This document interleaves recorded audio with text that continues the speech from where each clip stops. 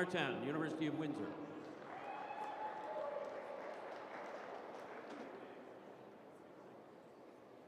Next in the order, 5th place from Quebec, Liv Sands.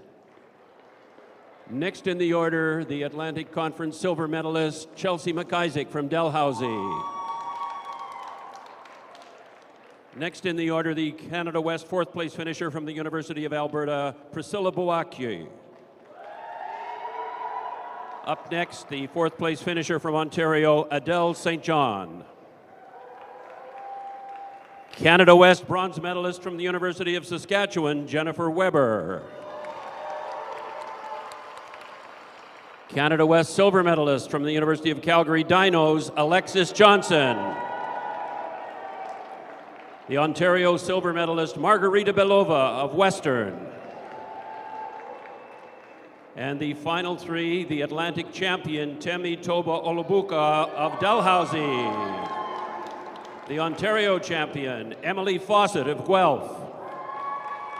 And the Canada West champion, the #1 seed with a season's best of 18.90 meters from the University of Lethbridge, Janae Shomachuk.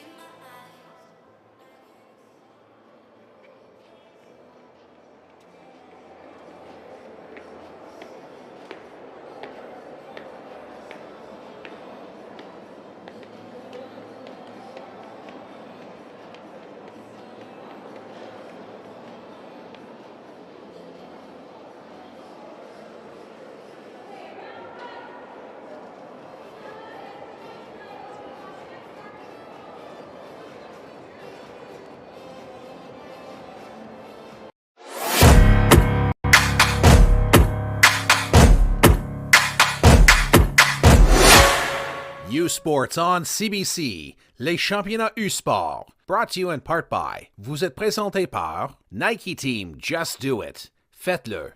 Barron, exclusive supplier of U-Sports championship rings. Le fournisseur exclusif des bagues de championnat U-Sport. Fox 40 celebrating a decade of the Fox 40 U-Sports Coach of the Year program. Fier partenaire des prix de l'entraîneur de l'année U-Sport depuis 10 ans. Veraburn, medical supply partner of varsity athletics since 1976. Partenaire de sport universitaire depuis 1979. The Government of Canada. Le gouvernement.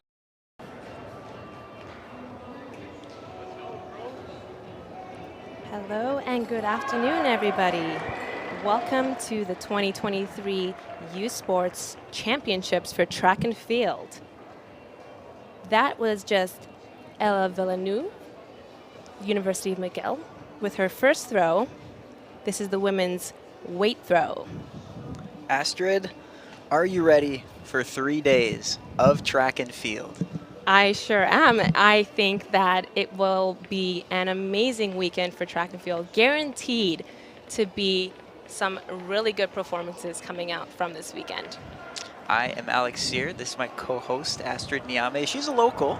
She's a Saskatoonian. Did I say that right? Yeah, sure. Yeah, that's how we go, right from Saskatoon. So you have a bit of intel of what this weekend, call it a weekend, Thursday, Friday, Saturday is going to look like. We're both, I guess, old alum from this circle, so hoping that we can provide some insight for you. We're pretty excited for the first event of these 3 days, the women's weight throw, and we were musing on why is the weight throw always way before all the other events, and you're like, it's probably a safety measure. I think you're right. Absolutely. The women's weight weighs 20 pounds, so they are throwing a lot of weight there. And for safety measure, it doesn't make sense to have it going out first, but they still have a lot of support coming from these athletes, from their coaches. We have a lot of people gathered around here cheering on the women. They just started their first round. And we have 13 athletes throwing here. Our favorite, a product of the University of Lethbridge, Janae Shomachuk. Now, Lethbridge, we can call a dynasty in the throwing events. from the last few Absolutely. years. Yes, and Lethbridge over the years has been producing some really, really good throwers. So Janae Shomachuk is our #1 seed with a mark of 1890.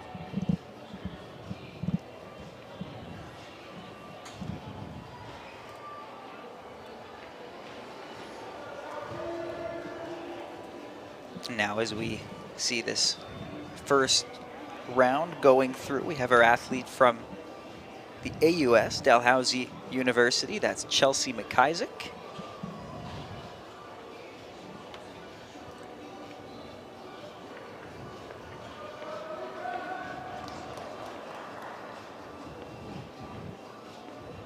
And Chelsea McIsaac is your 2023 AUS silver medalist in the shot put. Yeah, 2 AUS athletes here. It's going to be McIsaac's teammate, Temi Toba Oluboka, right after her. Looks like she was the AUS champion this year. 1-2 athletes from Halifax. And Temi has actually had quite a good couple years here. She's done something quite remarkable, is the 5-time AUS gold medalist in the weight throw for AUS. That's very difficult to do. Wow. Being the gold medalist five times. Wow, you need to not miss a year. You need to use all your years of eligibility. That's right. I'd like to know how many athletes in the U Sports Conference or U Sports League have ever done that. And I would say the numbers are very little. You could probably count them on one hand. Yeah. This was Priscilla Boki. Priscilla Boaki of University of Alberta coming in with a season's best toss of 15.52 meters. And this time around, she'll settle for 15.20, a solid first toss. We still have Harley Martin from the Windsor Lancers leading the charge after 6 athletes have thrown. And this was just Adele St. John from the Western Mustangs. She is 2023 OUA 4th place finisher.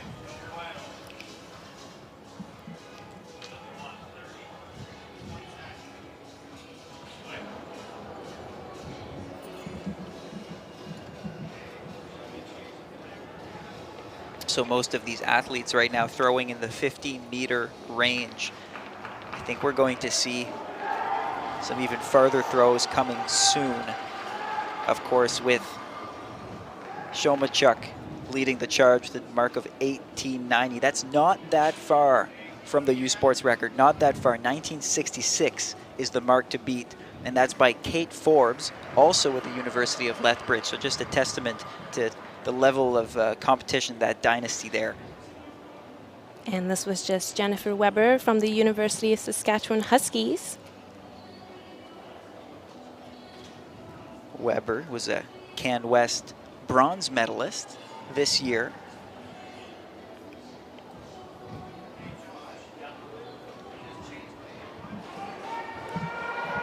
Some pretty solid CanWest representation here, Astrid.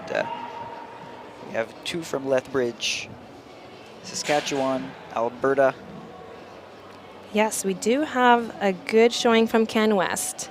A lot of really good throws coming out. And in talking about CanWest, this is an athlete here from Calgary, Alexis Johnson. She finished 4th in weight throw a couple weekends ago at CanWest. And we will also see her later in the shot put this weekend. So still Harley Martin of the University of Windsor with the throw to beat, 1582. Athletes will get 3 rounds of throws, and I believe the top 8 will advance and will be granted 3 extra throws. And by the end of the competition, the farthest throw wins. Oh, and as we see it, Alexis Johnson's throw was 16.17 meters, so she becomes the new leader of this competition with still 4 athletes left to break the ice. Margarita Belova of the Western Mustangs gets in the circle.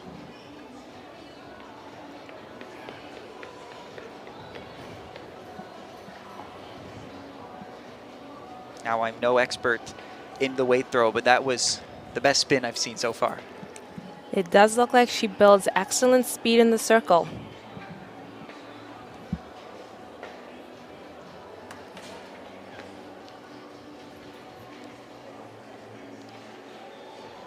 So that was Belova of the Western Mustangs. Next to come up here is Temi Toba Oluboka of the Dalhousie Tigers. We were just talking about her as a 5-time AUS champion. 5 conference gold medals.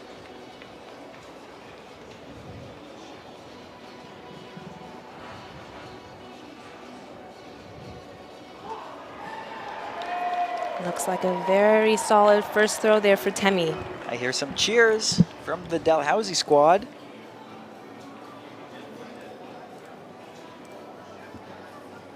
Temi, whose best toss of the year, 16.21, would put her in the lead.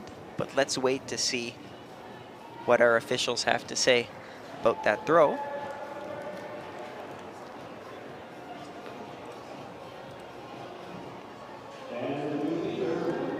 And that's 16.49, a new season's best for Oluboka. She comes to Saskatoon in peak form. That's always such a confidence boost when you can open up a competition and have your best toss of the year. Usually the best throws come the 3rd, 4th attempt when athletes are warmed up. So that was Emily Fawcett of the Guelph Griffins. White flag for her. That's a good sign.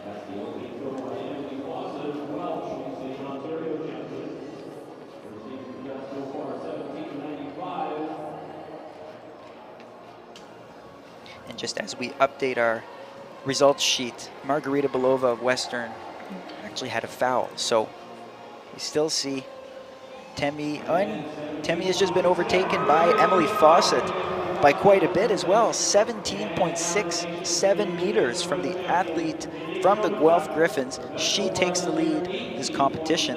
17.67, that's quite the throw. And this is Janae Shomachuk now from Lethbridge, your #1 seed. She's about to take her first throw in this competition.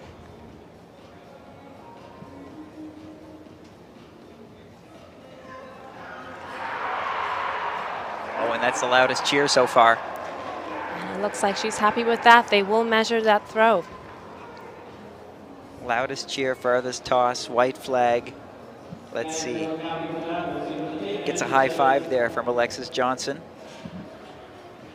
her fellow CanWest competitor.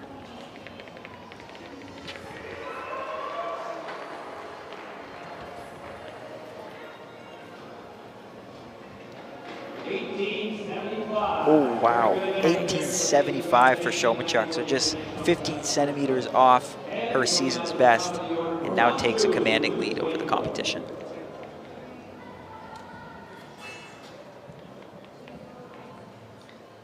So that was it for your first flight.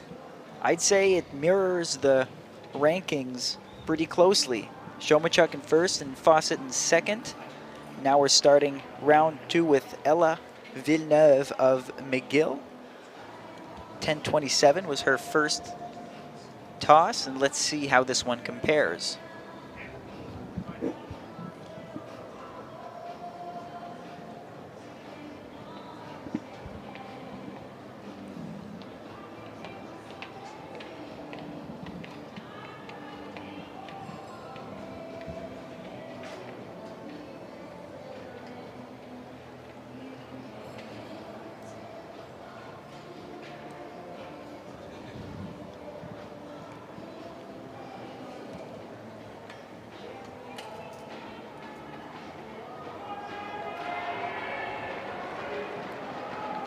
Next up, we see Naomi Clausen, also of Lethbridge, approaching the circle. Clausen, whose first throw, 14.32.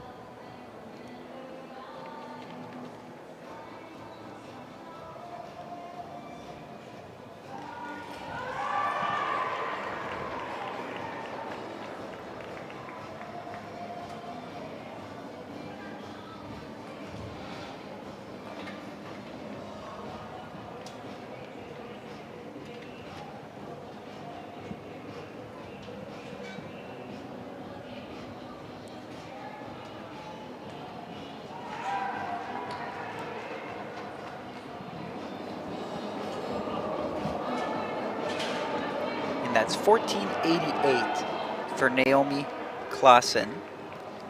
That's just 3 centimeters off her season's best of the year for the 5th place finisher in Can West. And now we see Harley Martin, who threw for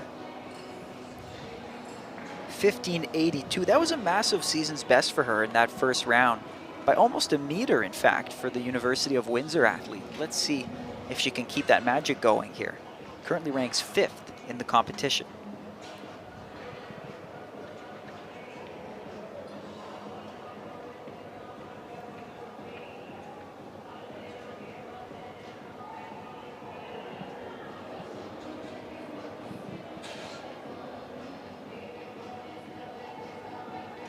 Awesome, and that is an 14.89 for Harley Martin.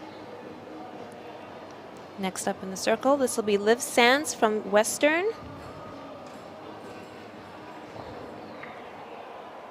Now that one, not that much of an arc on that throw, but certainly moved quickly through the air. Sands 15.53, who's trying to beat, and that's a foul. So she'll have to settle for her 15.53 as she enters her 3rd round. Like, top 8 is what these athletes are hoping for if they want 3 extra throws. They want to be in that top 8. It's Chelsea McIsaac of Dalhousie, one of 2 Tigers in this competition, enters the circle.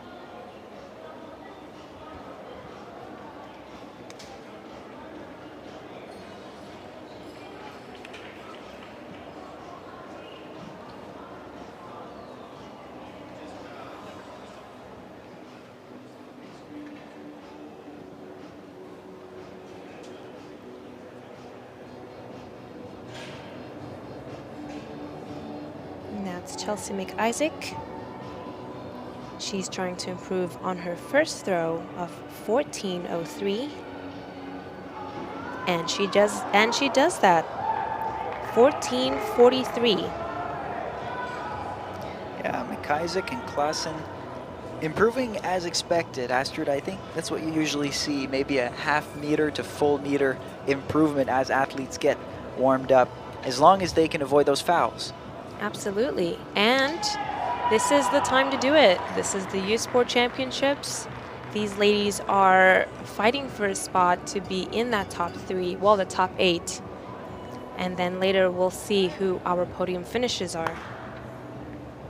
And that was Priscilla Boaki. It's funny to see the different techniques. Some athletes will spin at least 4 or 5 times, have 5 revolutions before letting go of the implement. Whereas Boaki, it was 2 to 3 quick and powerful spins. This one for her, the 4th place finisher at these Can West Championships, came into the competition with the best throw of 15.52. And this is Adele St. John from the Western Mustangs. That is her 2nd throw. Her first one is 14.20, so she's trying to improve on that mark.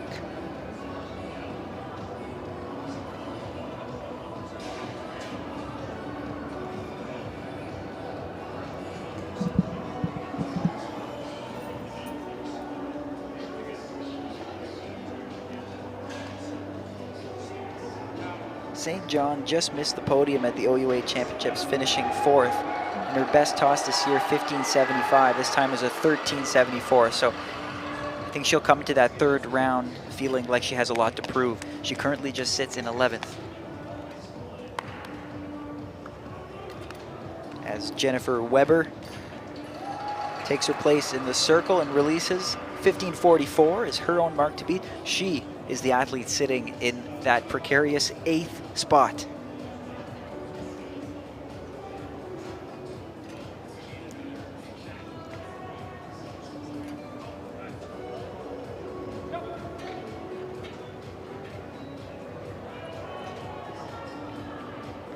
So far, I think they've nailed the playlist, Astrid. I would say the same thing, yeah. We've had the staples: Miley, Lady Gaga, Ed Sheeran. It's a good sign for the rest of the weekend. Oh, big improvement by Weber here. 15:95, just under that 16-meter mark. That catapults her to 5th place. A little bit of breathing room for the Saskatchewan athlete. That's an excellent throw there by Jennifer Weber. She is the silver medalist in shot put. She is mainly a shot putter, but with a lot of these athletes, you will see them between the weight throw and the shot put. So we will see her later this weekend in the shot put. This was just Alexis Johnson from the Calgary Dinos. That signals a great technician if you can go from shot put to weight throw, because sure, both require strength, but the techniques are just so different. Oh, Alexis Johnson might be the most consistent of all the athletes. 16:17 and now 16:15, a 2-centimeter difference. And she sits in 4th place.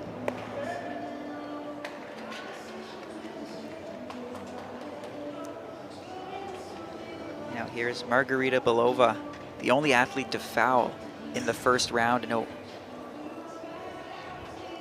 having an issue in the circle there. She will need a strong 3rd round to advance. Belova, one of the favorites here in the competition. She's the OUA silver medalist. She won that conference championship in 2022, probably not 2002. Athlete from London. She's a computer science graduate student. She's going to need to come up big in that 3rd round. 49 was her opening throw.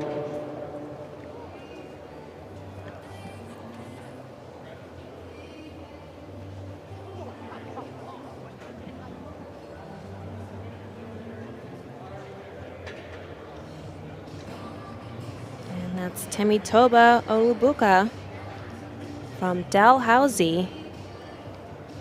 That is her 2nd throw. Her first throw, 16:49. She's looking to improve on that mark.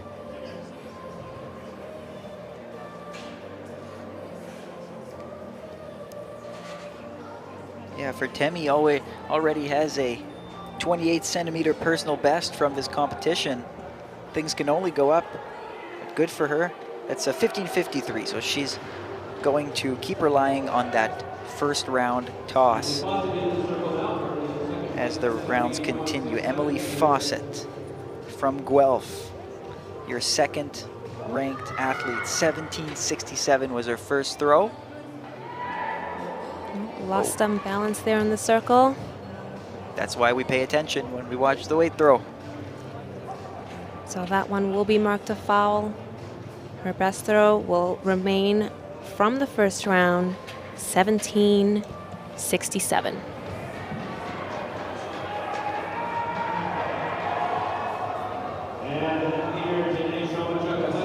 This is Janae Shomachuk from Lethbridge, a CanWest gold medalist from this year. And she seems confident. She's in her element. 18:90 is her best. And again, that U Sports record, not quite out of reach. It's a bit far. 1966 is the best, but let's see what she can muster here. An excellent throw by Janae Shomachuk. She just has so much strength. Strength and speed in that circle too. Strength and speed, and excellent technique as well. So they will measure this throw. Her best in the first round, 18:75. So she will be looking to improve on this mark.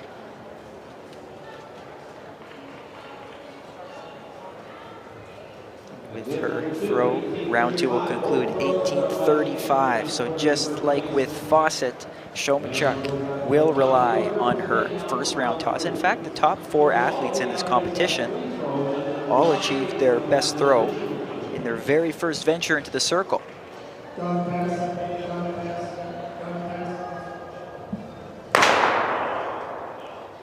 now we're entering the third round. Now, as a reminder, out of these 13 athletes throwing, only 8 will advance to rounds 4, 5, and 6. The 8 top athletes. Right now, Priscilla Boaki is sitting in that 8th spot, and she has a solid cushion under her. 1546 is her best, and 1488 is 9th right now, Naomi Klassen. So it looks like the 15-meter mark is that cutoff to making it to the next round. It's Ella Villeneuve of McGill, 1063.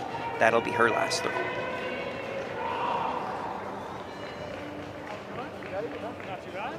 This is Naomi Klassen from Lethbridge with a season's best of 1491. Naomi's currently sitting in 9th place, so she's looking to improve and make it into the top 8.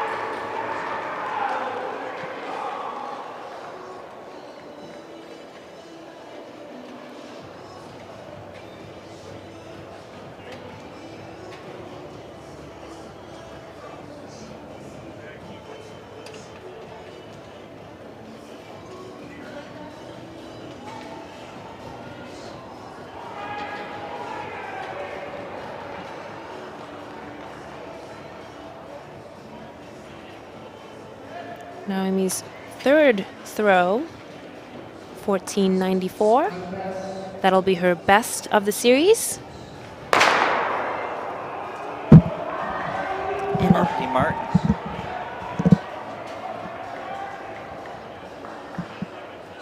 Sitting in 6th place so far. Throwing after a season's best of 15.82. You see the Windsor Lancers that were just on the top right corner, clapping.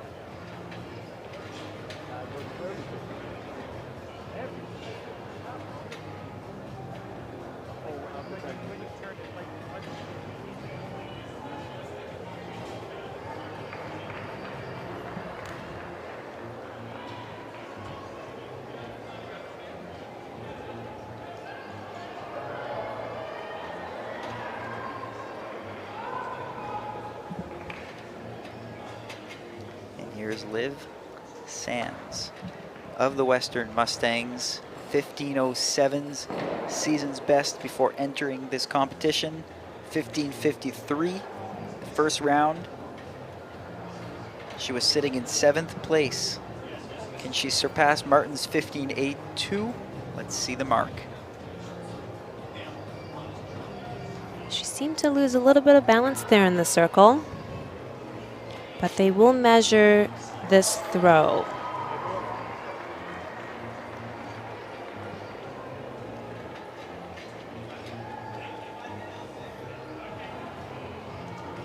Now Chelsea McIsaac, Dalhousie Tigers, one of 2 AUS athletes. She's sitting in 10th right now, so she needs her best throw of the competition to come now if she wants to continue, and we hear a whistle.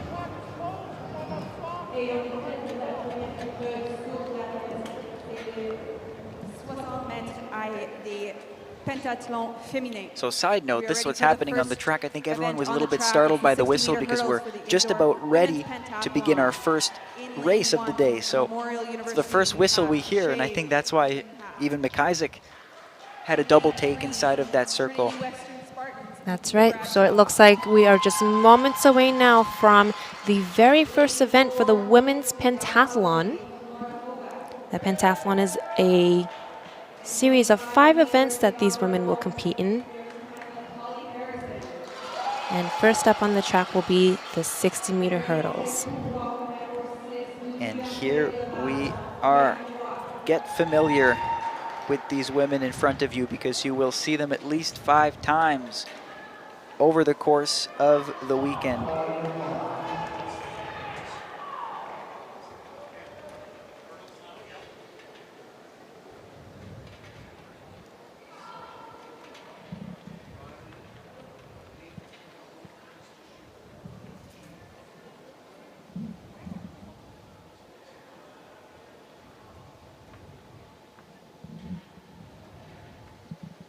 Now heat 1 of 2 of the women's pentathlon 60-meter hurdles.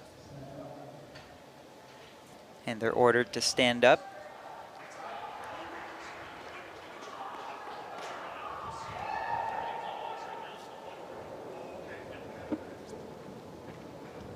And we're back.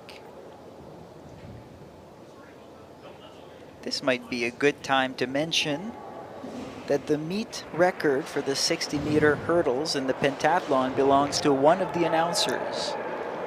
And plot twist, it's not mine. Astrid. Controversial. So the overall score record is held by Jessica Zelinka.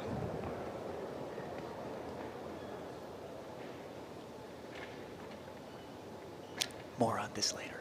Yes. So see these 5 athletes getting ready. In lane 4, Lorena Huback of Dalhousie University. She's become a common presence at these championships, a 5th-year athlete. Gold medalist U Sports 2020 in the long jump, and they get A very solid start there.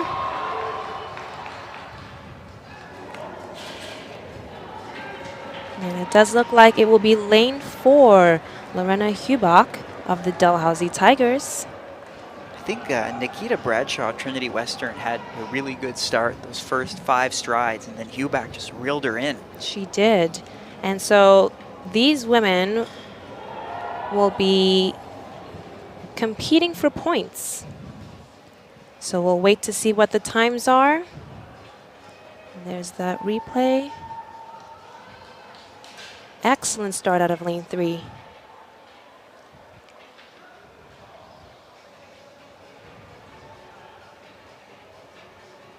8.94 for Huback of Dalhousie. Holly Harrison, Golden Bears second. 9.06, 9.09 for Bradshaw. That's the start of our pentathlon event. So Astrid, as you were saying. Yes, I wanted to allow for the women to do the race before I elaborated. So the U Sport record is held by Jessica Zelinka, who is actually currently the head coach of the Calgary Dinos. She has a phenomenal score of 43.80. And so I know the sheets do say that I am the 60-meter hurdle and long jump record holder for U Sport, but I do question it a little bit. I believe Jessica Zelinka can run a lot faster than I can. I think we're trying to figure out when did U Sports start counting those individual event records inside of the pentathlon. And so officially, Astrid, it's yours, 8:45. So let's see if anyone can get close to that 8:45, 60 hurdles. Yes, and I do believe that in this heat, it is very much so possible. I think it would be great to see that. Jolie Welburn from the University of Regina. She has run under that time this year, and that would make for excellent points for the pentathlon. It looks like section 2 is almost ready to go. In lane 1, we'll see Rachel Albertson from Saskatchewan. Lane 2, Audrey Goddard of Western. Lane 3, Madison Lawrence from Manitoba. Lane 4, Jolie Welburn from Regina. Lane 5, Sienna McDonald from Calgary. Lane 6, Hannah Blair from Waterloo. Lane 7, Rebecca Parker from Guelph. And to round out the field, it will be Emma Hendrickson from Western. What you just saw on the field, Margarita Belova saved herself, and she is back. She's going to be in that top 8. And so once we get back to the weight throw, we'll see it. Right now, we're focusing on the track.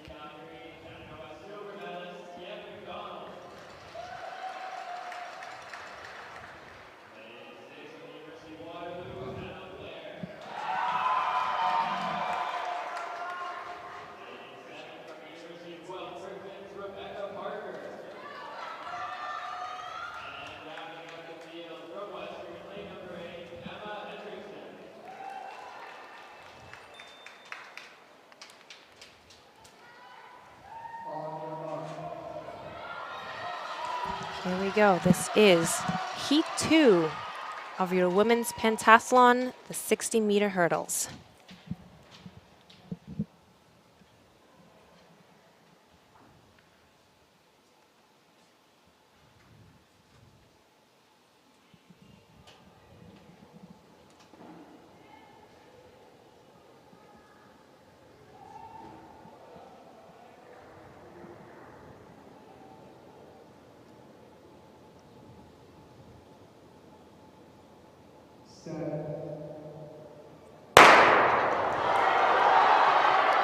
Excellent start in the middle there by Sienna McDonald from Calgary. And it looks like she will also take the win there. Unofficially, 8:45. There's that magical time. There's the time. Let's see what it is officially. Usually 1 or 2 hundredths of a second faster or slower. But Sienna McDonald showing great form. I'd say Astrid, she might be flying under the radar in this competition. She's actually the defending outdoor Canadian champion in the heptathlon. That's right. She does do the heptathlon outdoors as well. And last week, 2 weekends ago, my apologies, she did place second in the pentathlon, but she does have a really, really good score going in. And it looks like it was rounded up at 8:46, which will be good for 1,026 points. Jolie Wellborn close behind her with an 8:55. Jolie is the U-Regina record holder in the 60-meter hurdles. 8:46. Astrid, you live on until the finals. I remember last year at the outdoor championships, McDonald and Lawrence, the third place finisher, actually had a good battle over 7 events. So it'll be interesting to see what the subtraction of those 2 events will do to jumble up the scores. And Sienna and Madison are both very good jumpers. So we will be seeing them next with our second event for the women's pentathlon, which will be the high jump. Madison Lawrence also ranked first in the individual high jump with a mark of a 177.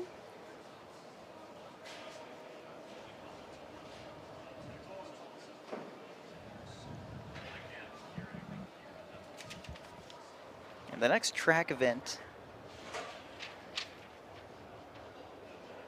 going to be waiting a while for the next track event. Looks like we're also finishing up that third round for the women's weight throw.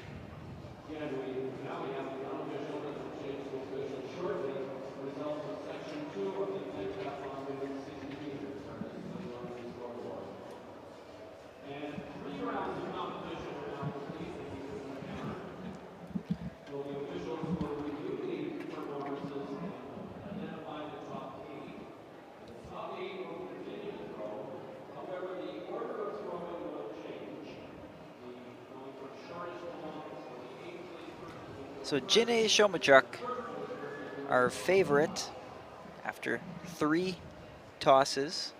Looks like we've decided on our 8 athletes who will keep going in the women's weight throw. We have Harley Martin of Windsor in 8th.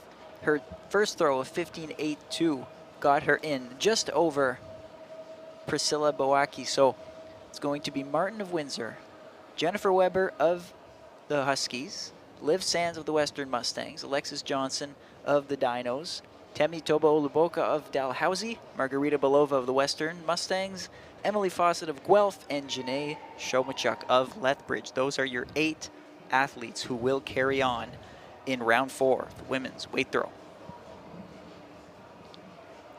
So our women's weight throw competitors will be reordered, and they will throw according to their performances that they've done today.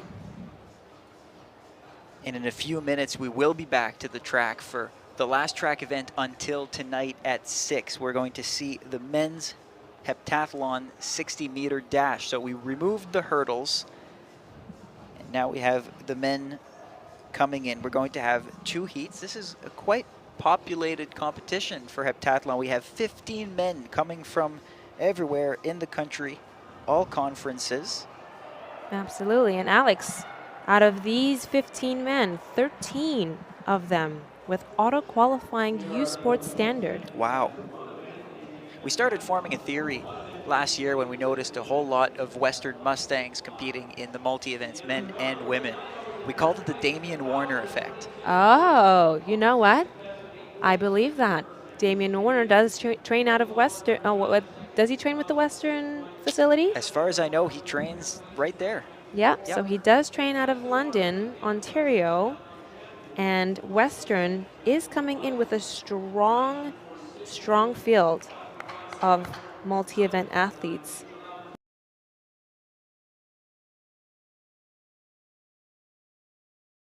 Score of 51.30. He was the gold medalist this year at OUAs. Silver last year in the heptathlon. And two-time OUA bronze medalist as well.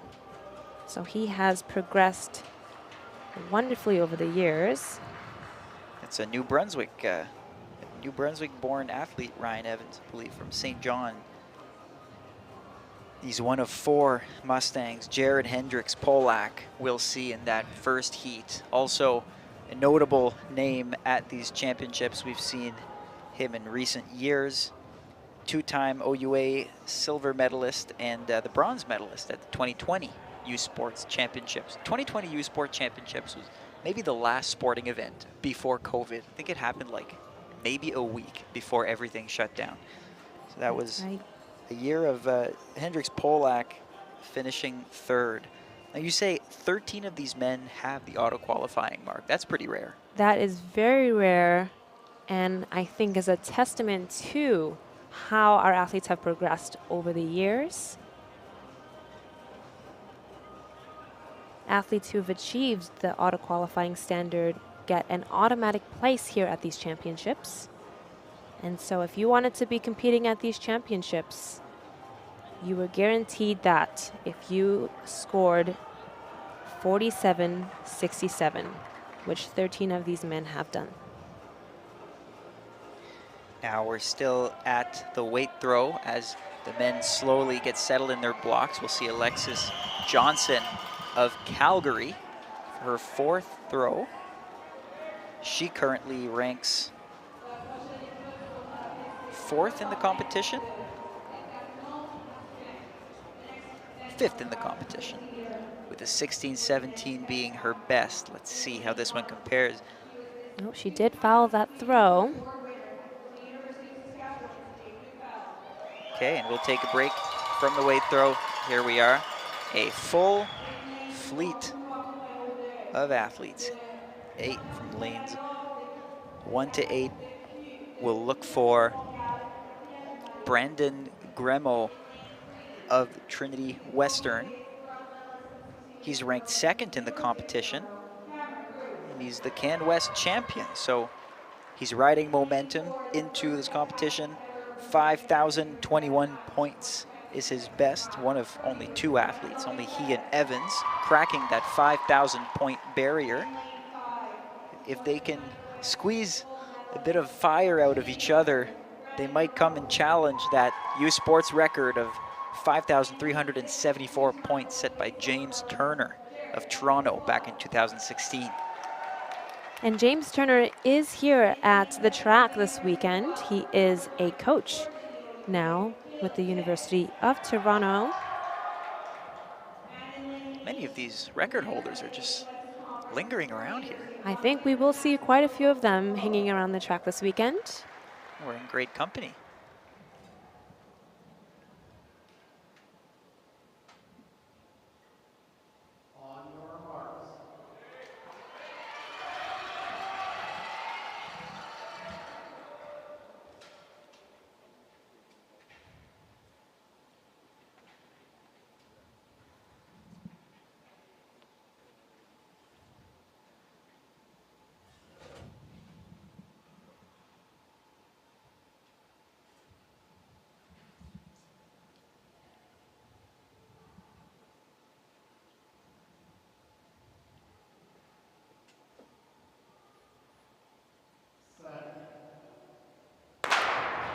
And they're off. Good start by Grimo and Jared Hendricks Pollack with some long strides out of lane 6.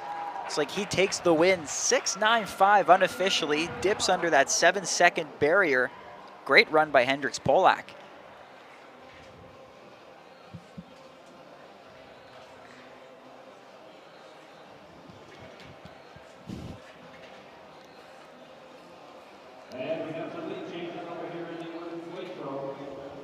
And we see 6.97 unofficial for Hendricks Pollack. He takes the win out of Heat 1.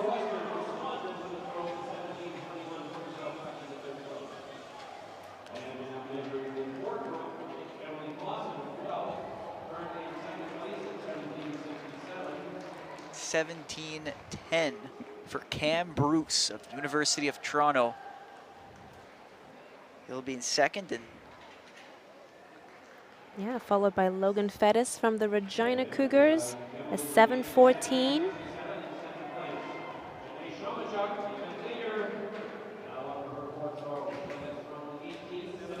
Here today. and that'll be heat number 1. Let's see how heat number 2 can stack up. We'll have our top seeded athlete, Ryan Evans, coming up in that second heat.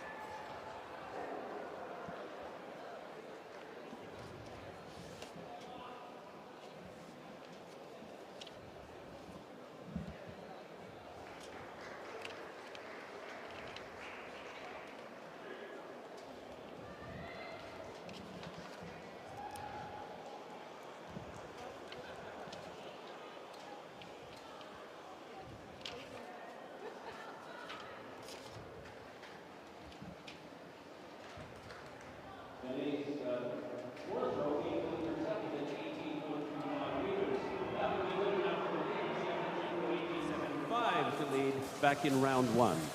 And we're back now to the top of the order for the 5th throw in this competition.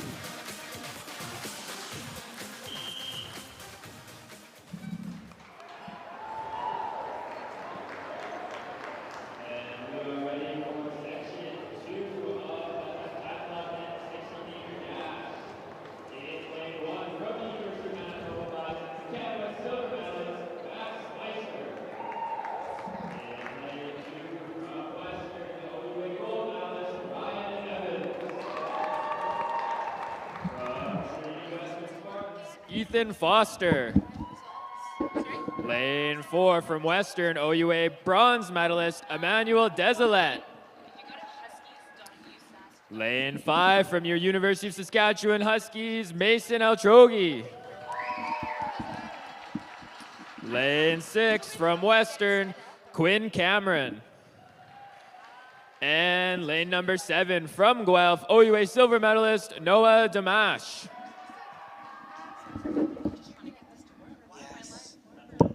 Same, mine's not working at all. On your marks.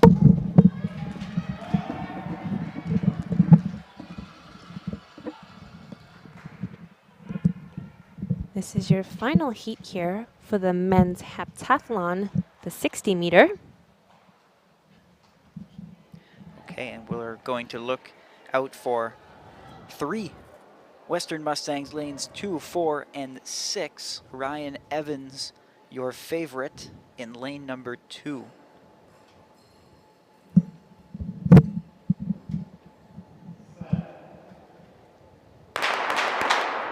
And we have our first false start of the weekend. Inevitable at these meets. Let's see what the officials saw. So the officials would get together and they will deliberate, but with these multi-events, it is different from the individual events. They are allowed 1 false start, which will be charged to the field as these men are competing for points. Now, I'm not the official, I can't call it, but it might have been Foster in lane number 3. Yes, slight twitch over there, Alex. So Ethan Foster, Trinity Western, he was 6th at the CanWest Championships this year. 4,858 is his best. No, in fact, it was lane 4. It wasn't lane 3.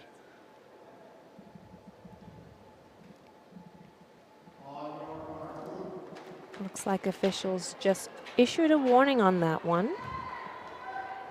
Well, that's good news, because losing one event in your multi, as you know, Astrid, is, well, it kills your competition, really, doesn't it? Especially if it is the first of 7 events. You don't want to be going into 6 more events with a 0 score. This is your final heat here for the men's heptathlon 60 meter.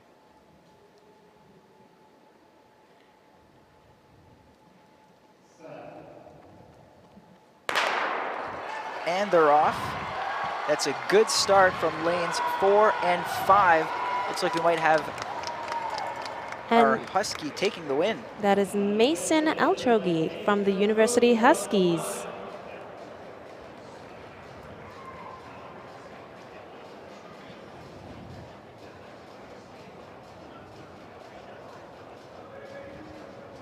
It was a tight heat. Altrogi, the local in this competition. He's a bronze medalist at the Can West Championships this year, coming in with some good momentum. 4,887 points his best, 723.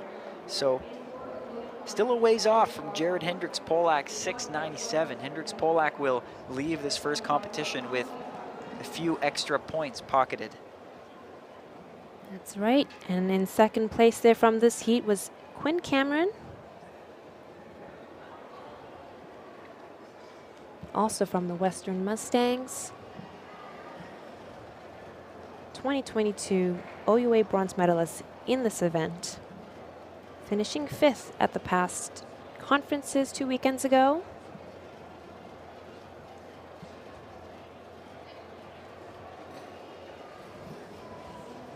And that was it.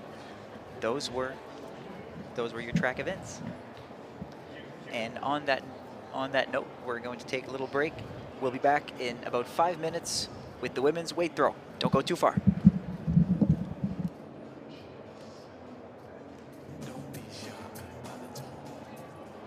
They don't do it for the likes or for the shares. They do it for the fun of it, for the thrill, for the camaraderie, for the memories. CBC Sports, just because they love it.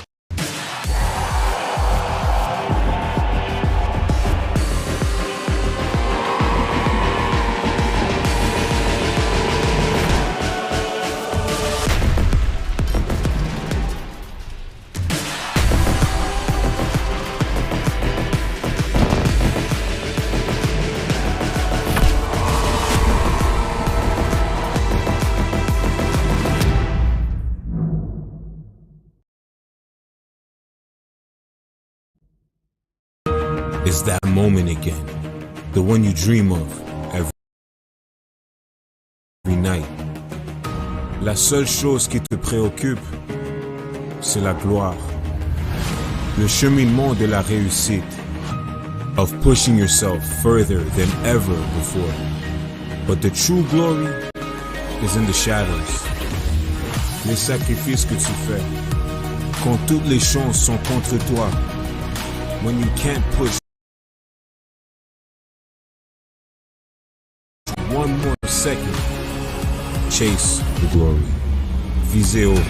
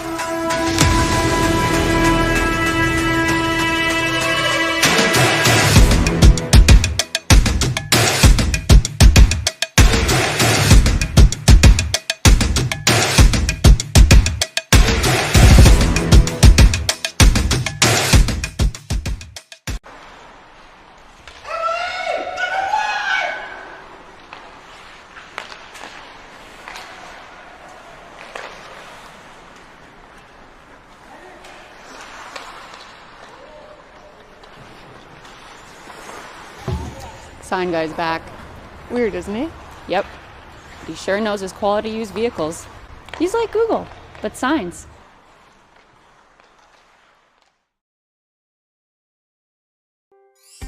When you buy a lottery ticket in Saskatchewan, your money really goes a long way.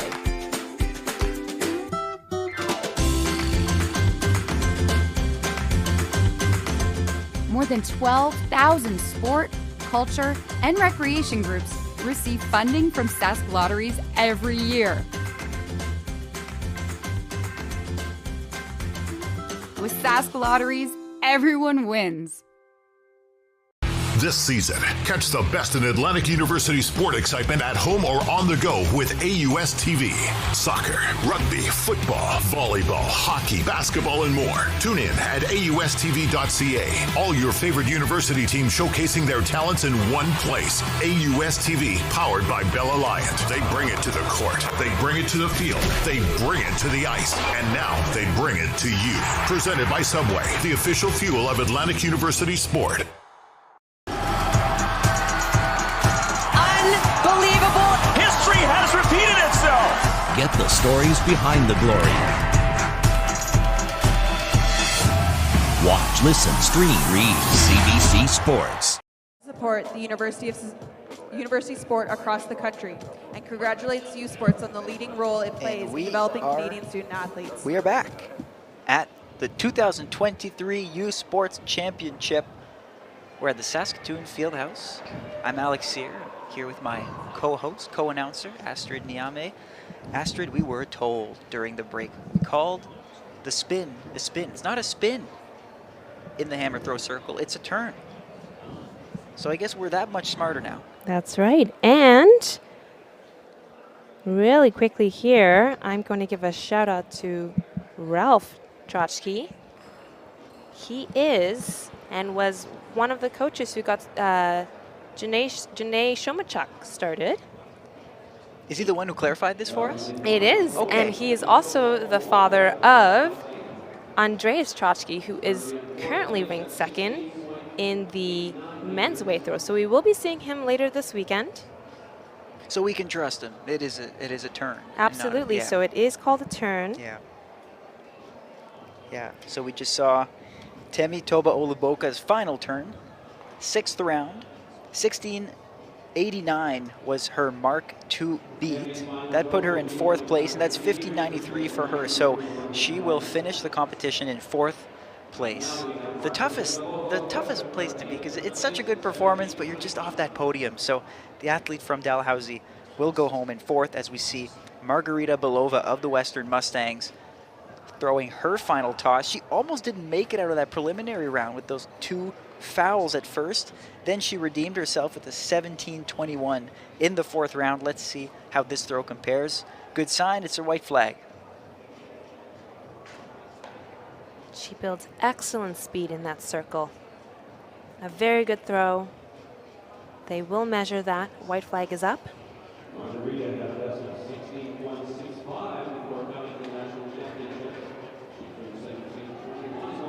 16-3-7 for Belova. So 17-21 will have been her best toss, and she is your U Sports bronze medalist. The first bronze medalist of the weekend goes to Margarita Belova of the Western Mustangs, as her fellow OUA competitor Emily Fawcett of the Guelph Griffins gets in the circle and launches.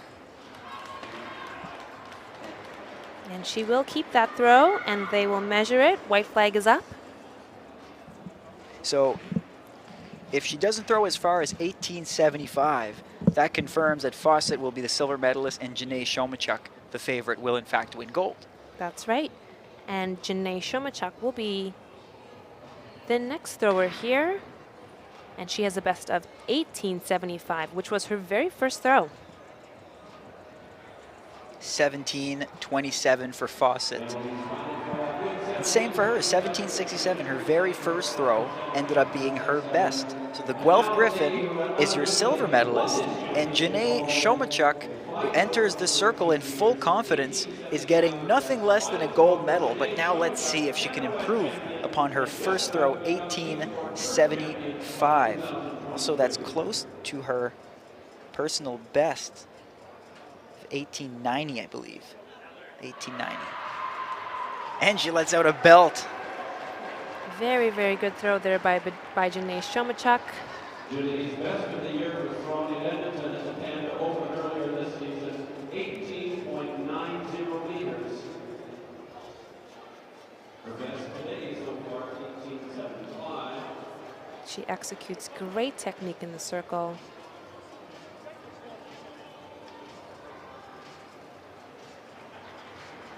That's it. Janae Shomachuk, your 2023 gold medalist, upgrading from last year's silver medal, 18.75. Her first throw of the competition, ending up being her best. And that's the first gold medal handed out here at these championships to the Lethbridge athlete. And that will conclude our women's weight throw competition for these championships. We will see many of these women again in the women's shot put later this weekend, so stay tuned.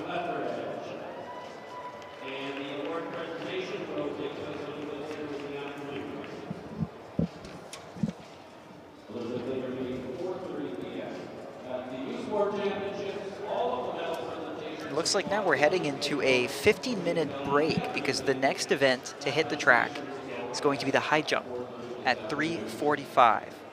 So we'll take a short break. We'll be back in 15. Stay with us.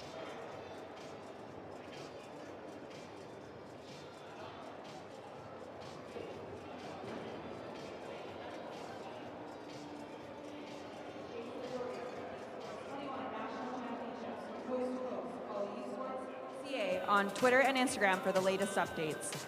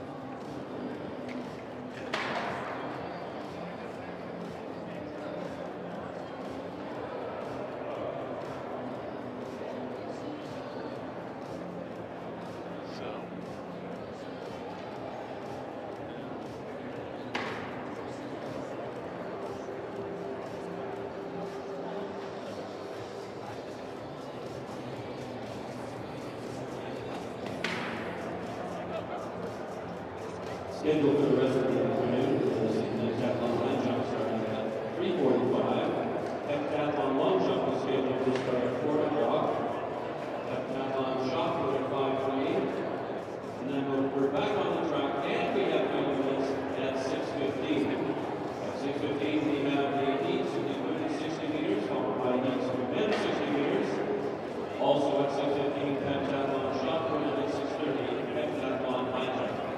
We'll have a busy evening here at the Saskatoon Fieldhouse. Starting at 7:15 rather, we have finals of the 60 meters, we have heats in the 600 meters, and heats in the 4x200 meter relay.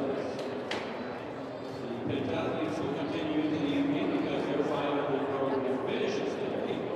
They'll have long jump at 7:35, and then they're scheduled to have their final event, 800 meters of the same at 8:45.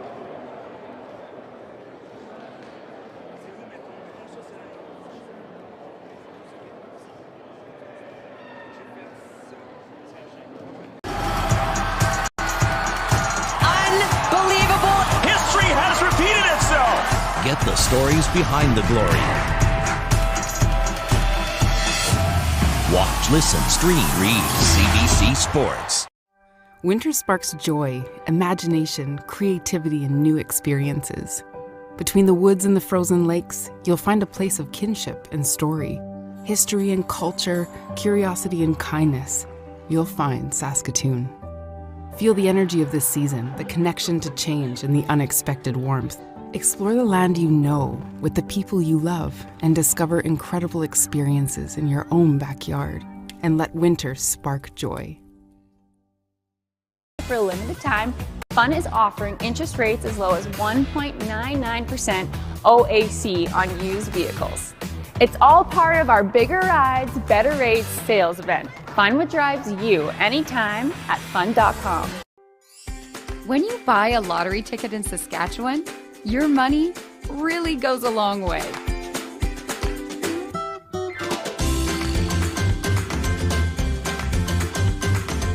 More than 12,000 sport, culture, and recreation groups receive funding from Sask Lotteries every year. With Sask Lotteries, everyone wins.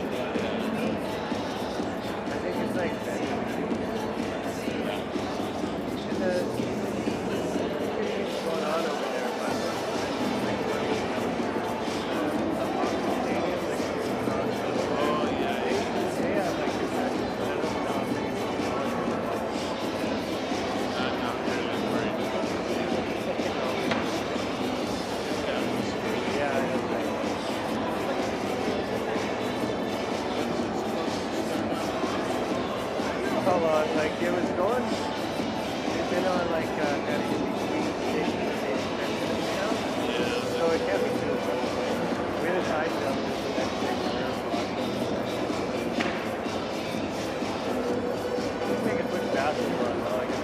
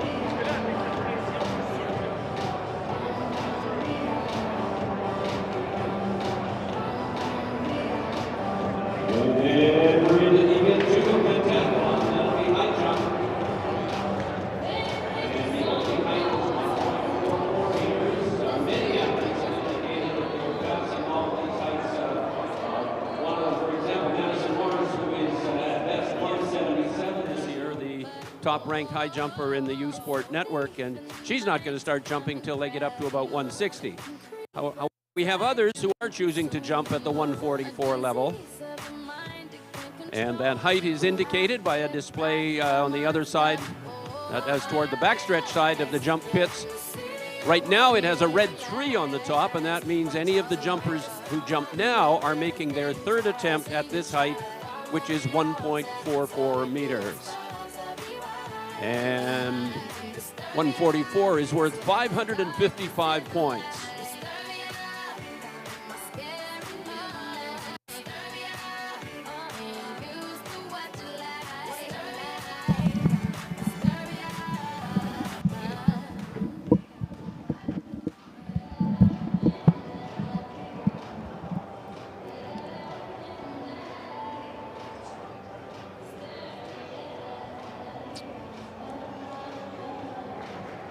And I'm very, very happy with that jump because she had missed twice at 144. If she had missed a third time, she would then get 0 points for that high jump event. And that's not very good when you only have 5 events. So she's happy to have cleared 150 or 144. That's worth 555 points. And I think only 2 athletes were attempting this height, so the bar is now going up to 147. And all right, and we are back. Our women's pentathlon is underway, and they are at their second event, which is high jump. Event 2 of 5. Currently at height of 144. That was Nikita Bradshaw, Trinity Western. She had a really explosive start in the 60-meter hurdles earlier today. Here she clears 147, rather. So here, as with all high jump competitions, athletes will enter the competition at different times. Some athletes opting to skip the first few rounds. Usually those athletes who are most comfortable with the event. big variance in comfort when it comes to the pentathlon. Astrid, as you know, as a multi-eventer yourself, everyone has a different strength, right? Yes, that's right. High jump is not one of my strong suits, but these women are out here, they're fighting for points. The high jump is one of those ones that athletes can score a lot of points in. So a lot of them will start lower to guarantee that they will score points in this event. And it's a delicate balance because you don't want to start off too quickly and waste your energy jumping too much, but also you don't want to get into the competition cold at a time when the bar's too high, right? That's absolutely right, Alex. And these women will be going up 3 centimeters at a time.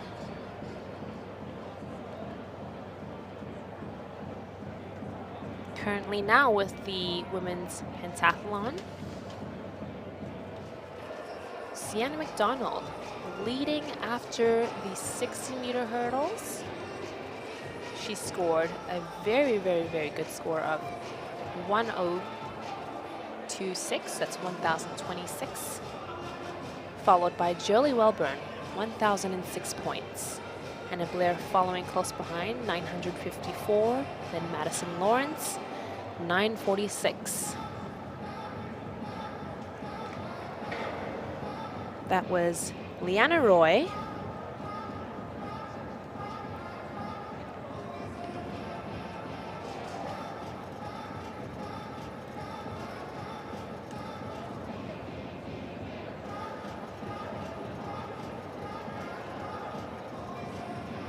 So event 2 of 5. As a reminder, while the men's heptathlon can be spread out over 2 days, the women's pent all in one.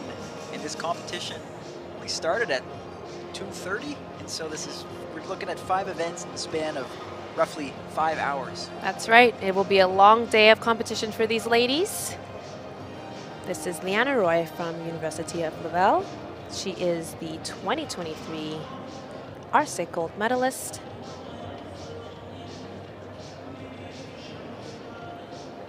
Bradshaw is going to go once again. Clips the bar there.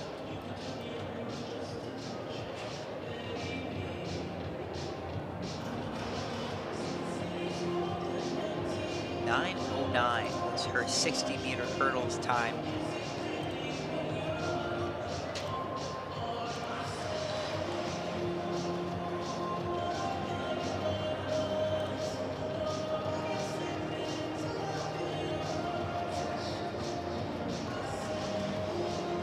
Now we'll see Audrey Goddard for the first time entering the competition at 1.50 meters.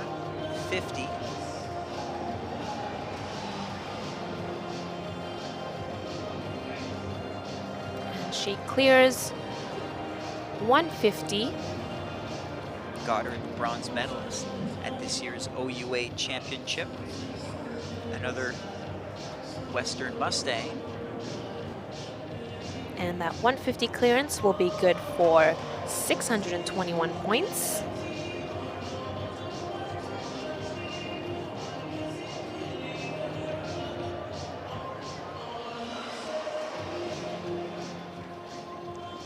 Sienna McDonald, next up, Calgary Dinos 2022 Canadian heptathlon champion outdoors, clears the bar comfortably, her first attempt. McDonald, who was twice silver medalist at the Can West Championships this year, the pentathlon and also the long jump. So she thought, you know what, 5 events, not enough. Let's also go in the long. Although I'm guessing because the pentathlon is so condensed, you have the other day free. When you were competing in the pent, did you also venture into other events as well? I did, yes. So back in the day, competing as a Husky athlete, I did do the pentathlon as well as the individual 60-meter hurdles and individual long jump. And then a little bit of a little bit of relay action as well. Wow. Yeah, a lot of points.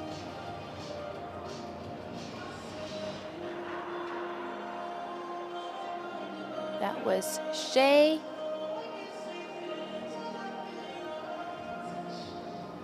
Shea Ledevihat Memorial. She doesn't clear 150 on her first attempt, but she will have 2 more attempts at that height. A U.S. gold medalist. 3,505, 3,502 pentathlon points. More and more athletes are entering this competition. My thought is that we may not see a few of the favorites like Hannah Blair of Waterloo and perhaps Madison Lawrence of the Bisons for another few rounds. That's right, and Madison Lawrence is currently ranked #1 in the individual women's high jump. So this is a big event for her. She will score very, very well in this event. So we will see her joining the competition later on.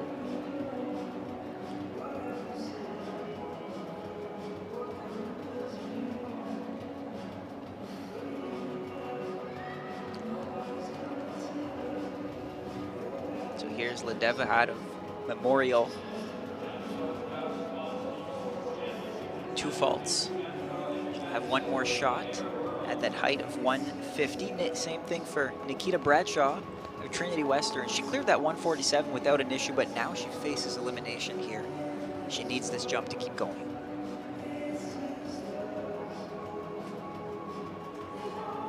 And she clears it with a little bit of real estate between herself and the bar. That's awesome. That 150 clearance there will give her 621 points. And she moves on, the 4th athlete to carry on. We have no one eliminated just yet, but Shea Ledevihat will look to join. Pardon me, Leanna Roy has also already bowed out of the competition. Ledevihat would look to advance.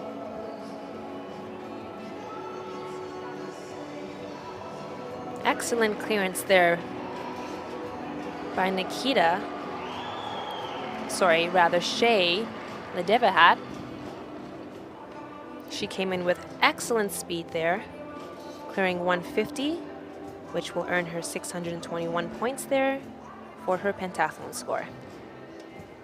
That jump is worth 66 extra points. That's right, and as the bar goes up, it does go up by 3 centimeters. I believe it is approximately 30 points, so it does score very well for these ladies.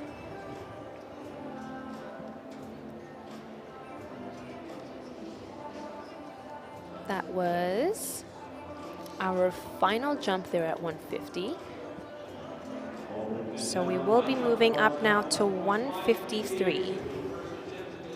And for reference, the high jump record inside of the pentathlon competition, 183. 183 jumped by Rachel Mason.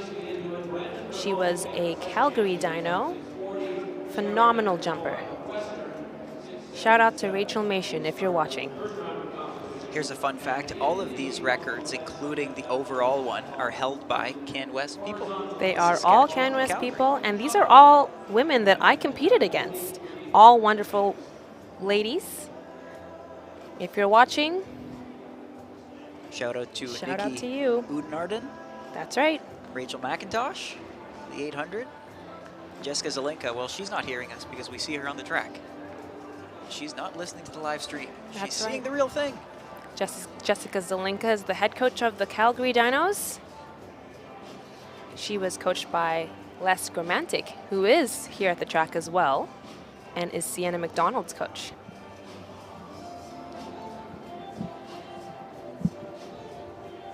So Nikita Bradshaw started things off at 153.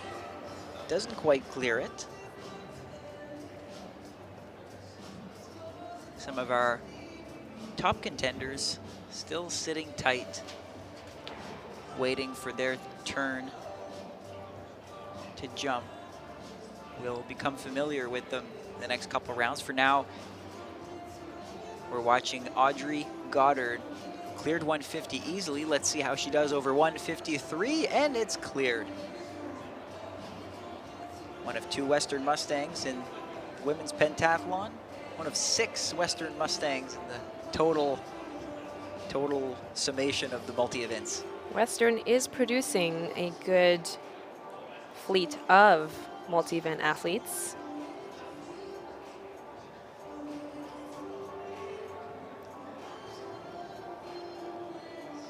And that is an excellent clearance there by Sienna McDonald. That looked very easy. That looked effortless. She came in with excellent speed. We'll get a replay on that. Like, look at that. I'd say you can fit another 3, at least 6 centimeters under there. Absolutely. Sienna is a really good jumper. That was Emma Hendrickson of Western. Will not yet advance to the next round. She'll have 2 more tries at it.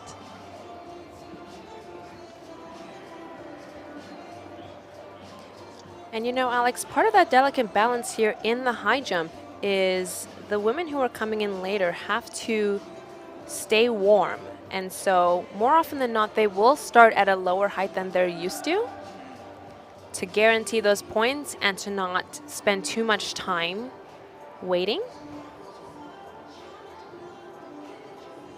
Yeah, it's probably not a good plan to sit around for an hour and letting your muscles completely get stale. That was Rebecca Parker, the Guelph Griffins, her first attempt at 153, not quite cleared. She will have to give it another try. Just clipped it at the end there. Yeah, it looks like it just clipped it there with her ankle. And this will be Rachel Albertson from the University of Saskatchewan Huskies. Also her first try.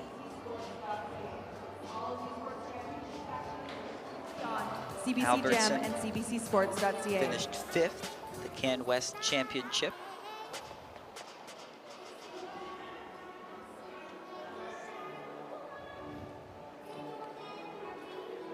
Not quite over the bar there. She'll have 2 more attempts at this height, 153. Rachel Albertson, who is also in her first year of eligibility. A rookie, that's a great experience for a rookie to be able to come here and see what the competition is. Even if you don't finish in the top contenders, it sets an expectation for the years to come. Absolutely. Shay Ledevahad of Memorial. She struggled over the 150, eventually cleared it. Now 153 poses a new challenge. That's right. 153 is good for 655 points.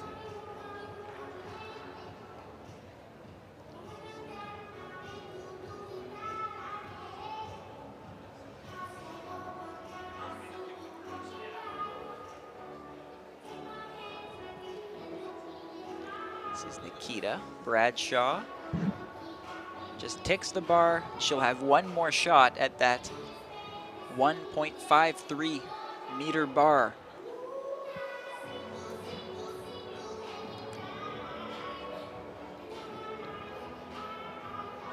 I think if I'm Sienna McDonald right now, I'm sitting pretty. She's jumping quite well, shows that she probably has a few more rounds to go before coming into any trouble, and has pocketed that great 60-meter hurdles run into her point score. I do believe that 60-meter hurdle run for Sienna McDonald was a personal best. So that is good points for her. She's going in with 1,026 points.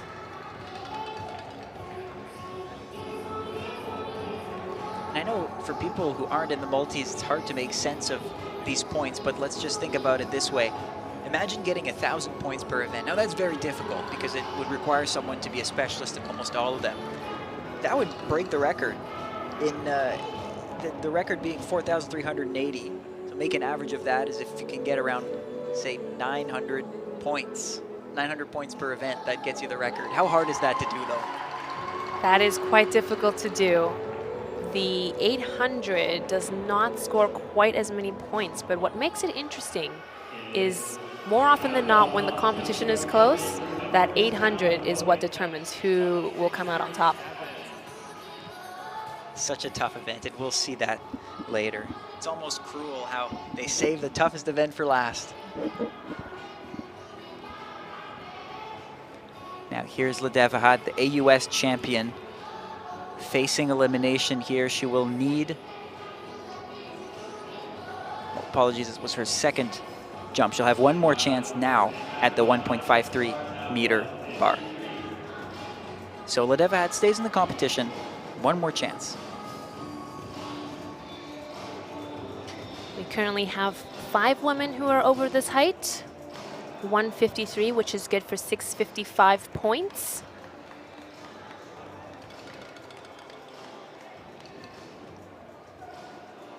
And now Nikita Bradshaw from Trinity Western. She placed 4th at CanWest this past year, and she clears 153 and earns 655 points alongside her other competitors. And Nikita Bradshaw, that's a strong jump. Once again, look at that. Gets it on her 3rd try for 150, again for 153. Those are valuable points for her. Let's see if the AUS champion can follow the Trinity Western Spartan and do the same.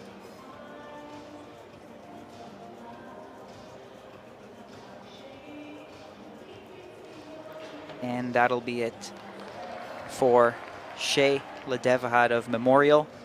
She will join Liena Roy of le Rouge et Or de l'Université Laval on the elimination table. Both of them will at least get extra time to rest up for the next competitions.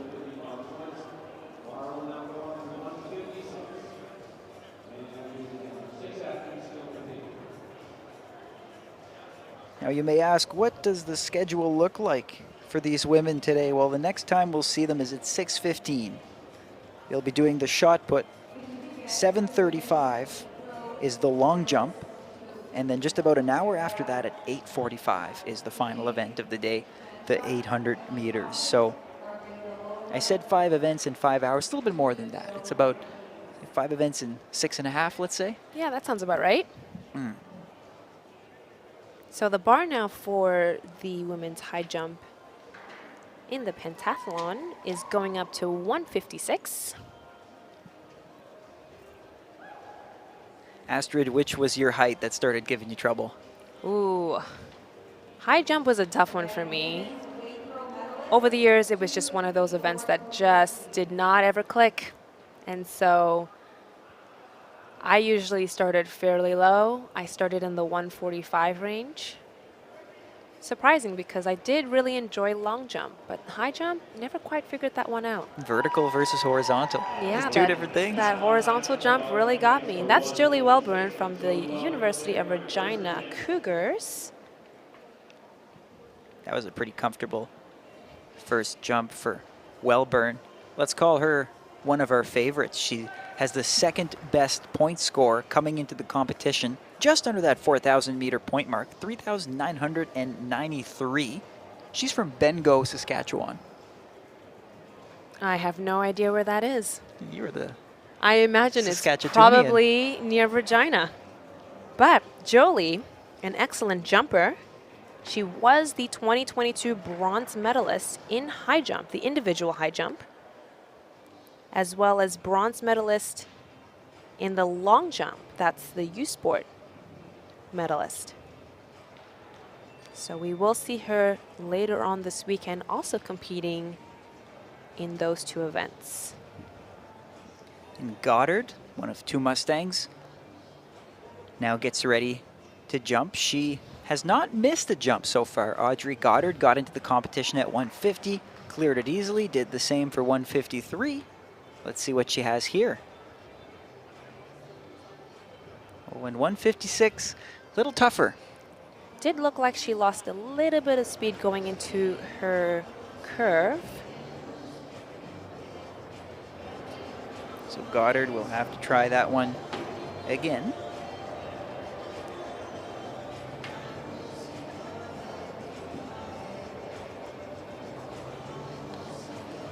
This is Lorena Huback.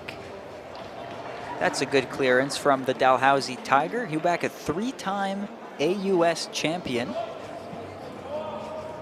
She's the second pentathlete to now clear this height, 156. Guarantees her 689 points. Solid for the Wolfville, Nova Scotia product. She's an engineering student. Wolfville is the city, let's call it a small city, small town of Acadia University, which... And a very good clearance there by Holly Harrison. Alberta Panda. Same thing here, very comfortable, Harrison over the bar. Yes, that looked effortless. Clears 156, the third competitor now to earn 689 points. And here's Sienna McDonald. McDonald, who looked very strong over 153, doesn't quite get it. Almost looks like she jumped maybe a bit too far from the bar. She was a little too far from the bar. Sienna definitely has the speed and the hops to make this. She'll make a slight adjustment here and have a second attempt at 156.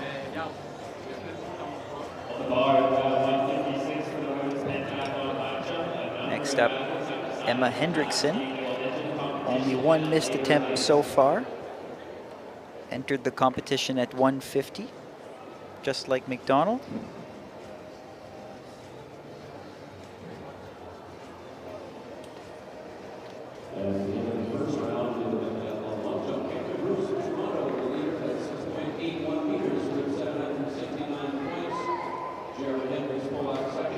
And not quite this time for Hendrickson. 156 so far, giving the athletes trouble. Only Huback and Wellburn cleared it on their first attempt.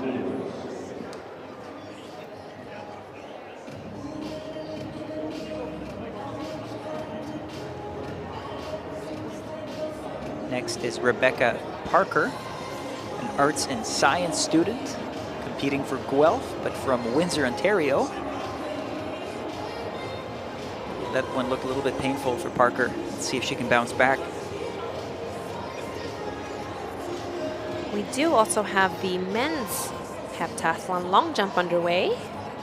They are currently on their second round of jumps. For the heptathlon, they will only have 3 attempts, and they will record their longest jump for their points.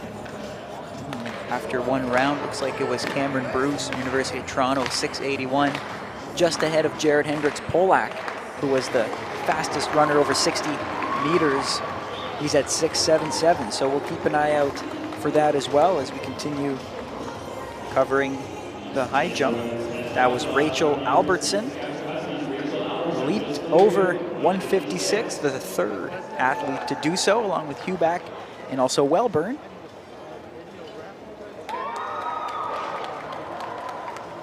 Very good clearance there for Rachel Albertson. She'll be happy with that. And so far, all athletes have entered this competition save for 2. Madison Lawrence, the Manitoba Bisons, and your favorite going into this competition, Hannah Blair. We just saw Nikita Bradshaw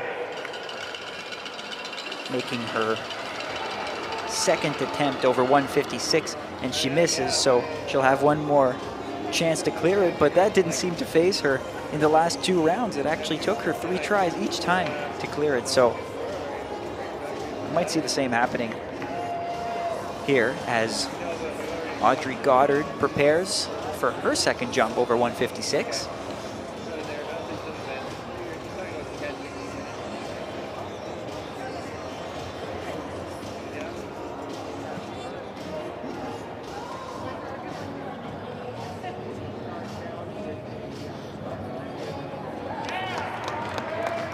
Good clearance there by Audrey Goddard from the Western Mustangs. She'll be the 5th competitor now to clear 156.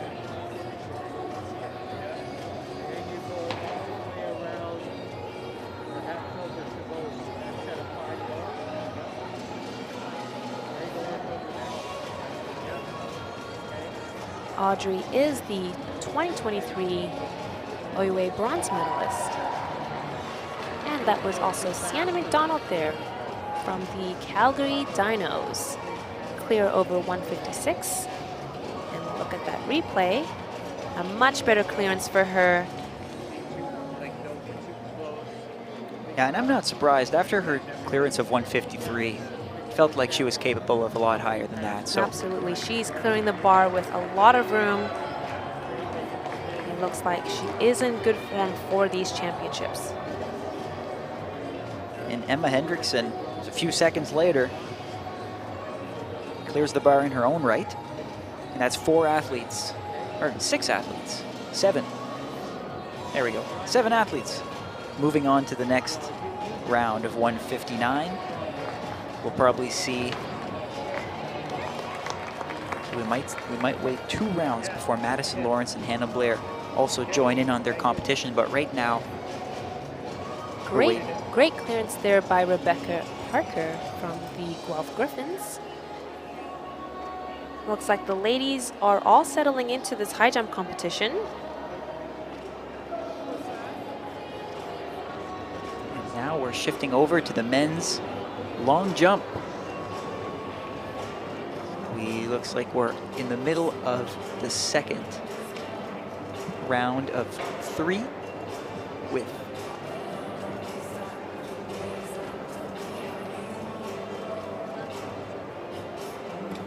Maillé of Université de Montréal getting ready for his second jump.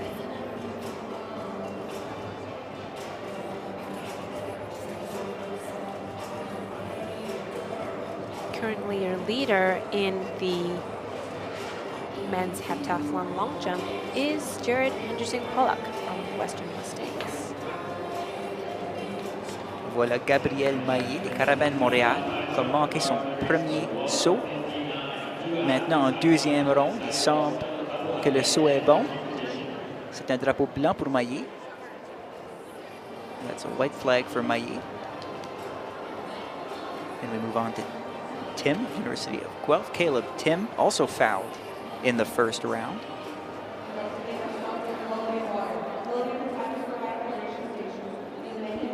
C'est un 6.33 pour Gabriel Maillé, 6.33 for Gabriel Maillé. That puts him in 7th place.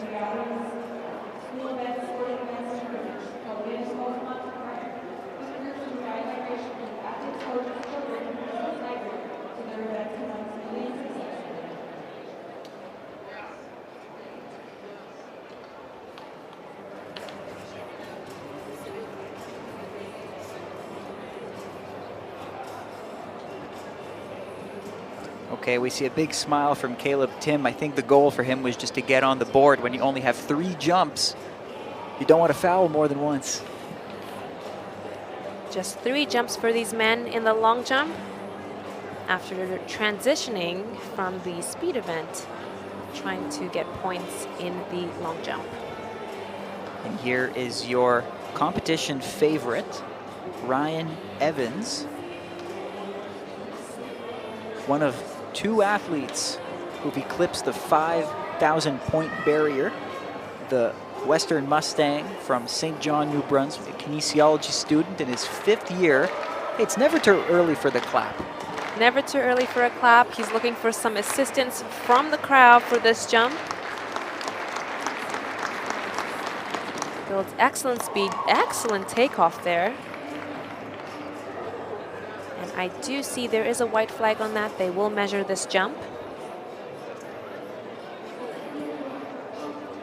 So he had a 6.04 to beat, an underwhelming 12th place after the first round for Ryan Evans. Let's see if he's beaten that. He's waiting next to his coach, Vicky Crowley.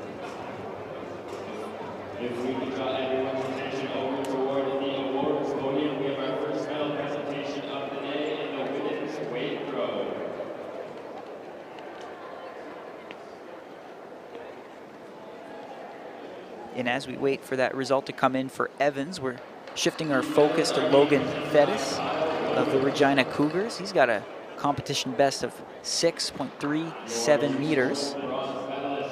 Fettis, who is a fourth place finisher in the 60-meter hurdles, in fact, at Can West. And it looks like we're over at the awards podium for the women's weight throw. 1767, Emily Fawcett. And your youth sports gold medalist from the Lethbridge. Here's a moment in the sun for Janae Shomachuk of 1875. Lethbridge, who became the first gold medalist of these championships. So Shomachuk with a competition-winning toss of 18.75 meters, less than a meter off the competition record, which was set by a fellow Lethbridge athlete, in fact. So congratulations to Shomachuk as we get back to the long jump, back to Fettis of Regina. Looks like it's a good jump.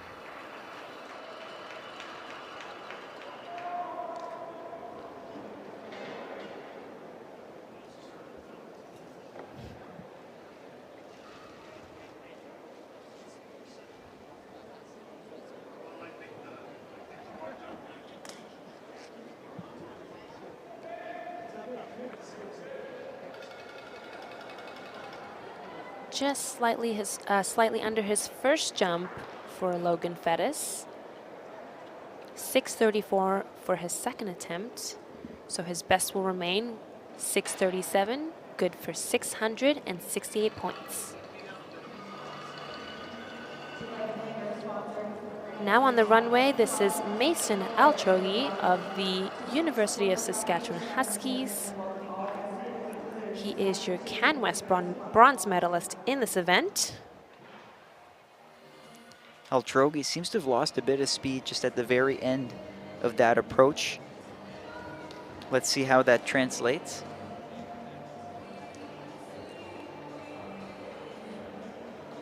Okay, Astrid, tell me if I'm jumping the gun here, but is it fair to say that we already have a competition favorite? Is it fair to say that Jared Hendricks Polak is starting to squeeze on that gold medal a little bit more? He won the first event of the day in 6.97, 60 meters. Looked very good doing so. He's now leading the long jump competition with just one round to go. Can we call him a favorite, or is it too early to talk about this kind of stuff? I think after 2 events, it's tough to call a favorite because these men are going to do 7 events over these couple days. At this point, with 13 men in the field with U Sports standard, I would still venture to say it's still anybody's for the taking. And then there's the whole injury factor too, and I mean, we don't wish that on anyone, but as soon as someone can't complete one event, that changes the entire competition. So yeah, maybe way too early to call it. But undeniable, great start of the competition for Hendricks Polak.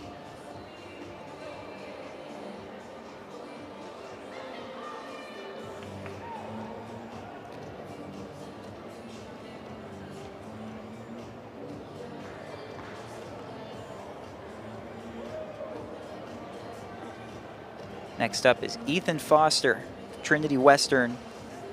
He's currently sitting in 12th. His first round jump of 6 meters, 8 centimeters. Is not quite as much as most others. So the good news for him is, say, a 20 centimeter improvement would get him to leapfrog 3 people. So let's see if he has a bit more in him.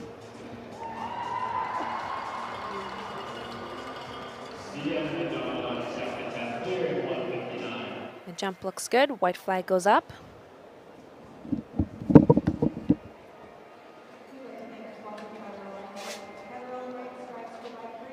Service with unique and innovative solutions for all municipal infrastructure systems. We are dedicated to providing civil engineering services with our proficient technical expertise, design, field layout, and observation during construction, from Trinity contract Western. administration, and project His management. second attempt To say we have an is amazing staff is an 6 meters 05. So his best remains the 6 meters 06, good for 604 points. He was the CanWest, he finished 6th place actually this past conference at CanWest. Et ensuite, nous avons Max Mazerolle de l'Université de Moncton. Mazerolle, le champion atlantique, à 3 reprises. Au heptathlon, au saut à la perche et aussi aux 60 mètres. Et donc, quelle compétition pour Mazerolle. Et voici son 2e saut en longueur.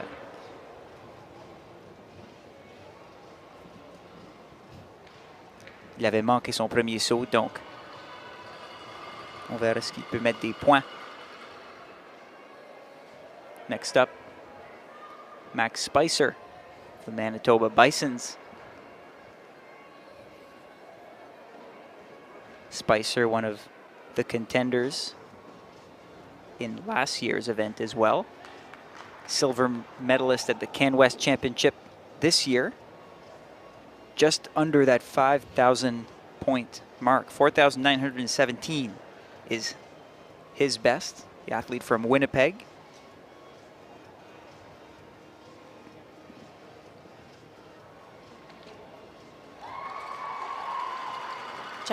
Jump looks good for Max Spicer. Not quite sure if he hit the board. We'll see here in the replay. Just behind the board. But they will measure this jump.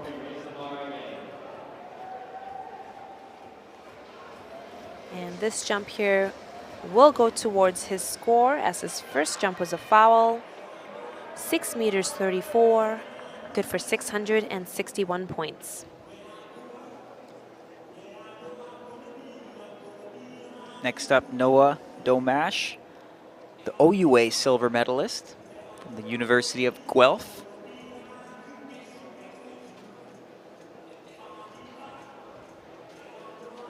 Domash sits in 7th right now with a first jump of 6.34 meters. Is it just me, or does he look like he's limping a little bit? A little bit. He had a little bit of a limp coming down the runway, but we'll take a look at this replay.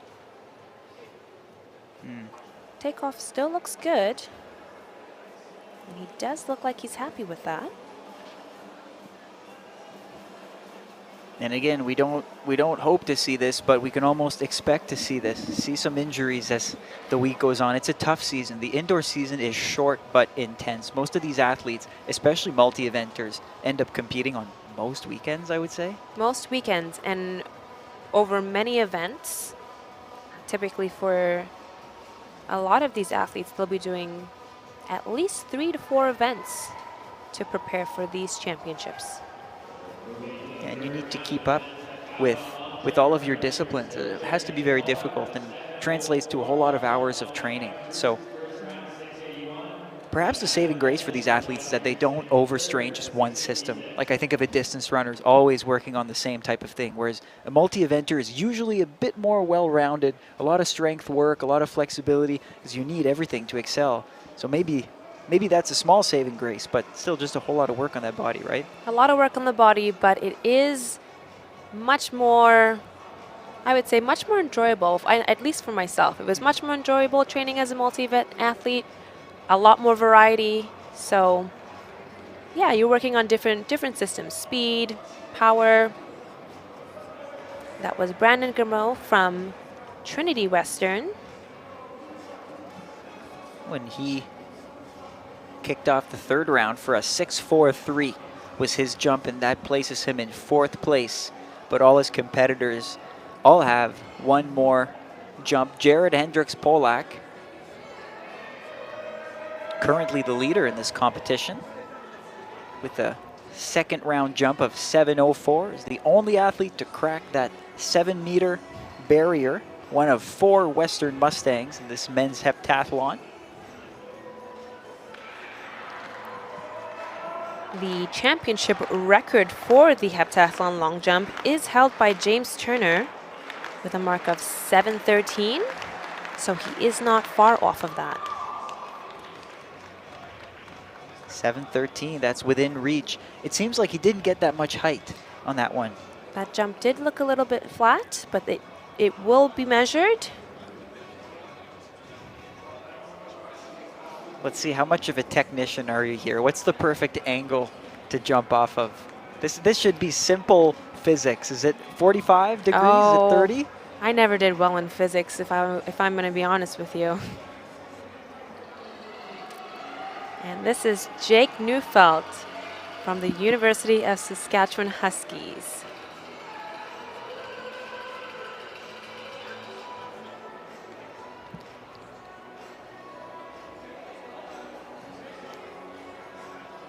Jake Neufeld. He's staring down 2 fouls in the face. He needs to post a jump here. And I think he did it safely. He didn't go too close to that board just to make sure that he can get some points. I think he's a little disappointed. But Jake Neufeld is not one to turn back from adversity, is he? He is not. 2 weekends ago, Jake Neufeld didn't have the greatest competition at the CanWest Championship. He did no height in high jump, but made an incredible comeback in the men's pole vault on day 2, where he jumped a massive personal best. What do you say about these athletes? Short selective memory, right? That's right. It is very difficult in the multi-events. If you post no score in an event, very, very difficult to continue on.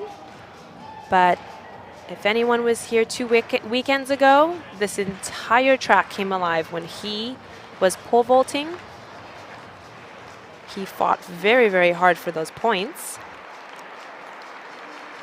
And this Cameron Bruce from the University of Toronto really put everything that he had into that 3rd jump. He currently ranks 2nd with a 6.81.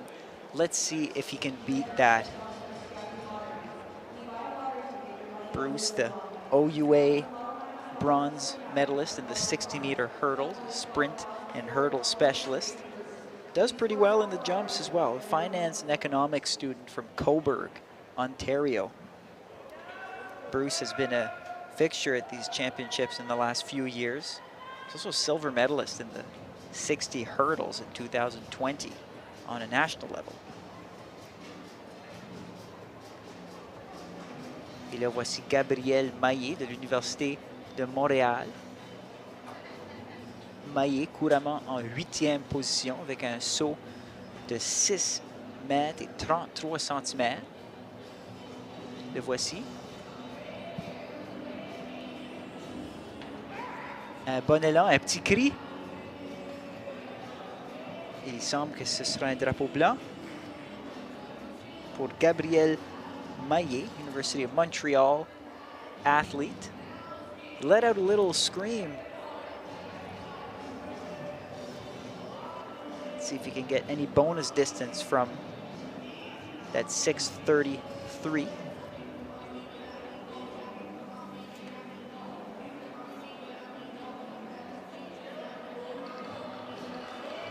This is Caleb Tim from the University of Guelph Griffins.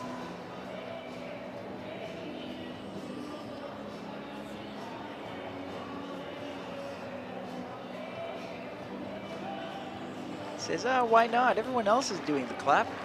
Let's do the clap.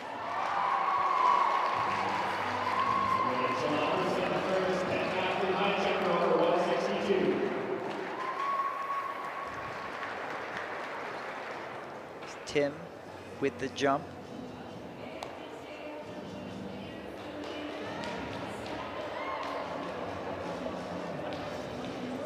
Caleb Tim, no stranger to competition. Now, 2 years in a row, he was the 4th place finisher at the OUA Championships. As you see, Ryan Evans, competition favorite, approaching the runway. Currently with the women's pentathlon, we have one competitor over 162. That's Rachel Albertson. And Hannah Blair from Waterloo joins her, 162. So here goes Evans. 6:26 is his best. Trying to get the crowd behind him, and he leaps. I think that's a good jump. Doesn't seem too satisfied.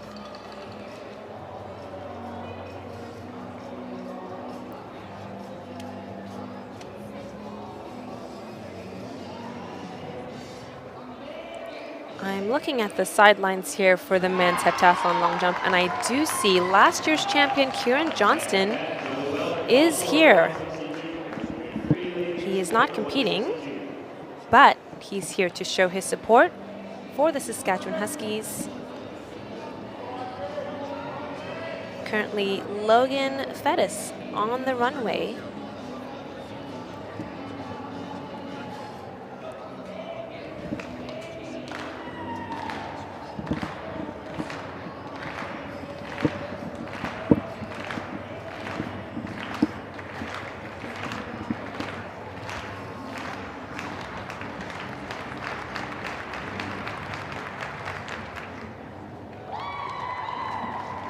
That's Logan Fettis from the University of Regina.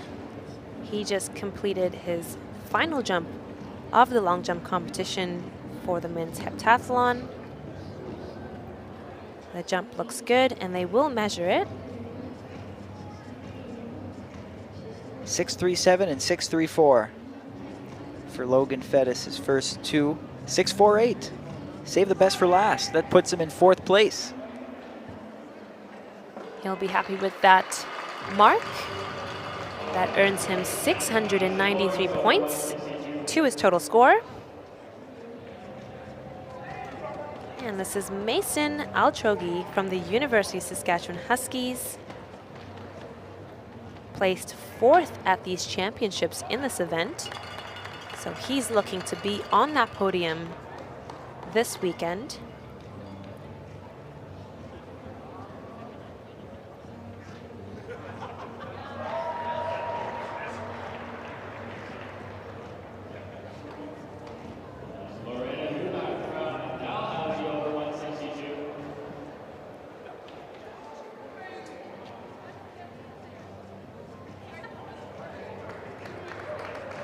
And an improvement for his final attempt.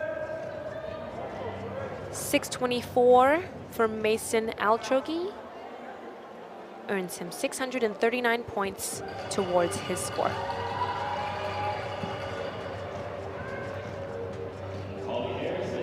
Next up, Quinn Cameron. Ranking 9th in this competition.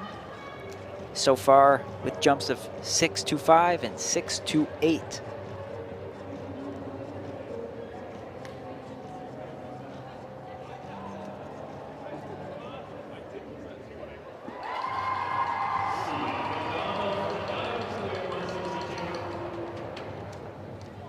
There's the jump.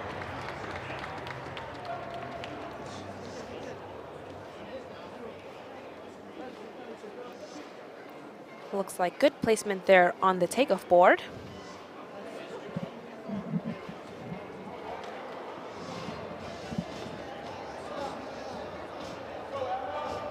And actually a very good series of jumps there for Quinn Cameron.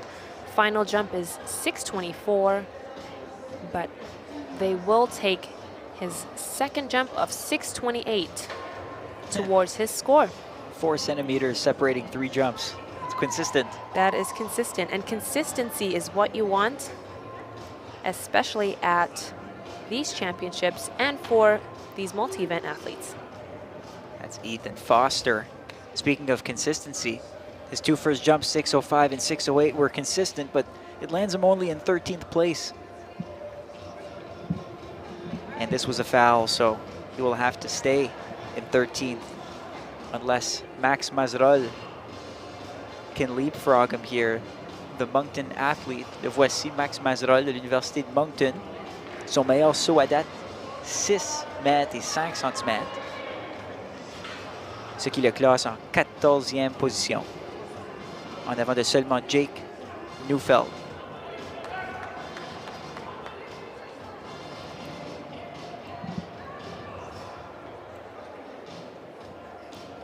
Mazerol qui se prépare, le champion atlantique. Aussi l'athlète voté le plus utile de la conférence atlantique. Voici Mazerol, il saute. That was a good jump by Mazerol, the AUS MVP of Université de Moncton.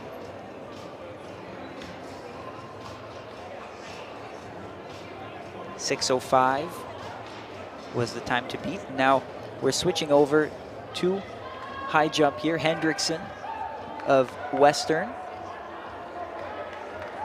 Third attempt, 162.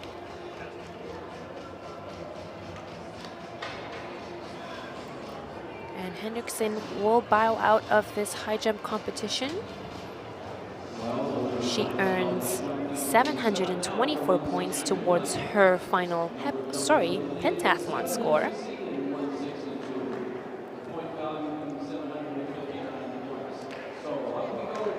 All other competitors will now be moving up to 165 for the women's high jump in the pentathlon. 7 athletes left in the competition, including her competition favorites, Hannah Blair of Waterloo and Jolie Welburn of Regina. We can also include Sienna McDonald in there, as Welburn is going to start it off in this round of 1.65.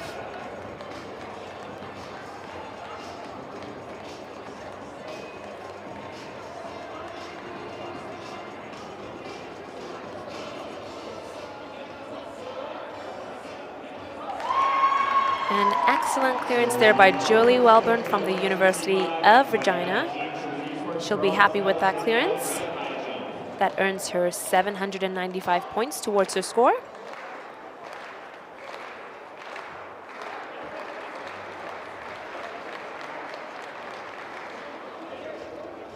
That's a good start in the 165s. Welburn, who on top of chasing medals might chase that 4,000 point mark. Here's Madison Lawrence of Manitoba, clears it as well. Lawrence, who came in at 162 quite late to the competition. She and Hannah Blair, the last 2 athletes to enter. That's a great clearance there by Madison Lawrence. She is the #1 seed for the individual high jump as well. Yeah, what a year for Lawrence. Voted the Can West Field Athlete of the Year after winning gold in the pentathlon and the high jump as well. Yes, she did have an excellent showing at the Can West Championships this year. She will be one of the athletes here who will be a favorite for the podium in this competition. This is Holly Harrison here from the University of Alberta Pandas. Great jump. That's a good clearance there by Holly Harrison. She joins her other 2 competitors who are over this height, 165.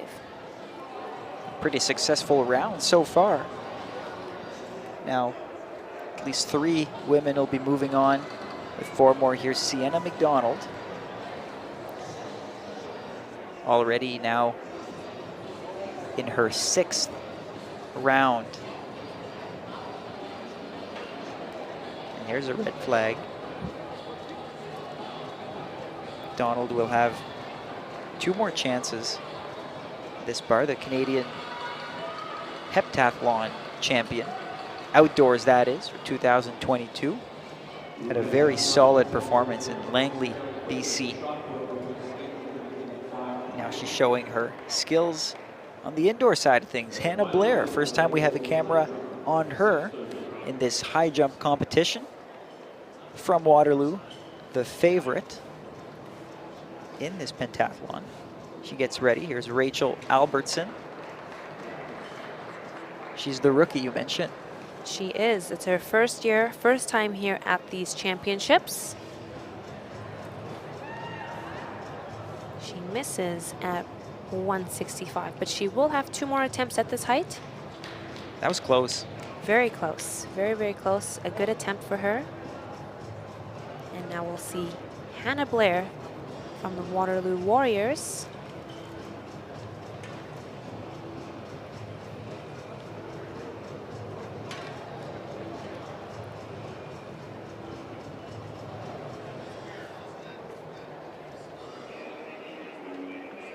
That's a good jump by Hannah Blair, who's just 2 weeks removed from an OUA title, a gold medal in the pentathlon. She was also the silver medalist last year in this event, so she'll be looking to upgrade on that at these championships. Yeah, big battle last year between Hannah Blair and Delissa Huggins of Toronto Metropolitan University. She was the only athlete from TMU, formerly Ryerson, wearing the blue singlet, and she took home a gold medal in one of the toughest events that there is. Now Lorena Huback, Dalhousie, also clears the bar. Shaping up to be a really good high jump competition for these multi-event athletes. So we'll see that jump there again. Beautiful clearance there by Lorena Huback.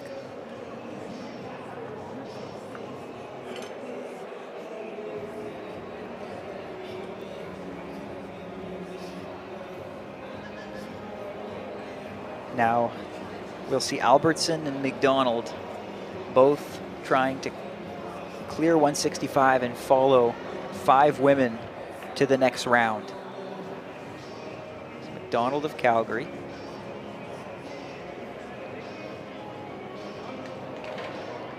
Close but no cigar.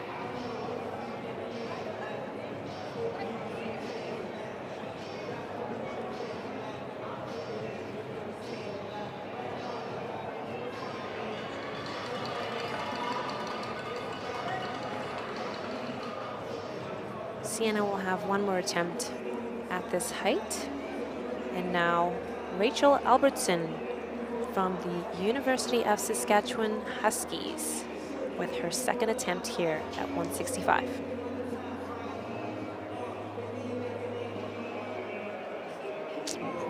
Hit it on the way up. Hits the bar on the way up, that's right. She'll make an adjustment here and have one more attempt at this height. Currently 5 women who have cleared 165. Now we see her getting pointers from Jason Reindl. Jason Reindl, maybe the busiest man in the field house, acting as one of the main meet directors and also head coach at Saskatchewan, University of Saskatchewan for the Huskies. He's wearing many hats, including his own.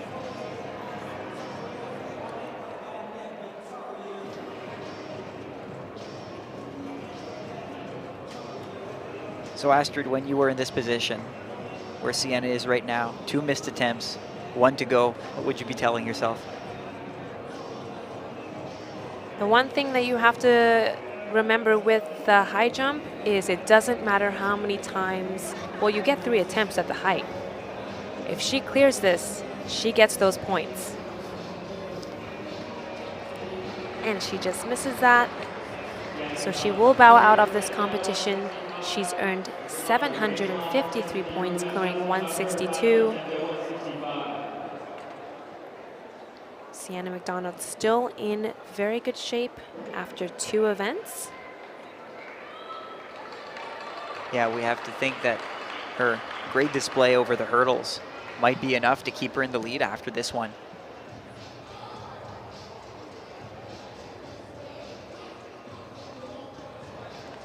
This is Rachel Albertson now with her final attempt. And she gets it. Wow. Rachel Albertson from the University of Saskatchewan Huskies.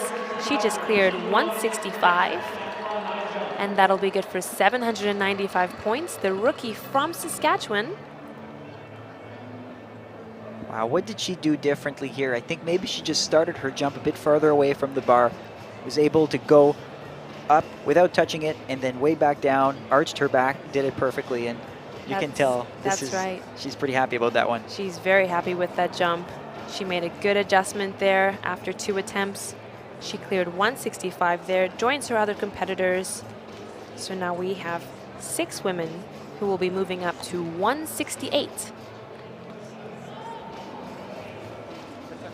Here's Joely Wellburn. The Regina Cougar.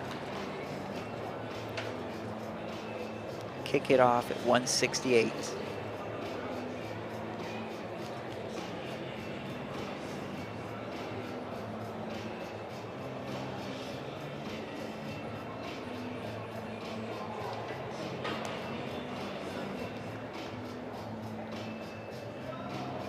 She misses this height.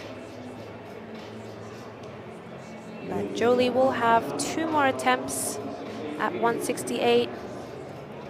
Looks like she may have clipped it a little bit on the way up. So she will make an adjustment and have 2 more attempts.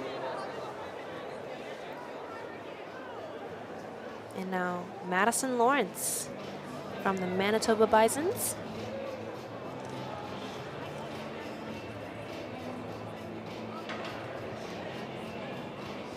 .168 is getting to be difficult. It's getting to be high. Like we said, the record inside of this competition being 183, still a way to go. That's an exceptionally high jump, especially when you're balancing it with 4 other events. So 168 getting to be up there.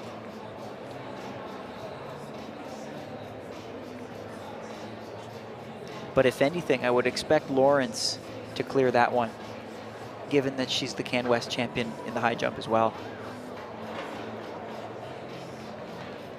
And that was Lorena Hubach from the Dalhousie Tigers. Also misses at 168. It looks like 168 is posing to be a bit of a challenge for these ladies. Next up, Holly Harrison.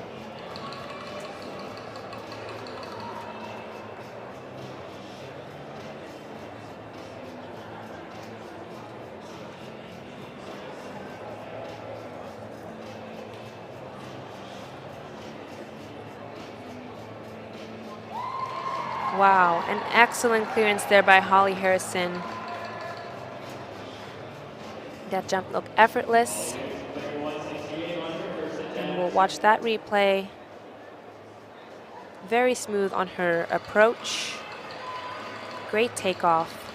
And she clears 168. She's the first competitor to clear this height. So she'll earn 830 points towards her score. Now Rachel Albertson, after just squeezing past that last round, also is having more trouble with 168. She'll have 2 more attempts. And next up, Hannah Blair. If she clears it, she'll follow only Harrison so far in that next round. Blair, your favorite from Waterloo, your silver medalist from last year. You know she's coming into this competition hungry.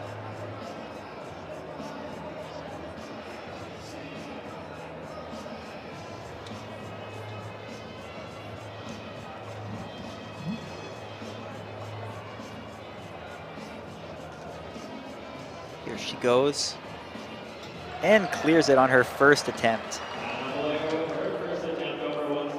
Great clearance there by Hannah Blair from the Waterloo Warriors. She's the second competitor now over this height. We'll now be seeing the second attempts at this height for 4 of our women.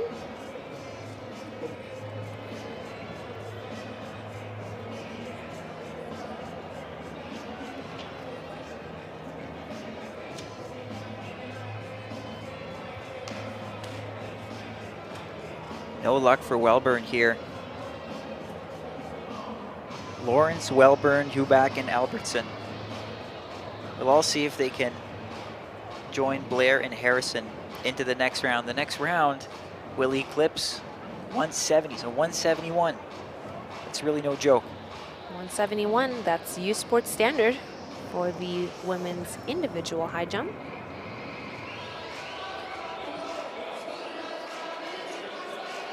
Madison Lawrence from the Manitoba Bisons. And she's over. And there's a clearance for Madison Lawrence. She's jumped as high as 177 this year. And so we had to expect it. And I think she's breathing a small sigh of relief here, saying, okay, 168, that's something I can easily do. I did it when it matters. On to 171. We at least have 3 women moving on now. That's right. That's your Can West Field Athlete of the Year. She made a great adjustment there. And Lorena Hubach from the Dalhousie Tigers has her second miss.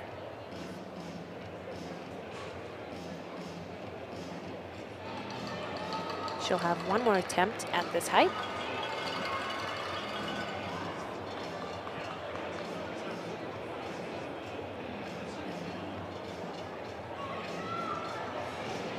Now Albertson, the rookie for the Huskies.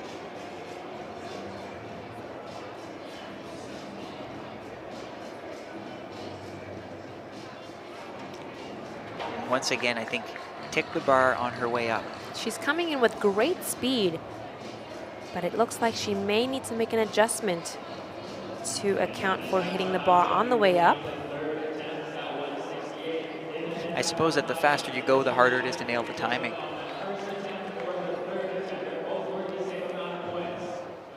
It's just who can make it over the bar.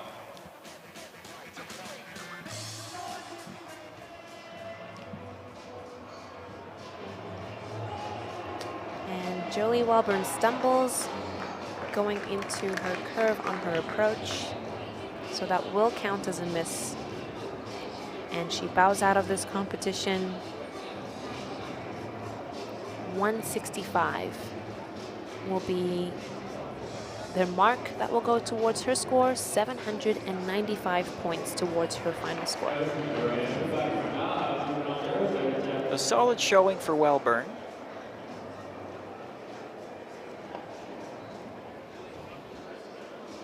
Hubach and Albertson looking to join the other 3 into the next round. Last attempt. Oh! She had great speed on her approach, but she just clips the bar. That will be a miss, so she does bow out of this competition.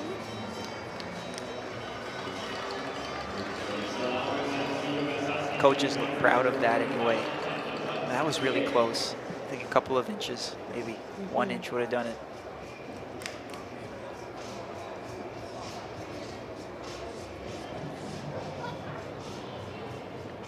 So the last jump at 168 is going to be Rachel Albertson. Jump, and not quite here. So we lose 3 competitors at this height. We now have 3 women remaining. And the bar will go up now to 171. That looked like it might have been painful. I think she fell on the bar. And that was always my fear with the high jump when I was a kid doing it, was falling on the bar somehow. It's not an intuitive type of competition. You know, running is easy. Running fast, throwing is intuitive. High jump, it's not something you do every day. It's not natural motion. It is not. And landing on the bar is not fun. I'll say what my high school coach used to always say to me, but in high jump, the bar always wins. Not very motivating.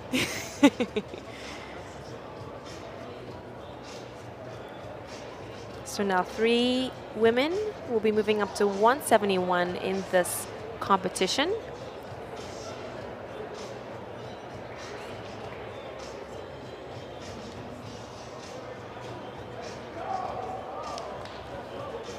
So we're looking at a somewhat predictable battle for the end of this competition. Madison Lawrence, the top high jumper in all of Can West. Hannah Blair, the top pentathlete in the country right now.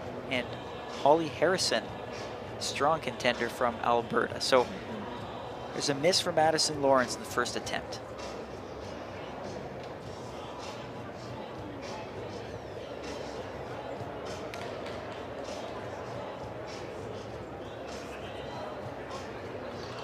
Up next will be Hannah Blair, or rather Holly Harrison, from the Alberta Pandas.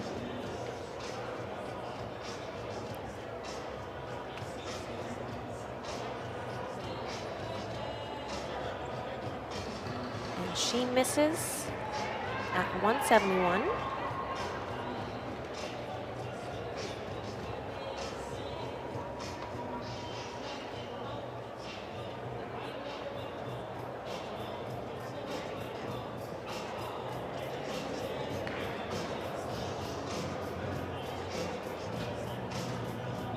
Up next will be Hannah Blair from Waterloo.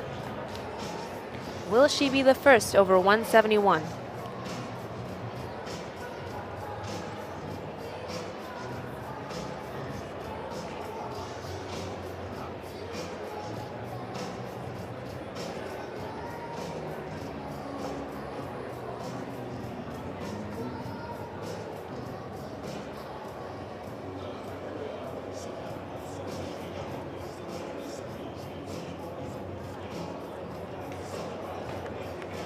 And we're even, Steven.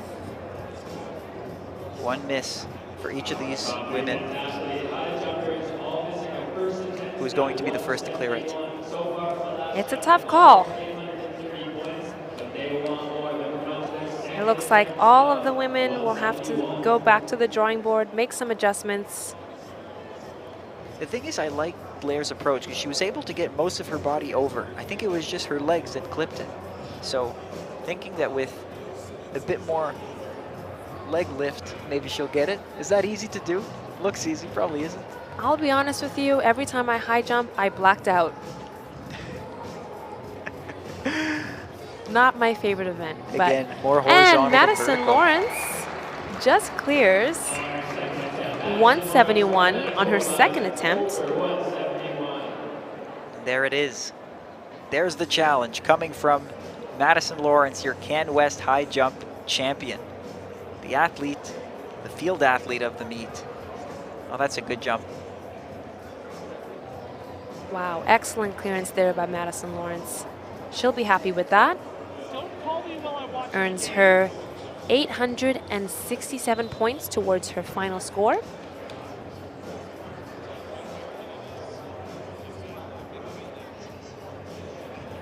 Next up will be Holly Harrison from the Alberta Pandas.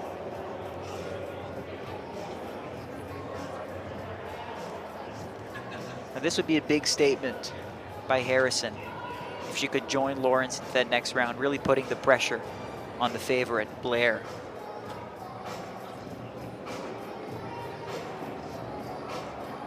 Not this time.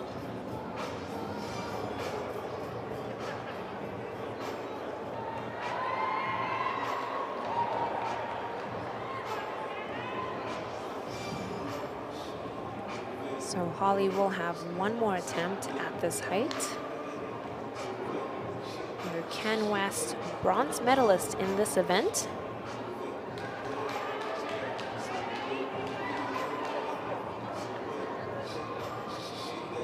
And next up will be Hannah Blair from Waterloo with her second attempt at this height.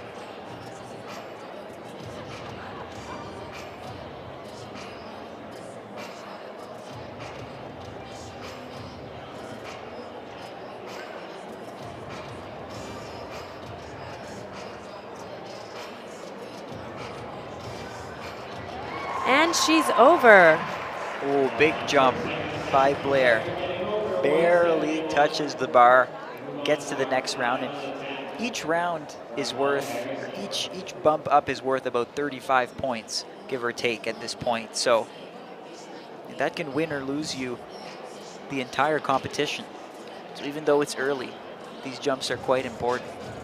That's right, these women are fighting for points towards their final score. It'll be all 5 events, a sum of all 5 events towards their final score. You know, in some years, you enter this competition and there's an absolute runaway favorite. This is not one of those years. Jolie Welburn and Hannah Blair are actually only 21 points apart in their season's best score. Then you have Madison Lawrence, who isn't far behind either. In fact, there are fewer than 100 points that separate first from third, and that may sound like a lot, but on any given day, someone who scores 3,900 points, someone who scores 4,000 points, they could mix it up.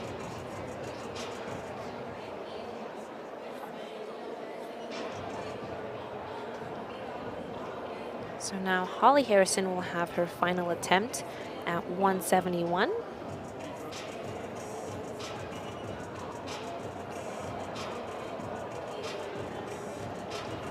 And that's it for Harrison. We're going to have a two-women round in the 174 coming up. It's going to be Blair and Lawrence looking to outdo each other here. But as far as I'm concerned, that's a win for both of them in this event. Event 2 of 5. Each already has cased in 867 points. And that's a good lead on their other competitors here.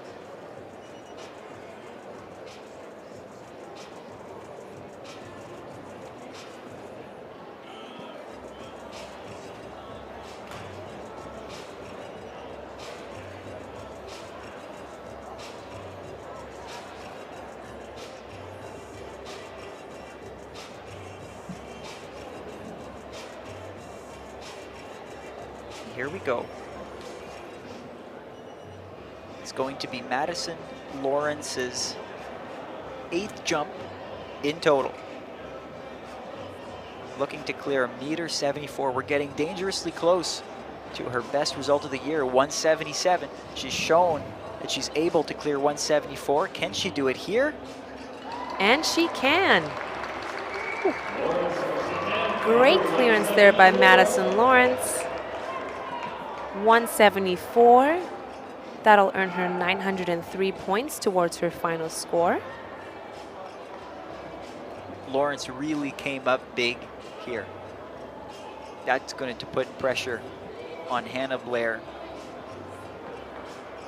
But Blair has been almost perfect so far. She missed one jump, her first jump at 171. The rest, she's cleared effortlessly. So I wouldn't be surprised to see Hannah Blair doing like Lawrence and moving up right here. Here we go. Hannah Blair, her first attempt at 174.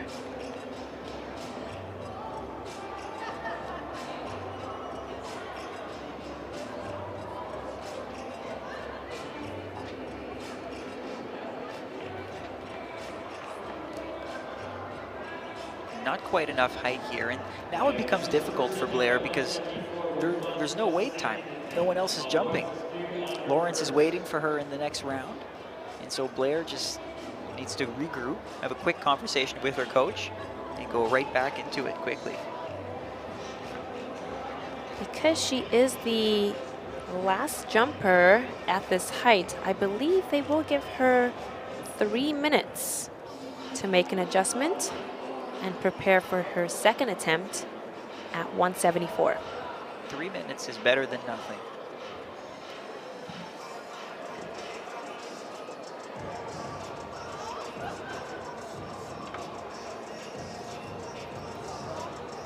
Meanwhile, we'll take the time to say, if you're at home, you're watching, and you'd like to hear us give someone a shout out, or maybe we're getting something totally wrong, and you need to tell this to us. Well, we're on social media. Astrid's on Instagram. I'm on Twitter because I'm a dinosaur. We're actually both on Instagram. You can find us. Astrid, what's your handle?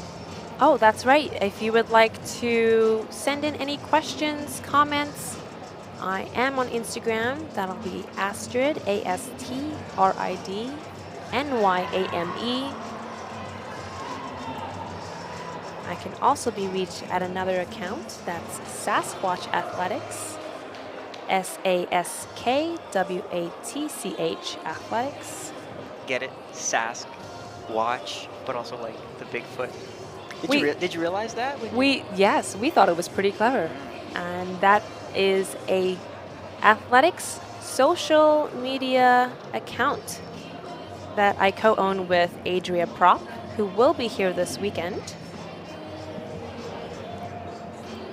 Here's Hannah Blair. Ooh. I was just about to say that she cleared it right at the end. Ticks the bar. Just clips the bar. So that's See that heartbreaking. replay, yeah. Ooh, just clips the bar there with her calf.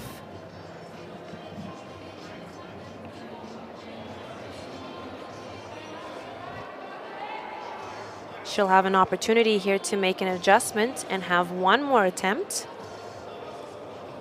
The great thing about the multi-events is it doesn't matter if you make the bar on your first, second, or third event. You will earn those points regardless. So this final attempt at 174 will be key for Hannah.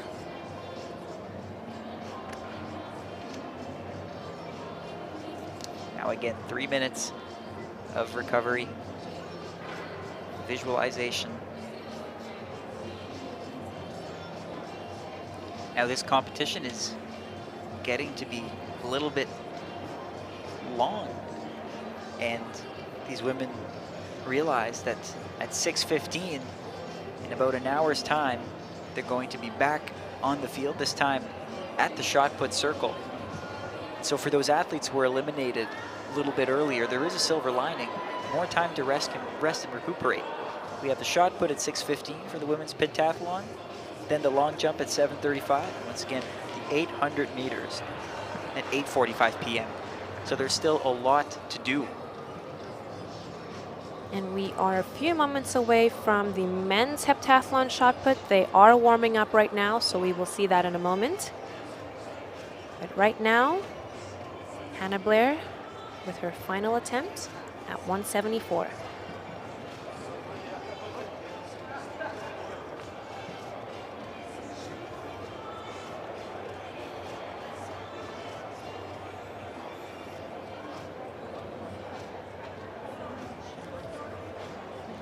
And it won't be enough today.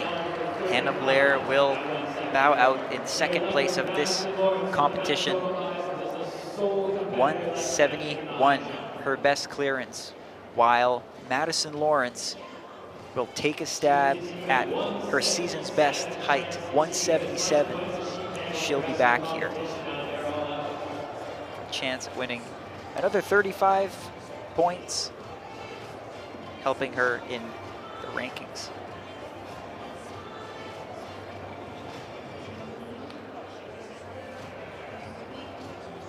Lawrence here will also be in a good position after this because she finished 4th in the 60-meter hurdles, 8:83, very respectable score. And now after this high jump competition, she will have passed Sienna McDonald and likely will be, she and Hannah Blair will be in control of this competition. Early favorites emerging, Lawrence, Blair, McDonald, Welburn. Might be a little bit more reasonable to call favorites after 2 events for the women's pentathlon because it's 5 events instead of 7, but still, you're saying might be a little bit early? It's tough with the pentathlon, but I think after the shot put, we can for sure start seeing those favorites creeping ahead. The shot put does score okay for points, but typically a lot of these competitors will be very similar for their marks. And her first attempt there at 177. Madison Lawrence, she does miss, so she'll make an adjustment here, talk to her coaches.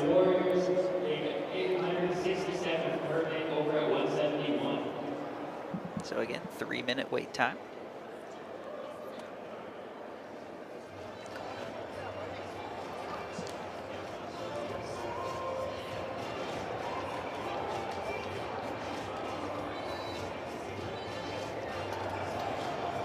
Madison Lawrence is our only competitor left in this high jump competition.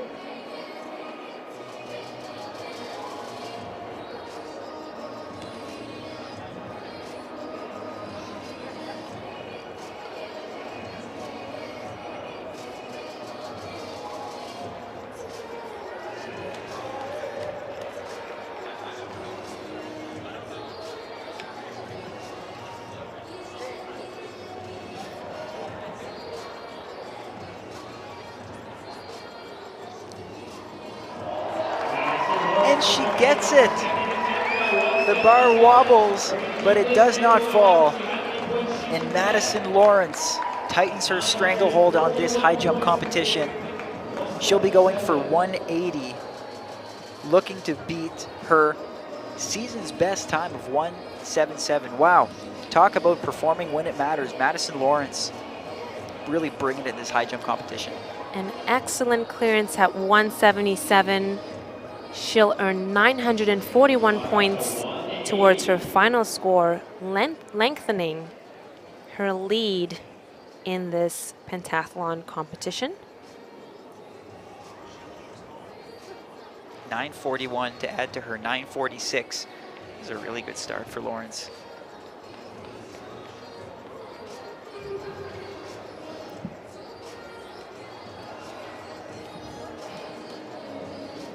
So now they'll be moving the bar up to 180, which is getting quite close to the U Sport high jump record, the pentathlon record that's held by Rachel Mason of 183. Yeah, in 2014, almost a decade old record.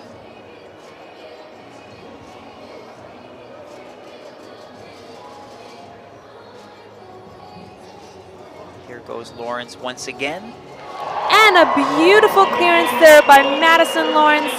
She looks like she's very happy with that jump. I would venture to say that that is probably a personal best for her. I would say so by that reaction, and totally warranted. Wow, 180. And see how the bar wobbled at 177. This time she didn't even touch it. So she's jumping higher and higher. Wow, a beautiful clearance there by Madison Lawrence, the gold medalist for the Can West Championships this year in this event.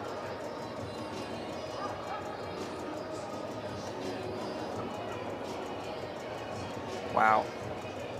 So now she has solidified a 6-centimeter lead on the second best athlete in the competition, Hannah Blair. That comes with about a 70-point difference, which is pretty significant to have over the rest of the field in just one competition. And I mean, is she even done? We don't know. I mean, that last jump looked like she could afford to go up a little bit. She looks like she's got the room to potentially clear this height as well. So we should be going up now to 183, her first attempt. Not quite good form, but the bar is simply high right now.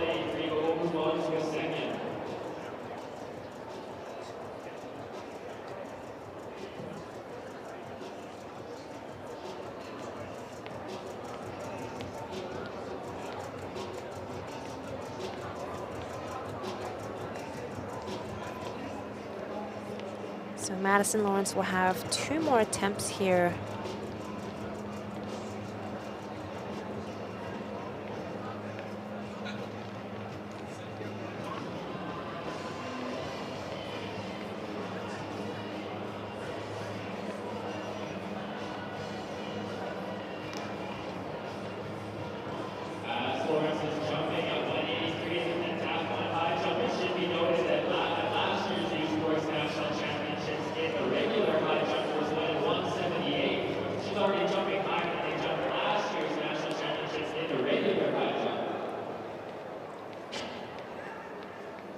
Last year, Lawrence had a personal best or season's best of 178. She's in the already straight high jump competition. so she's already surpassed that. Great to see her progression here over the years. Now she preps for her second attempt.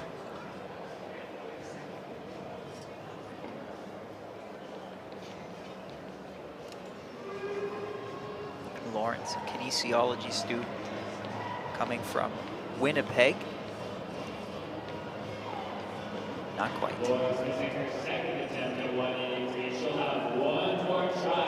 She'll have one more go at this bar. And at this point, she's mostly record chasing.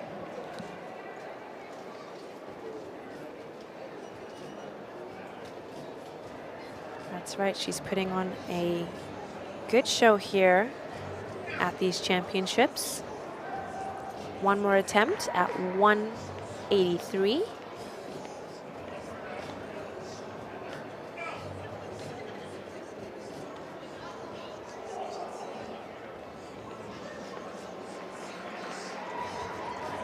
Now 183. Would it be too much to ask a 5-centimeter personal best? 5 centimeters is quite a bit in high jump. Especially when you're getting to those heights. Absolutely. This is Madison Lawrence, your gold medalist in the Can West Championships this year. She was gold in the pentathlon and the individual high jump. This is her strong event.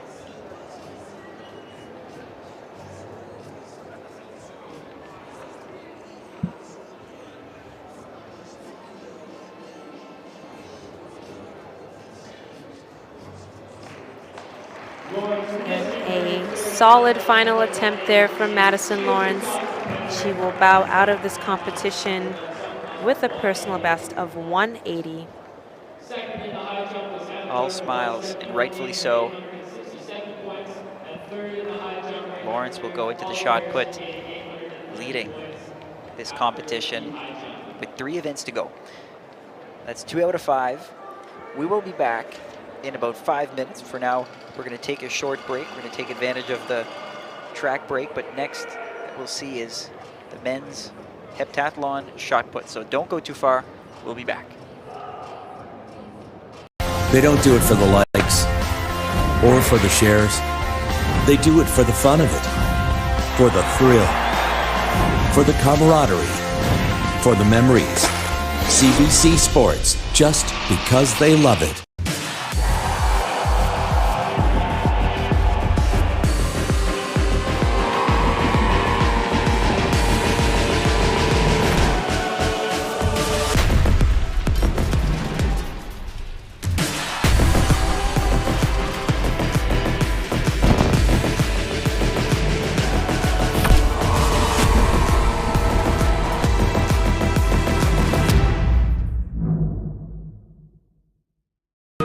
It's that moment again, the one you dream of every night. La seule chose qui te préoccupe, c'est la gloire. Le cheminement de la réussite, of pushing yourself further than ever before. But the true glory is in the shadows. Les sacrifices que tu fais, quand toutes les chances sont contre toi. When you can't push one more second, chase the glory. Visez haut.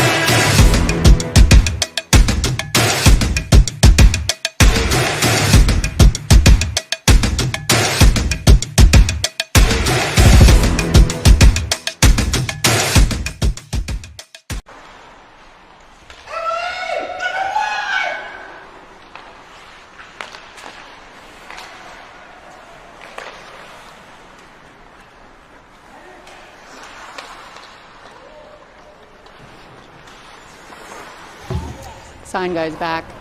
Weird, isn't he? Yep. But he sure knows his quality used vehicles. He's like Google, but signs.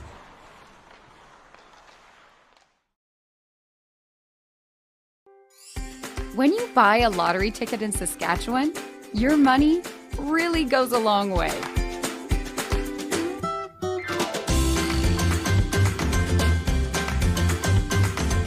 More than 12,000 sport, culture, and recreation groups receive funding from Sask Lotteries every year. With Sask Lotteries, everyone wins. This season, catch the best in Atlantic University sport excitement at home or on the go with AUS TV. Soccer, rugby, football, volleyball, hockey, basketball, and more. Tune in at AUSTV.ca. All your favorite university teams showcasing their talents in one place. AUS TV, powered by Bell Alliance. They bring it to the court. They bring it to the field. They bring it to the ice. And now they bring it to you. Presented by Subway, the official fuel of Atlantic University sport. Unbelievable! History has repeated itself! Get the stories behind the glory. Watch, listen, stream, read CBC Sports.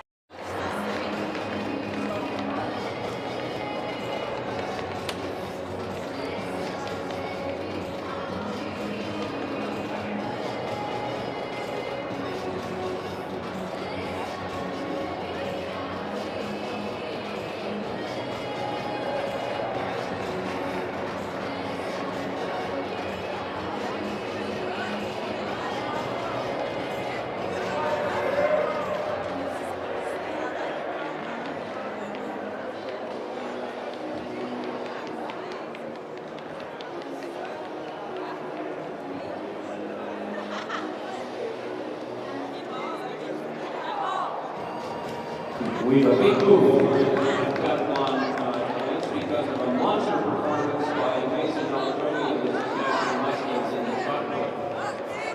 13.69 meters. It's not the best performance in the field. Ryan Evans of Western is over 13.87. However, because of the superior time back in the 60 meters clear, combined with the performance of these other events, that moves Mason Altroni in first place at this point. Cameron Bruce of Toronto in second place. Brandon Grimaud of Trinity Western third overall. Ryan Evans of Western is fourth. Gabriel Mallet of Montreal is in fifth place.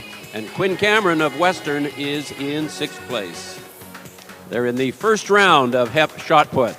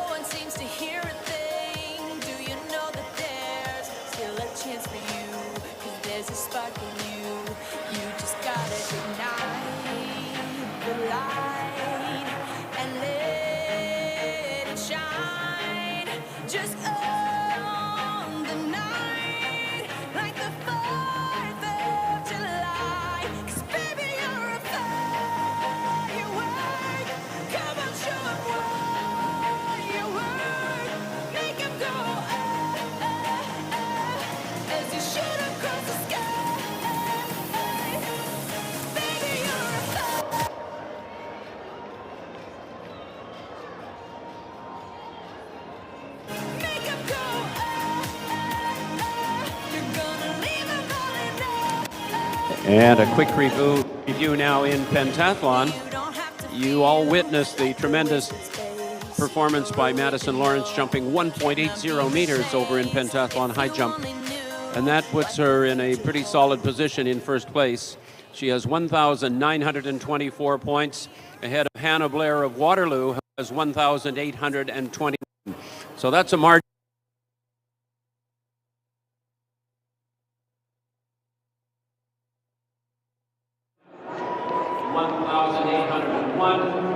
And then Sienna McDonald of Calgary is fourth at 1785. Holly Harrison of Alberta, fifth at 1,727. And after a personal best of 165 in high jump, Rachel Albertson of the Huskies is at 1,724 points for sixth place. As a matter of fact, Rachel Albertson of the Huskies had personal best in both the 60-meter hurdles and the high jump. So that's certainly the right way to begin this competition. And once the men have finished heptathlon shot put, it will be time for the women to move in and perform shot put. The men, of course, will take 2 days to do the 7 events of the heptathlon. The women will complete their pentathlon today. They have shot put to follow, long jump a little bit later, and then toward the end of the evening, the 5th of their events, the 800 meters.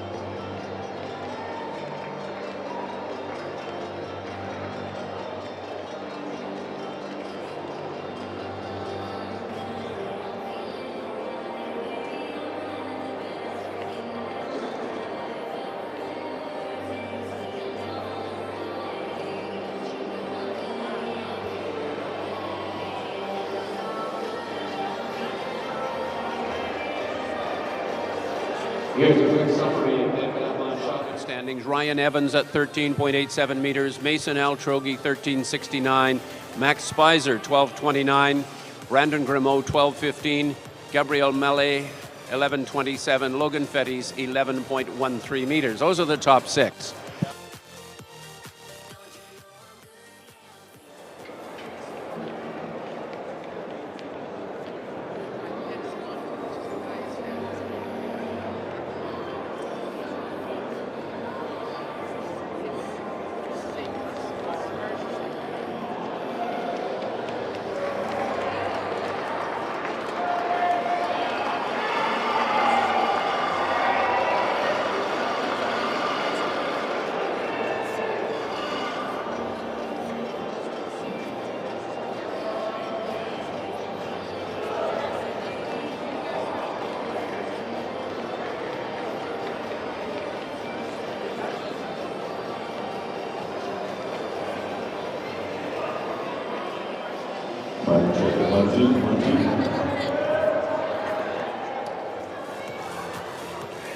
We're going to stand by here, ladies and gentlemen, friends and relatives.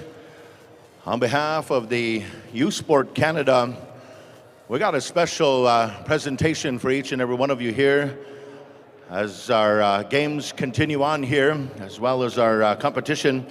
But we're going to go into a special hosting here from the Treaty 6 territory, from our Indigenous communities, our First Nations and treaty territories here. And we're very proud to see each and every one of you join us here at the University of Saskatchewan in the heart of Treaty 6 territories. As our singers have assembled here, the singers go by the name of the Young Scout Singers. They are comprised of young Indigenous individuals from various tribal nations within the province of Saskatchewan. And they're going to share with you some of our historical songs, some of our songs of celebration, some of our songs of victory with each and every one of you here today. We have invited some singers, we have invited some First Nations veterans to be with us here today to lead in our platform guests, as well as some of our special guests here of the Treaty 6 territory. Friends and relatives, I do believe we're set to go. We're going to go ahead and ask each and every one of you, those of you that are able, those of you that are here in celebration of our athletes here at the U Sport Track and Field Championships, we're going to ask you to please rise as we go to our grand entry, as we go into the entrance of our platform guests and our veterans here that had served in the world conflicts. Ladies and gentlemen, if you would please, we turn things over here to the Young Scout Singers, if you would please. Singers, anytime you're ready. Ah, hey, ah, hey,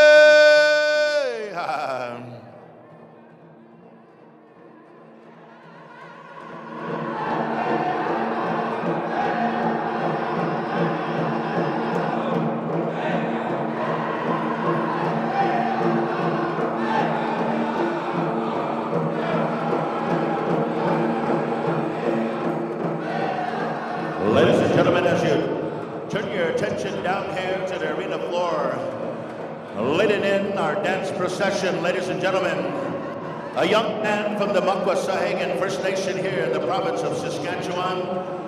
He goes by the name of Patrick McSwain, a gentleman here that has served as an ambassador on the world stage.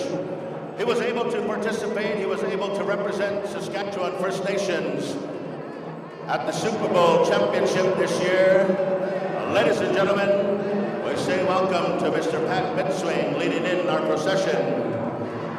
This evening, ladies and gentlemen, a young lady from the Big River First Nation is also a team member of the University of Saskatchewan Huskies.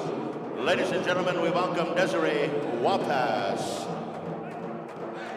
Joining us here on this beautiful evening, representing the Sapatoya Cree Nation in Treaty 4, ladies and gentlemen, we have one of our young Indigenous students, Harmony Spidell.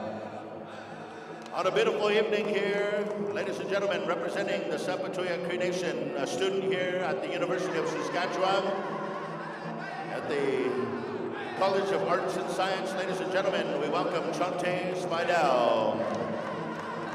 Representing our Northern Plains tribal warriors, ladies and gentlemen, an individual dancing out of Lake Deer, Montana, US of A, a gentleman here that works in the education system, an outstanding singer-dancer. Ladies and gentlemen, we make welcome to Mr. Hunter Blasingame. As we come forward here on this beautiful evening, we welcome and we recognize our color guard for this evening, representing the Saskatchewan First Nations Veterans Association. We want to make welcome to our world veterans on this beautiful evening. Ladies and gentlemen, how about a big round of applause to our grand entry here? Put your hands together.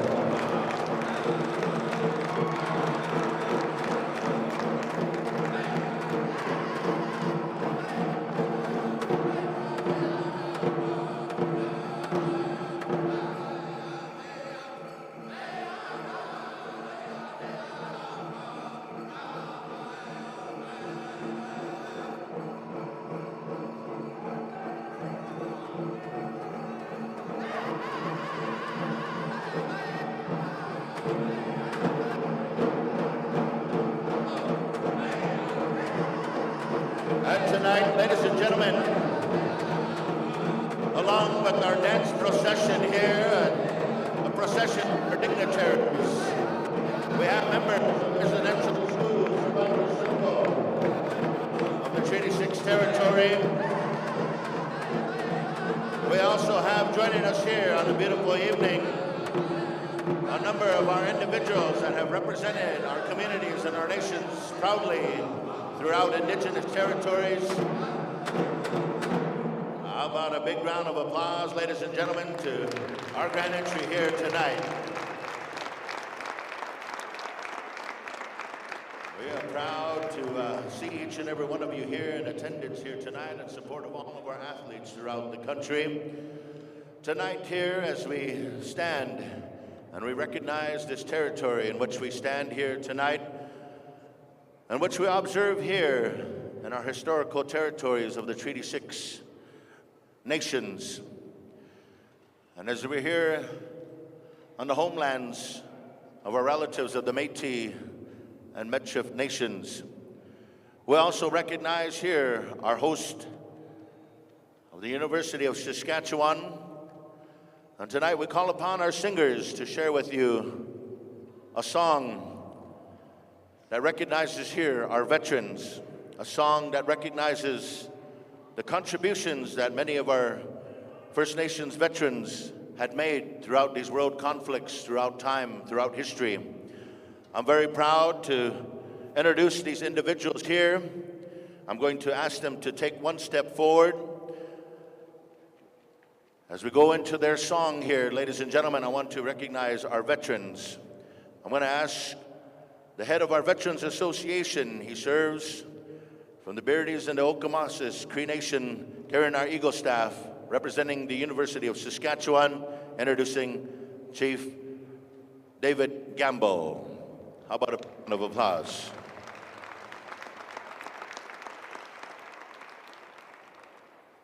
Representing the community here, ladies and gentlemen, of the One Arrow First Nation, introducing veteran Calvin Painted Nose. Big round of applause. This evening time, ladies and gentlemen, from One Arrow First Nation, carrying the Canadian colors, Mr. Dale Baldhead.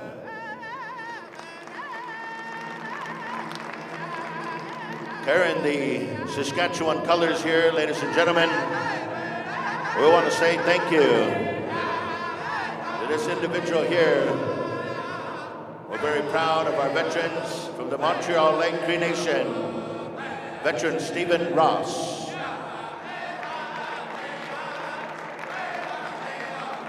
Representing the Peter Ballantyne Cree Nation, carrying the Treaty 6 flag, ladies and gentlemen, introducing Emil Highway.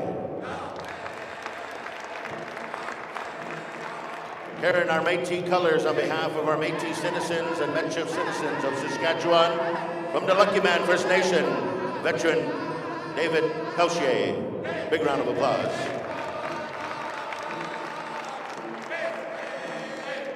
Introducing here on behalf of the Birdies and the Okamasas Cree Nation, veteran Louis Gardapi, carrying the Pride colors. Big round of applause.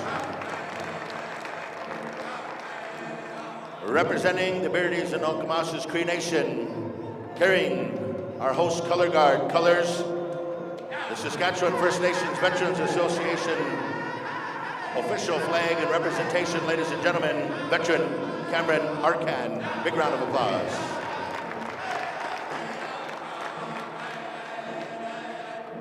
Tonight, we are proud that our veterans and their contributions to this country, to our homelands, to our nations, they have served proud, and they continue to share a great legacy of our warriors.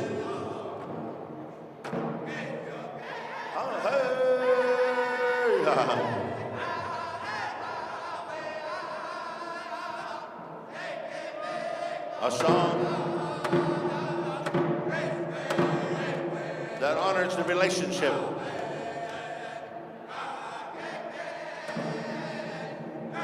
of the treaties and the crown in all of our tribal territories. Ladies and gentlemen, as we remain standing here tonight, we make a special introduction of three outstanding individuals that will share this country's national anthem. Tonight,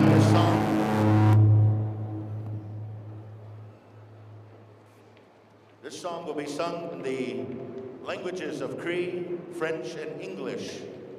We'd like to invite Christine Marie, Rayanne Garou, and Caitlin Lenier to the microphones at this time to share their rendition of O Canada. Let us remain standing.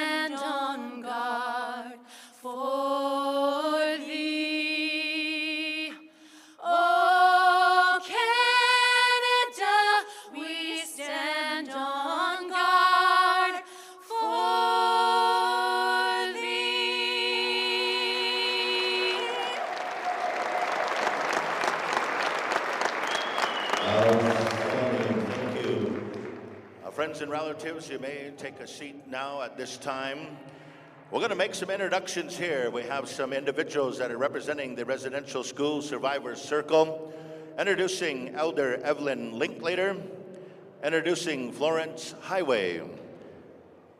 Introducing Ida Chartrand. Introducing Judy Gray Eyes. Introducing Rick Daniels. Let's give our Residential School Survivors Circle a big round of applause. An important part of our history, an important part of learning about the Indian residential school era. And now, ladies and gentlemen, to introduce some of our dignitaries that have joined us on this day. Our speaking dignitaries, we're going to introduce them here at this time, and we'll be turning things over here shortly once we introduce all of our special guests. Today, ladies and gentlemen, representing the Saskatoon Tribal Council, introducing Tribal Chief Mark Arcand. How about a big round of applause? Representing here His Worship, the Mayor of Saskatoon, ladies and gentlemen, Mr. Charlie Clark. How about a big round of applause? And now introducing here of the Métis Nation of Saskatchewan. This individual goes by the name of Kathy Pruden Nanso. She serves as the Western 2A Regional Director and Minister of Child and Family Services. Ladies and gentlemen, Métis Nation Representative Kathy Pruden. Let's give her a big round of applause. Youth Sports Chief Executive Office, ladies and gentlemen, representing Pierre Arnault. How about a big round of applause? USAS dignitaries, we have Dr. Irani of the USAS Provost and Vice President of Academics. We also have with us here this evening, representing Dr. Angela Jamie here of USAS Vice Provost Indigenous Engagement. Big round of applause.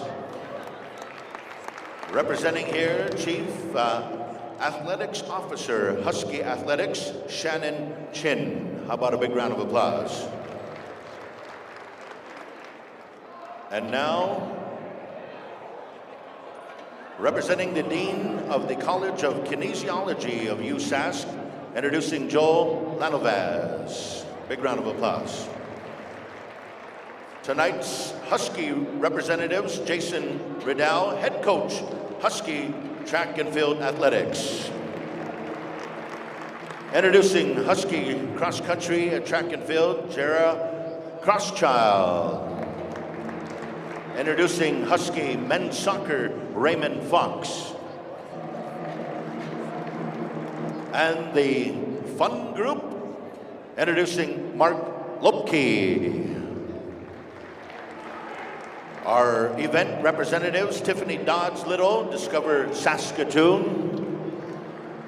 Candice Gadwa, teacher of the Academic Growth Program over here at the Magpie Program, Manifesting Growth Promoting Indigenous Excellence Program, Nutana Collegiate, Candice Gadwa. Student from the Nutana Collegiate, Max Fleury. Student from the Nutana Collegiate, Autumn Muskego Kennedy. And also acknowledging another one of our residential school survivors just joining us here, Jamie Fiddler on the end. Big round of applause. Thank you. Carrying the residential school survivors staff, I believe it is. And so now at this time, we'd like to begin, as we do in all of our Indigenous functions in our territories. We always call upon an elder to recognize and to bless the events through prayer. So at this time, ladies and gentlemen, to come to the podium microphone here, we'd like to invite Elder Evelyn Linklater to bring tonight's blessing prayer. Ladies and gentlemen, let us welcome Elder Evelyn Linklater. And this will be a prayer that will be shared for all the athletes and all the great successes and the good things that we make wishes for our athletes and each and every one of you here that have represented your families proudly throughout the collegial history here. Ladies and gentlemen, Elder Evelyn Linklater.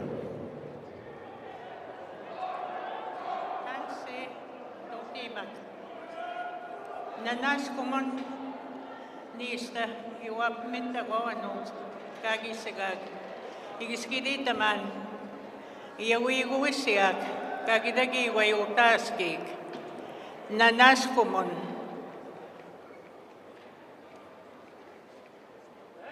I just want to say on behalf of the residential school Survivor Circle,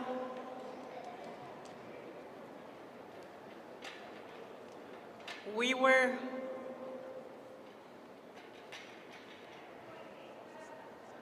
as residential school survivors, we never seen anything like this. For you young people, I am so happy that you don't have to go to residential school. And that I'm very honored. And I want to give you a blessing. And I also asked the grandfathers for their teachings to be humble.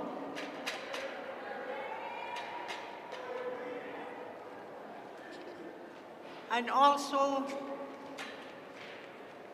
to be kind.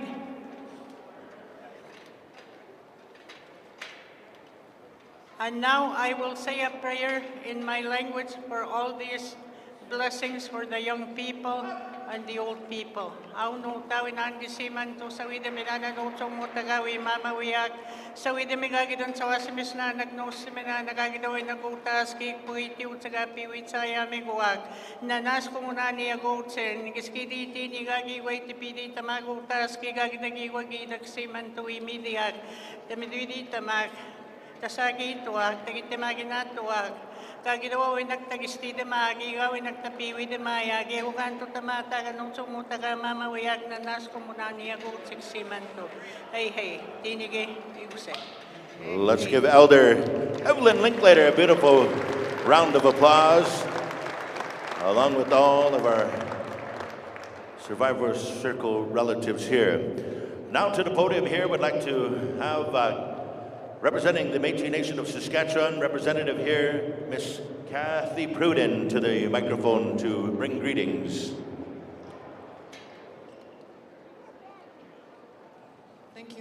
Thank you very much, Donnie. You're going to have a strong voice by the end of the night. So on behalf of Métis Nation Saskatchewan, I would like to welcome you all to the heartland of our homeland. Our Métis people have lived and thrived through various weather and terrain and have been challenged, much like many of you will be today and this whole weekend. I'd just like to take a minute to also thank all the parents and the family members that are here cheering you on. They're bringing spirit and energy. And for the athletes, I really hope you have a safe, healthy competition. And as the elders said, remember to be humble and to be kind to each other. And that this was a great weekend, and I hope you have lots of medals. Go Huskies, come on. I have to get that in there. Have a good week, and good luck to you all. Thank you. Big round of applause here, Métis Nation of Saskatchewan. And now, ladies and gentlemen, our hometown mayor, ladies and gentlemen, Mayor Charlie Clark, to the podium. Thank you, Donnie, and greetings, everybody. Bonjour, Tansei. I really want to thank our elder, Evelyn, for the prayer today, and to recognize that the veterans who've joined us today, the survivors who've joined us today, the drummers and singers, the beautiful trio who sang the national anthem, all the sponsors, Tribal Chief Arkan, and Kathy Pruden-Ansels, the regional director, everybody who's taken time to be here today, because in Saskatoon, as we greet you to Treaty 6 territory in the homeland of the Métis, we want to honor you. And this is what this is about. All these people have taken time to honor you as athletes, as coaches. You've all worked very, very hard to get here, and to get ready for this very important competition. And we know how important that is, and we want to make sure you feel very welcome. And so I want to be part of that welcome to Saskatoon as the mayor of this city. It's the fastest growing city in Canada in terms of jobs. And we've got an incredible team with the Huskies. And so I want to say go Huskies. I got a little bias there. And I'm sure you're going to be hungry from all of your performances, so I invite you to come and check out some of our great restaurants and shops and stuff while you're here in the city too. We hope you have an awesome time in Saskatoon. Thank you very much. Hey, big round of applause. Thank you, Mayor Charlie Clark. And now, on behalf of all of our tribal citizens here of the Saskatoon Tribal Council, Chief Mark Arcad. Thank you. Tanse Nanaskamen Kakio Pitaksinia Kutara, Turtle Island. What I said in my Cree language was, welcome everybody to Turtle Island, which we know is Canada. I want to welcome everybody here to Treaty 6 territory. You heard from our Métis brothers and sisters, our mayor, our veterans, our residential school survivors. How many of you in this crowd, when you go to your university, have had a grand entry from the First Nations people as part of your national championships? Raise your hands. We should be doing this in every university for everyone on Treaty 6 territory across Turtle Island for the benefit of reconciliation and acknowledging the land of the First Nations people that we all share together in harmony. So let's celebrate Saskatoon and the University of Saskatchewan for making history today and carrying on that legacy for future to come. In the spirit of reconciliation, we all work together to have success and a quality of life. And at this time, in our culture, we want to honor somebody in the First Nations way by a gift of a star blanket for bringing this national championship to our city, to our province, so all of you across our country can benefit and show your skills. To all the coaches, to all the athletes, to all the families that are here, we welcome you and we hope you guys have a great week. At this time, I'd like to call on my friend Pierre, right, to come and step forward on this side, please. We have a couple, just on this side. We have a star blanket, if you can show the people what it looks like. This is to welcome Pierre to our territory. It's a gift from the First Nations people that he gets to share with his family on behalf of all the students across Canada. We want to wrap you in this star blanket and thank you for bringing this national championship to our community.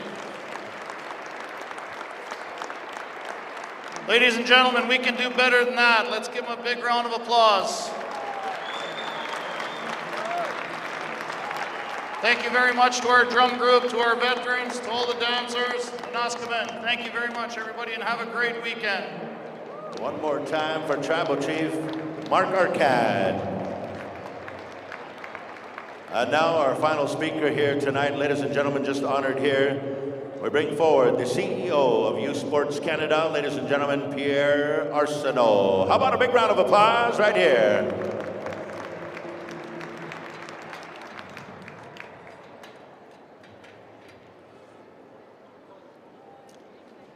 On behalf of Youth Sports, it's certainly a great pleasure for me to be here to welcome you to the 2023 Fun Youth Sports Track and Field Championships presented by Discover Saskatoon. We're certainly wonderful. It's a great pleasure to have you here with us. C'est un grand plaisir pour moi de vous accueillir ici à Saskatoon pour le championnat d'athlétisme 2023. I want to take a minute. We're certainly so happy to be at the University of Saskatchewan, and what just happened for me, I want to know how much I really appreciate that and how wonderful it is. And this celebration that we're going through and all get to be a part of is just one wonderful symbol of why it's such a wonderful thing to be here for this year's championship. So thank you to the community for the hospitality and again for the kindness you've shown me. Je veux dire un gros merci à tous les bénévoles, les officiels qui sont ici cette fin de semaine, les entraîneurs et pour les vraies étoiles de notre championnat, les étudiants athlètes. Merci pour votre travail pendant toute l'année et bonne chance cette fin de semaine pour toute l'excellence que tu cherches et tu veux avoir. You know, we want to say a quick thank you to the volunteers that are helping to make this happen, all of the officials that are here, the coaches that support the real stars of our weekend, our student athletes. And for the student athletes, we just want to say thank you for all of the work that you do. People can do the stuff that everybody sees and is recognizable. It's the work that nobody sees, the early mornings, the late nights. That is the reason why you're here. And we hope that this weekend and these championships provide you all of the moments that you came here for. And no matter what, the work that you've done, you get to keep that. That's with you, and that has changed you, and that is the reason why you'll continue to grow and do great things and make a difference in our world. So we hope that you have the best weekend competing, have fun with 2 Fs, and good luck this weekend. One more time, ladies and gentlemen, our CEO of Youth Sports Canada, Mr. Pierre Arsenault. At this time, ladies and gentlemen, we're going to sing a song of victory, a song of honor, as we celebrate here throughout the weekend and wish you all a beautiful weekend of championship track and field. The Young Scouts, if you would please, victory song, here we go. Let us rise one more time, those of you in attendance, let us rise one more time.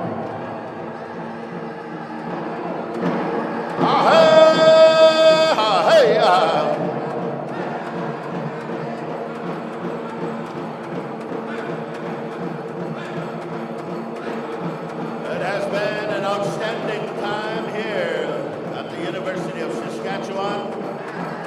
I want to say thank you to each and every one of you. I want to wish you all an outstanding weekend.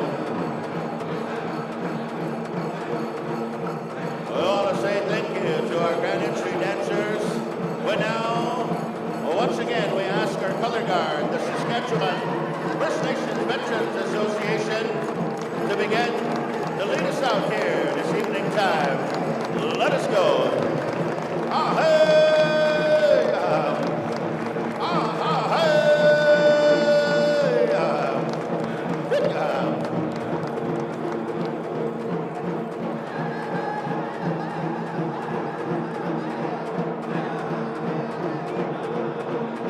On a beautiful evening here, the sound of the drum has taken care of our people historically throughout time, throughout memorial. Ladies and gentlemen, we share with you a voice, a sound, a history. And we appreciate the opportunity to showcase here at our host, the University, at the University of Saskatchewan. It has been great. We're going to have a beautiful evening. We wish you all an outstanding weekend. And good luck to all of our athletes. One more time for the Young Scout singers. Big round of applause to the Young Scouts.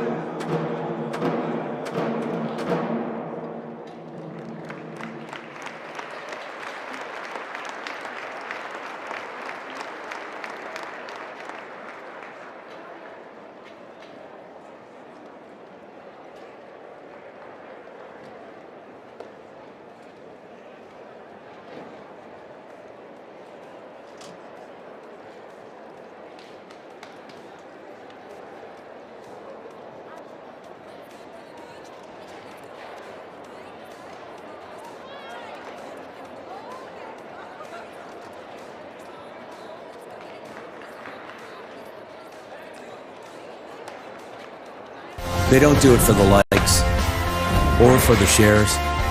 They do it for the fun of it, for the thrill, for the camaraderie, for the memories. CBC Sports, just because they love it.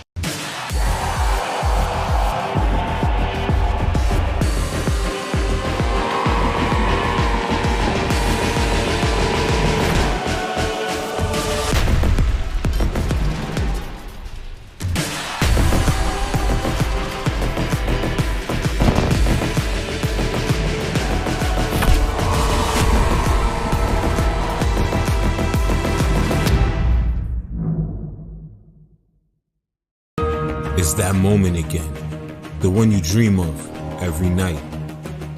La seule chose qui te préoccupe, c'est la gloire. Le cheminement de la réussite, of pushing yourself further than ever before. But the true glory is in the shadows. Les sacrifices que tu fais, quand toutes les chances sont contre toi. When you can't push one more second, chase the glory. Visez haut.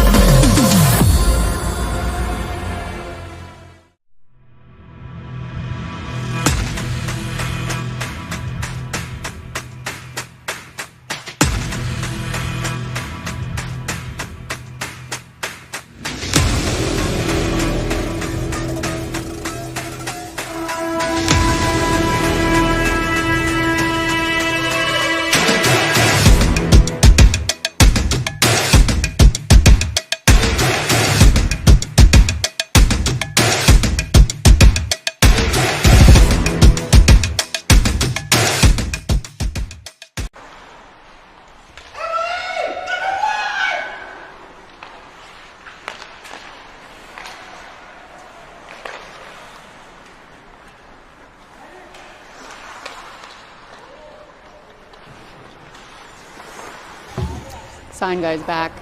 Weird, isn't he? Yep. But he sure knows his quality used vehicles. He's like Google, but signs.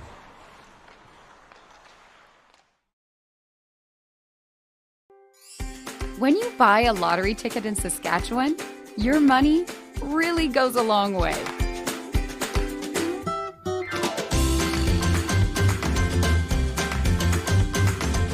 More than 12,000 sport, culture, and recreation groups receive funding from Sask Lotteries every year.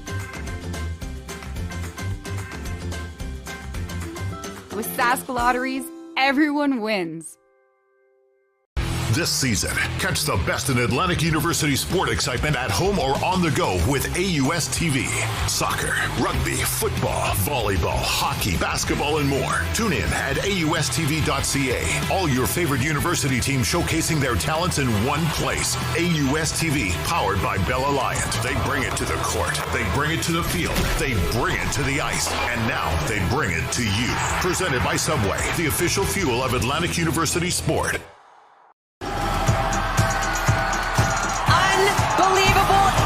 Has repeated itself. Get the stories behind the glory. Watch, listen, stream, read CBC Sports. And we're just a couple moments here from the women's 60-meter heats.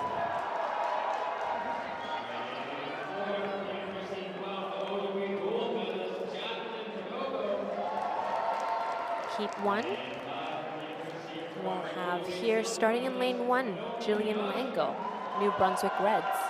Lane 2, Von Davis, Guelph Griffins. Lane 3, Jasmine Liu, Toronto Varsity Blues. Lane 4, Jacqueline Madogo. She is your #1 seed from the Guelph Griffins. Lane 5, Onome Gumbinji, Toronto Varsity Blues. Lane 6, Danielle Dick, the Saskatchewan Huskies. And rounding out the field here in Heat 1, Katie Manor, Ottawa GGs. This is Heat 1 of your women's 60-meter dash.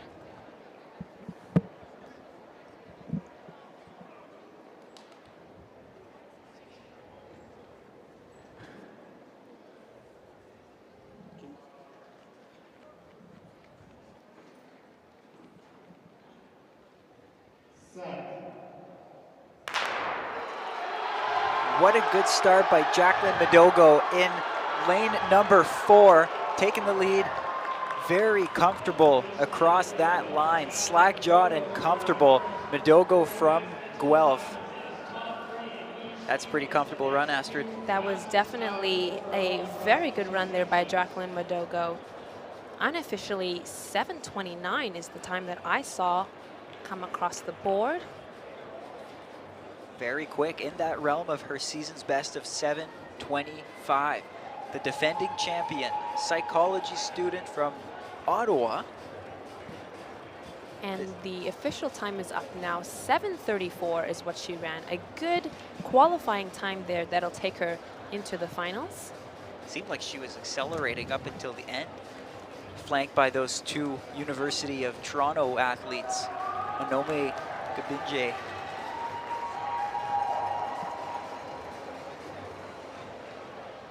Jasmine Liu. So for the 60-meter,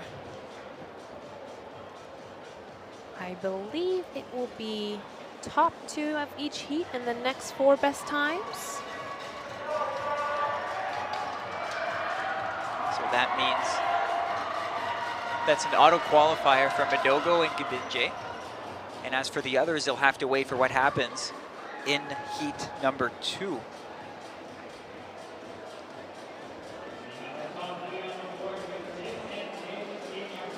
In the second heat, we'll see our Can West gold medalist and new record holder, Dawn Richardson-Wilson of Calgary, University of Calgary, with the best time of 7:34. So right in that ballpark of where Madogo ran. Those are 2 strong, balanced heats coming up.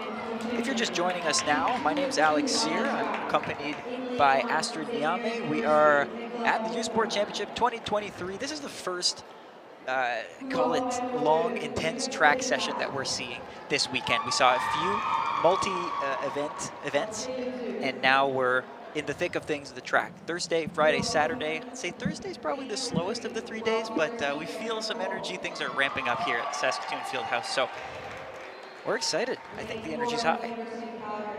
And we're just a few moments now from the second heat of our women's 60-meter. And here in heat 2, in lane 1, it'll be Natalie Thirsk of Western Mustangs. She is a T38 para-athlete. Lane 2, Audrey Leduc, Laval. Gabrielle Cole in lane 3, Guelph Griffins. Dawn Richardson-Wilson of the Calgary Dinos in lane 4. Donna Ntambo from McGill in lane 5. Vivian Oger of Western Mustangs in lane 6. And rounding out heat 2 here, Audrey Jackson from Montreal. This is heat 2 of the women's 60-meter.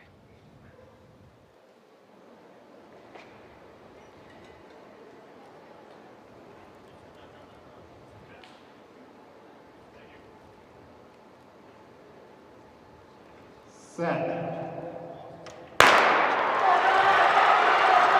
it's a really good start by Cote, and she's being overtaken by Dawn Richardson-Wilson. A phenomenal run there by Dawn Richardson-Wilson. Also, a Team Canada athlete in bobsleigh. She represented Canada in the 2021 World Championships and the 2022 Olympics in bobsleigh. Qualifying now with a time of 7:39. So often you hear of that crossover between bobsledding and sprinting. Well, here's another product of that, Dawn Richardson-Wilson, followed by Audrey Leduc. Audrey Leduc, athlète de l'Université Laval, une jeune athlète victorieuse aux Jeux du Canada cette année pour l'équipe Québec. So Canada Games champion Audrey Leduc finishes second place behind Richardson-Wilson. Those are two athletes that we'll be watching, and they're the two that auto-qualify for the final.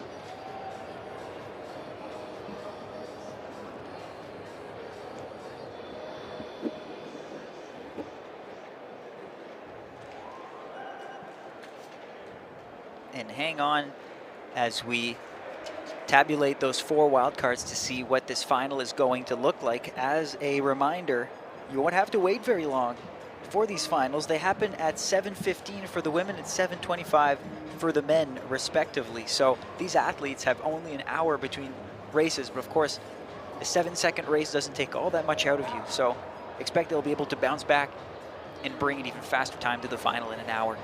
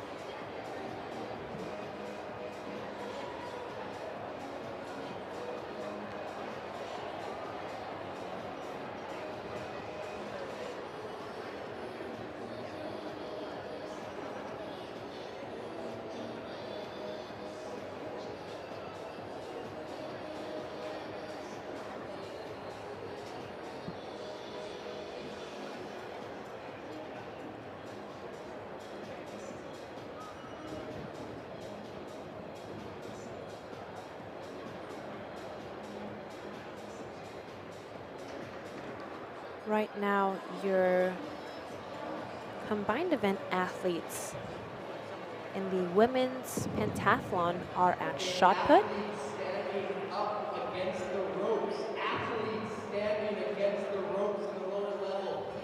Looks like the women are warming up for their third event.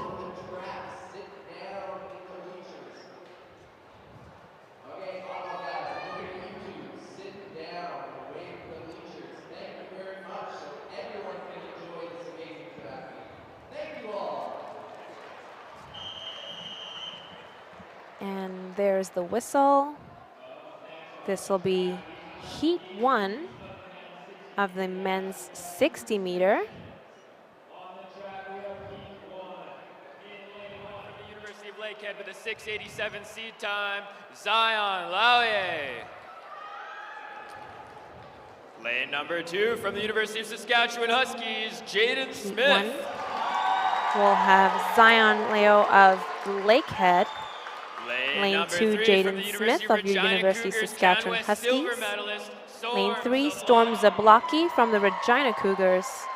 In lane 4, your defending champion, 2-time Nigerian Olympian, Ushirise Ishakiri. In lane 5, Jordan Sufi of the Manitoba Bisons. In lane 6, Evan Asapa, Alberta Golden Bears. And rounding out Heat 1 will be Paul Abudwana in lane 7. Get ready to see some fast times here. Eshakiri, the favorite. And on his left, a young man of 18 years, Storm Zablocki, one of the youngest athletes to grace the track, has already run elite U-Sport time of 6:7.4. And then on Ishakiri's right is Jordan Sufi, CanWest bronze medalist of this year. This is going to be a fast heat, I think the fastest of the two. We have our CanWest gold, silver, and bronze medalist in this heat. Watch for Jordan Sufi. He does have a very fast start.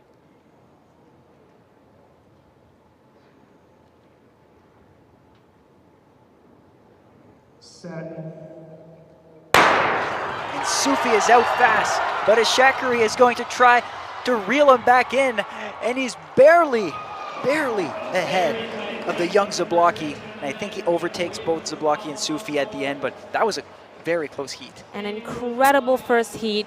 We saw our CanWest podium guys give it a good run in that heat. Jordan Sufi coming out really hot out of the blocks. We'll get to see a replay here, I'm sure.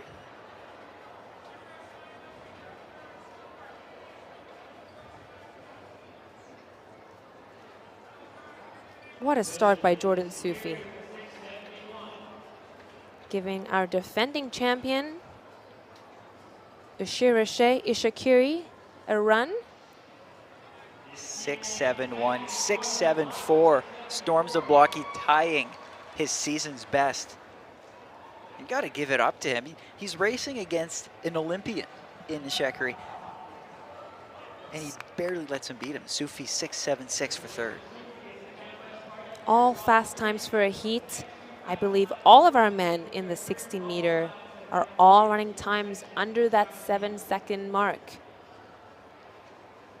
And Storm Zablocki, at such a young age, clocking some very fast times, equaled the U20 50-meter Canadian record this year. That's right, a whole Canadian record. It's almost like these two heats self-separated into West versus East. The next heat will include both the Quebec champion in Julien Bourgault de l'Université Laval and also the Ontario champion, Emmanuel Onyema, the Waterloo Warriors.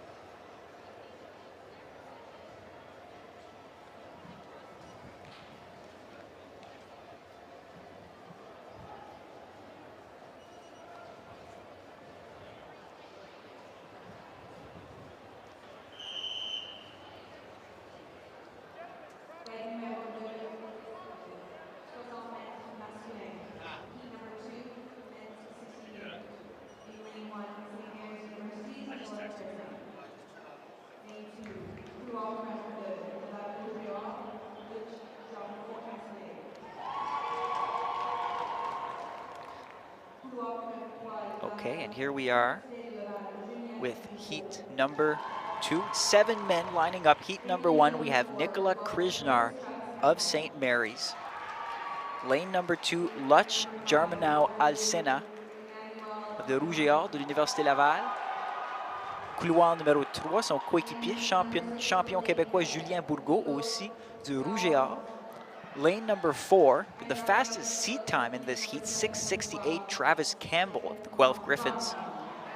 Next to him, a U Sports veteran, OUA champion from Waterloo, Emmanuel Onyema. Another veteran next to him, Lakehead, Nico Dauhos, and Devin Cromwell of the Guelph Griffins, also of the OUA, will round out this heat. Now, keep an eye on the battle between the veterans Dauhos and Onyema and the young Travis Campbell, who has been improving at a staggering rate in the last few years.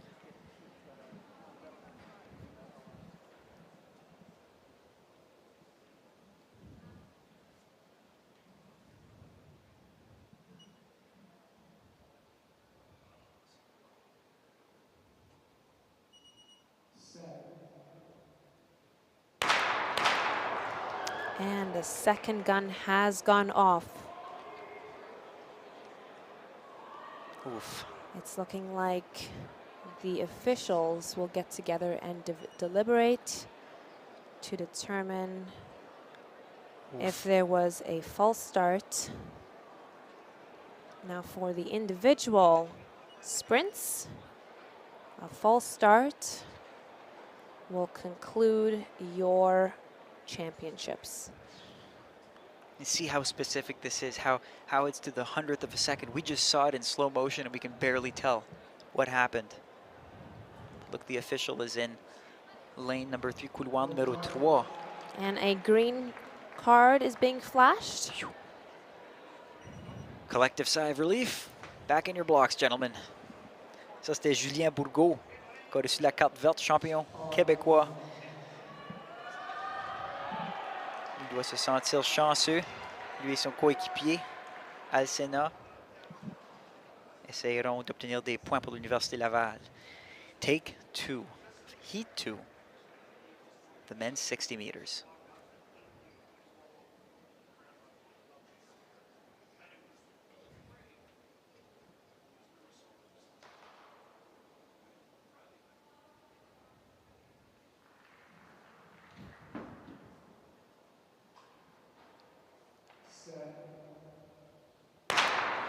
Julien Bourgault avec un départ rapide, mais Travis Campbell in the middle trying to reel him in. Emmanuel Onyema looks like he might have a lead. Onyema overtakes the 2 men from Laval and the young Travis Campbell in lane 4. Looks like that was lane 5. It did look like lane 5 to me as well. A very comfortable finish there for Emmanuel Onyema of the Waterloo Warriors. And the time is up officially, 6:74, a good qualifying time. That will guarantee his spot in the final that we will see later tonight. So Onyema with an identical time to Zablocki's, with Ishakari coming out of the heats with the best time of 6:71.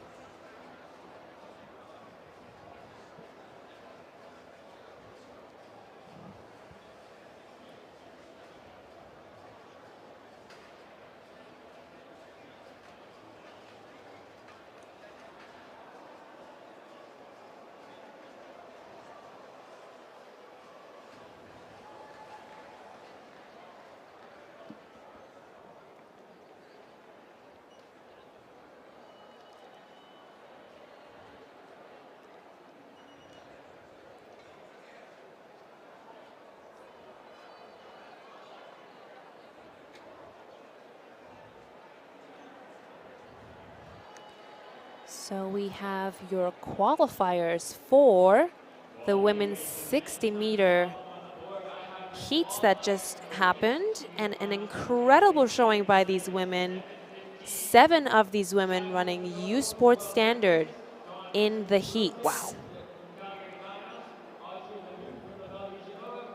Your qualifiers will be Vivian Ogo of Western Mustangs, Gabrielle Cole, Guelph Griffins, Jasmine Liu, Toronto Varsity Blues, Donna Tambo, McGill, Onome Ngubinji, Toronto Varsity Blues, Audrey Leduc, Laval, Dawn Richardson-Wilson, your Calgary Dinos, and your #1 seed, Jacqueline Madogo from the Guelph Griffins.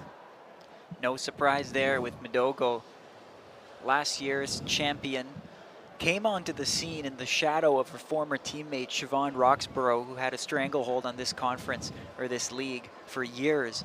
And then by last year, Madogo really found an extra step, broke through, and now comes to these championships the favorite, the heavy favorite at that. That's right, and she broke her school record 2 weeks ago at her conference. It's 7:25. And a Guelph record can't be easy to beat. That's right. They do produce some really, really good sprinters. Want to know a Guelph Griffins fact? Yeah. On the women's side, They won the last 3 championships. On the men's side, the last 5. Very impressive. Very, very impressive. On that topic, while the athletes are competing as individuals, at the end of these championships, there will be a team championship handed out to the men's side and the women's side.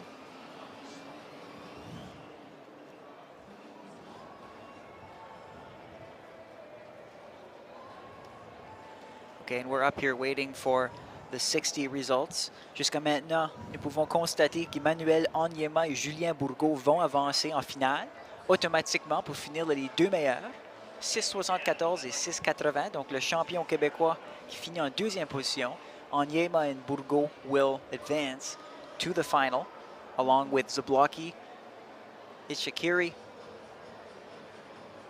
and the 4 next best seeds. So here's a replay.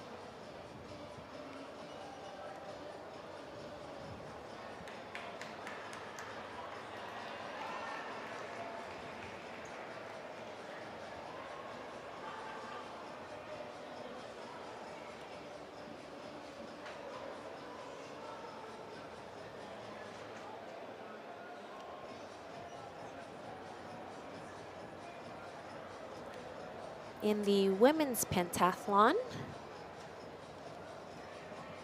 we have the 3rd event that is underway, the shot put.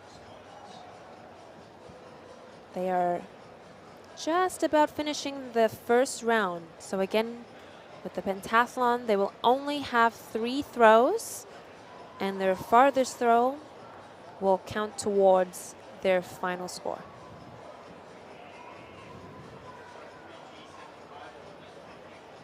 I received a message on Instagram, a very interesting fact, that Madison Lawrence actually broke her toe this indoor season. Oh, ouch. Yeah, so the fact that she's here at these championships and competing at the level that she is remarkable. That's wild. Do we know which toe? I'm not sure which toe it was, and my follow-up question to that person was, that is wild, how is she doing this? And they said Advil and numbing cream. Sounds like a recipe for success to me. Advil and numbing cream. Just keep going and make it to tomorrow night. Tonight. Pardon me, tonight. There's 3 more events. It seems to be working for Madison Lawrence so far. Wow. Currently, about halfway through this pentathlon competition, Sienna McDonald is ahead of Madison Lawrence by 1 point. Wow. 1 point. Now, Sienna McDonald does have a good shot put. Typically throws within that 12-meter range, and it looks like she has done that already in this competition. And our favorite, Hannah Blair, the Waterloo Warriors, currently sitting in 4th, and she is about 70, just under 75 points away from the lead. Lorena Huback of the Dalhousie Tigers sitting in 3rd. There's a lot that can happen still. The long jump is going to be very deciding, and then the 800 as well. With how close these points are, that 800 is beginning to sound like it's going to be a very important event for a lot of these ladies.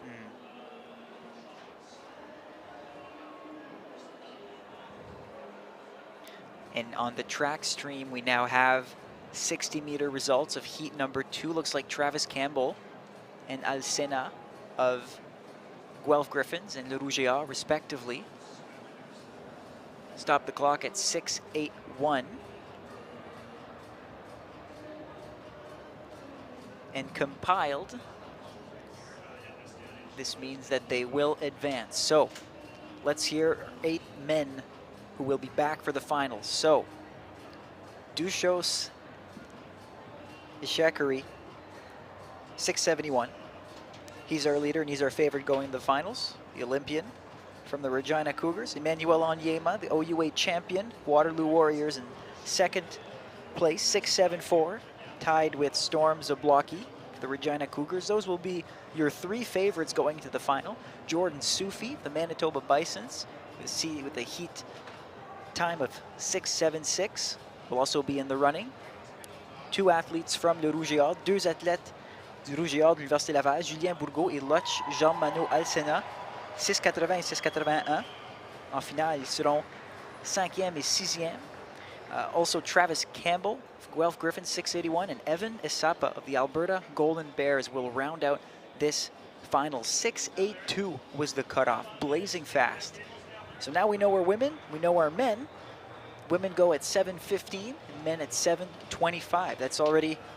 We're already back to the 60s in 35 minutes, so not that long to wait, but we have a track break until then, so we can keep our focus on the field side of things.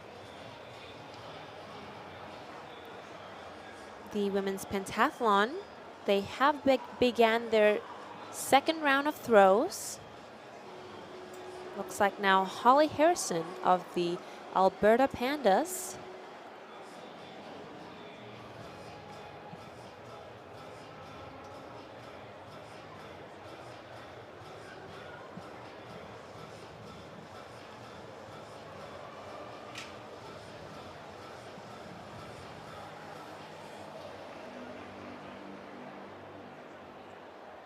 and the white flag goes up.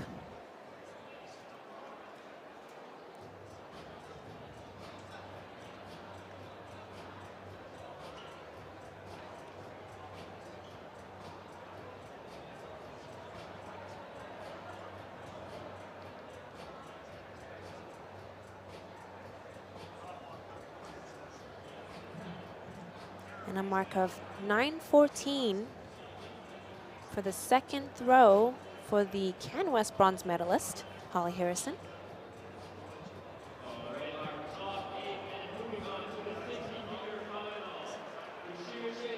The current thrower, Lorena Hubach of the Dalhousie Tigers, just threw her second throw, and they will measure that.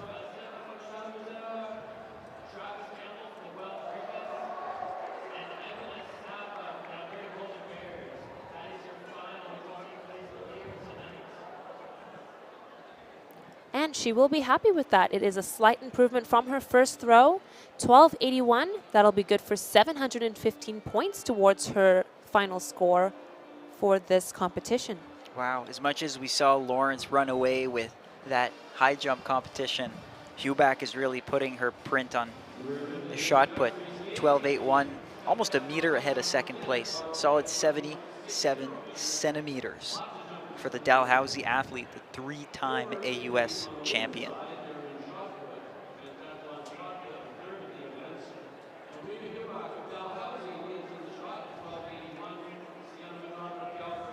And that was just Emma Hendrickson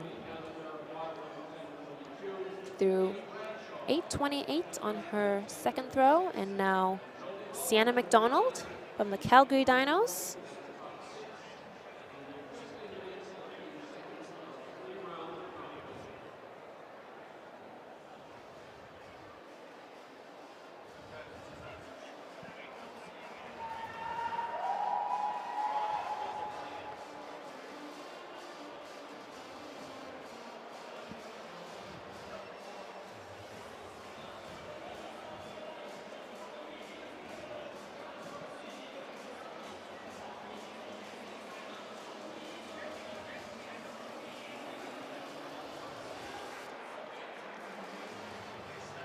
So 11.88 for Sienna McDonald. So her best throw remains her first one at 12.04.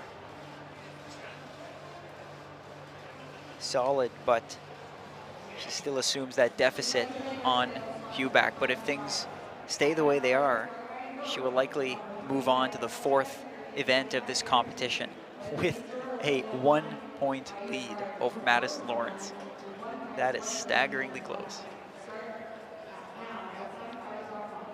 Currently, the men's heptathlon also is at high jump. It looks like just one jumper who's jumping. The height is currently at 163.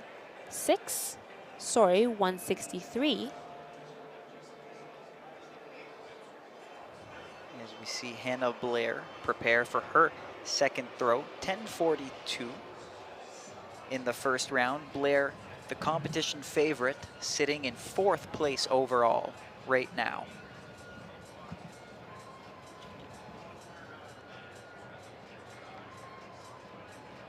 Here's the toss.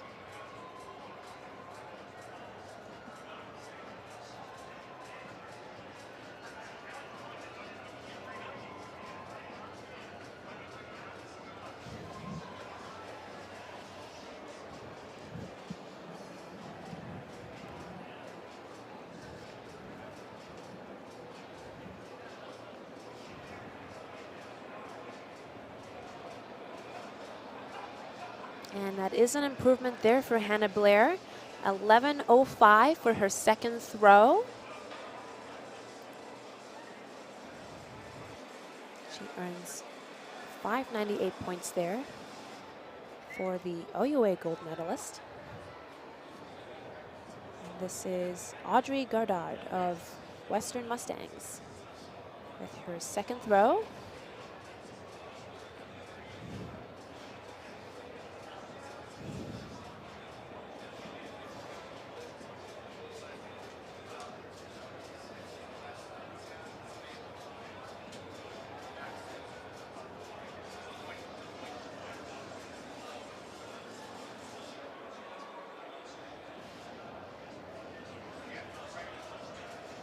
And an improvement there for her as well. 10:35 for the OUA bronze medalist.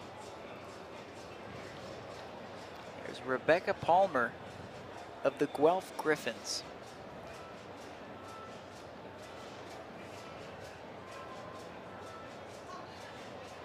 All between that 8 and high 12s. No throws too close to the record. The pentathlon shot put record, quite impressive, 14.45 meters by Nikki Udenarden from 2019, competing for Calgary. Astrid, I'm picking on you again because you've done these events. What's your take on shot put? How was your shot put? You said you hated the high jump, you loved the hurdles. The shot put was one of those events that grew on me. Really? It did. So by the time I had got to my final year competing with the Huskies, my farthest throw was a 12:49. So wow, it was one of those events where for these ladies, if they can learn to utilize their speed and power that they use in all of the other events, the shot put will earn you some good points. 12:49, that would put you in second in this competition. How is it to get to that level where you feel like you can run fast and also throw far? It feels almost counterintuitive. You almost have to pick one. How do you balance the two? It was difficult, but I think it was just one of those things where you start to learn loving the events. It never happened for me in high jump, but it definitely did in shot put. I enjoyed training for shot put. Yeah? It was fun hanging out with the throwers. Okay, there's that. In my head, it also sounds like it doesn't hurt as much. Like, no one likes training for the 800 meters. Like, you like the feeling afterwards, but the actual doing it is so difficult. Training for the 800 is definitely one of the grueling ones. I guess shot put, the pain is in the gym, though. That's true.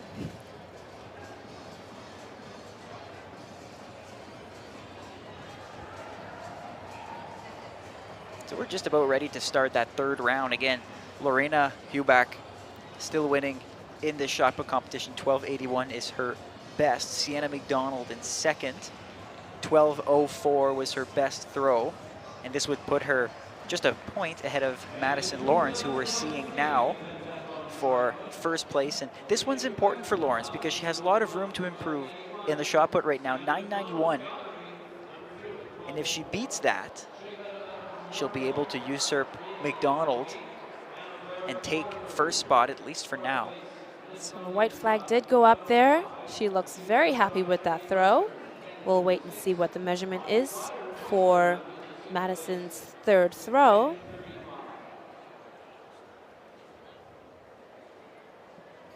And a significant improvement for Madison Lawrence. Ooh. An 11:47. Wow.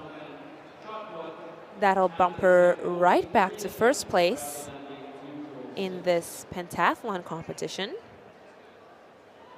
Wow, that is big for Madison Lawrence. A 1.5 meter improvement when she needed it most. This way she's setting herself up very well. And I know she's comfortable over the long jump and the 800 as well. Yes, she is actually a over 6 meter long jumper. So it is definitely there. She's more than capable of earning some valuable points in the long jump. And just now, that was Nikita Bradshaw of the Trinity Western Spartans. Bradshaw 10:37, improving by a few centimeters each time. That'll put her in 6th place, right where she was at the start of this 3rd round. Now Rachel Albertson, the rookie athlete from Saskatchewan.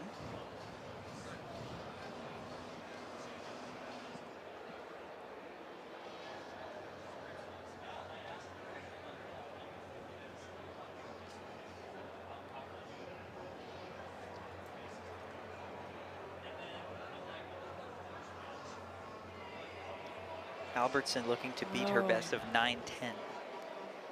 A good attempt on her final throw, but she did step out in front of the circle. That'll be a red flag, and they will not measure this throw. For those who are watching, there is a line that cuts the circle in half, for which the athletes must exit out the back for them to measure.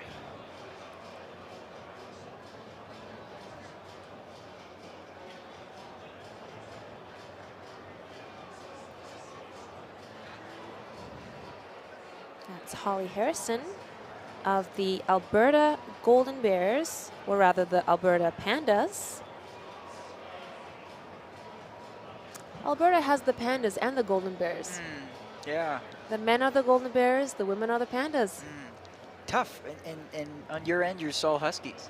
We're all Huskies here. You're all Huskies. That makes it easier to remember. And then in Regina, there are Cougars, but the football team is the Rams.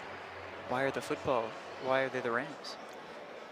That's a great question. Just the football team? Just the football team. Interesting. Yeah. See, at St. FX, we had 2 different mascots, but they were the X-Men and the X-Women. So easy, I guess, yeah, to remember. At Windsor, they were all Lancers. Western, they're all Mustangs. How do you choose the men to be the Golden Bears and the women to be the Pandas? I'm sure there's a great story behind it. We might have to ask one of our Alberta people that are in the building. Or one of our listeners. If anyone can enlighten us about this. Why the Golden Bears and the Pandas? Let us know.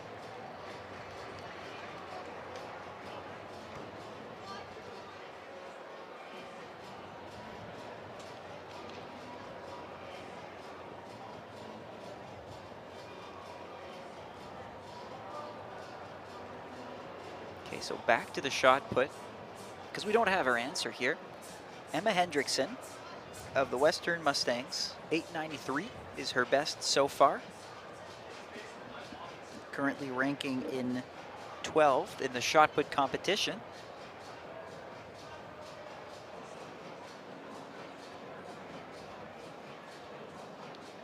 It's a good throw. They will measure this one.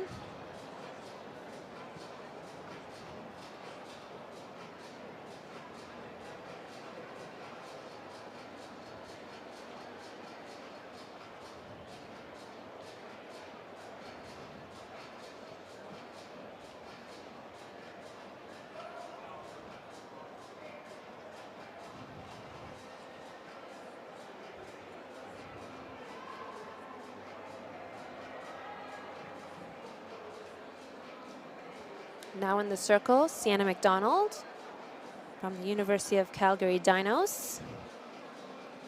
She has the best throw in this competition so far of 12.04. She's looking to improve on that mark and earn some points.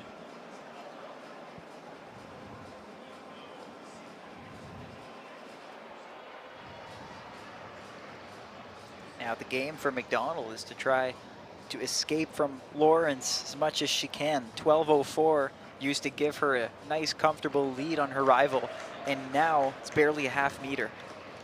So where does this stack up? McDonald seems unfazed about it. 11:35. So she will stick with 12:04, and it looks like we're going to move on to the next competition in a few throws with Lawrence leading the charge.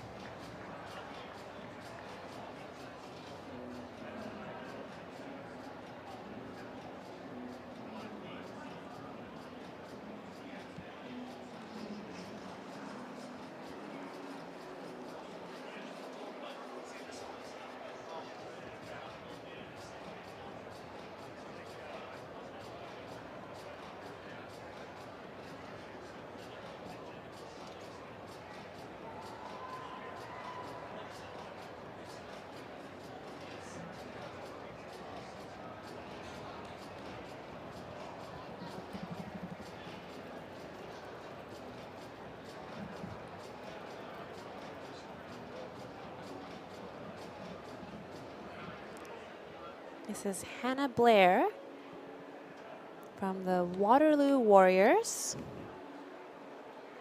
Best throw of 11:05, looking to improve on that mark.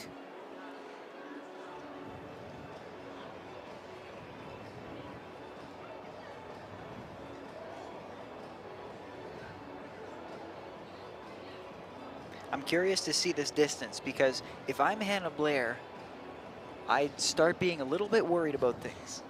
Sienna McDonald and Madison Lawrence already have the lead on her. And at this point, they're ahead of her in this competition as well, in the shot put competition, with 2 to go. The competition favorite, Blair, might have a whole lot of work to do in the long jump in the 800 to go if she doesn't improve on her 11:05, and she doesn't, 10:97. So 11:05 will be her best toss. She has a whole lot of work ahead of her to win that gold medal. Audrey Goddard next up for the Western Mustangs. 10:35, her best toss so far. She goes.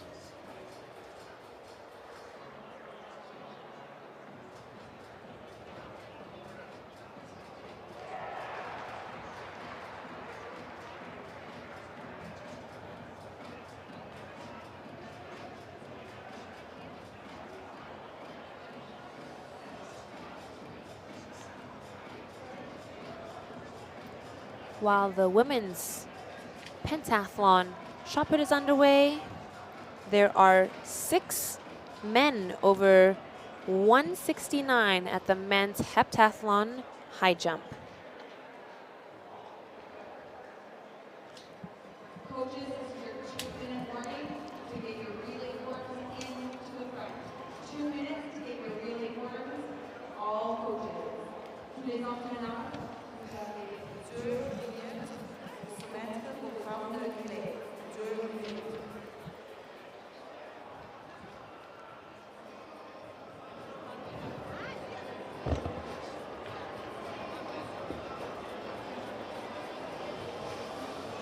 So here we go in the women's pentathlon. Let's look at the overall standings right now as the last few throws happen. Madison Lawrence is currently in the lead by 101 points. She's beating Sienna McDonald, who is in second, and Lorena Huback in third. Hannah Blair, the defending silver medalist, the highest finisher here from last year's championship, the OUA champion, 131 points behind Lawrence.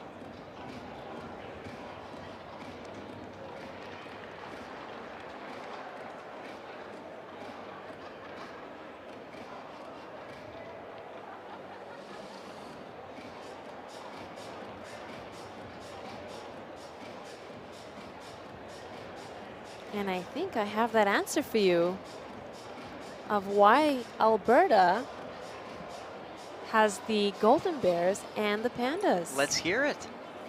So it sounds like men's sport was around a lot longer than the women's, and so they were the Golden Bears initially. Right.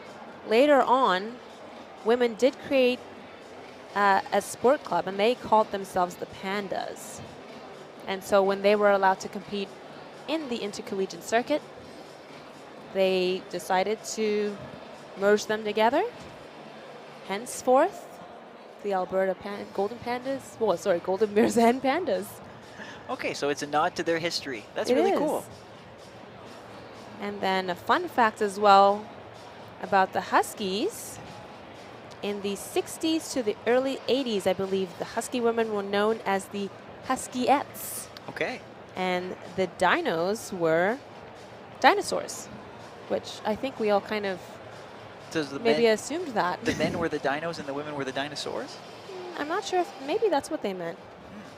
Interesting. Well, Thank you for that. That's Jennifer Weber. That's competing this weekend in the women's weight throw and the women's shot put. She's currently ranked second in the women's shot put. Thanks for sending over those fun facts. Great to know, and good that they got rid of the Huskyettes. It's kind of a long, clunky name. Yeah, I agree. Huskies. Yeah.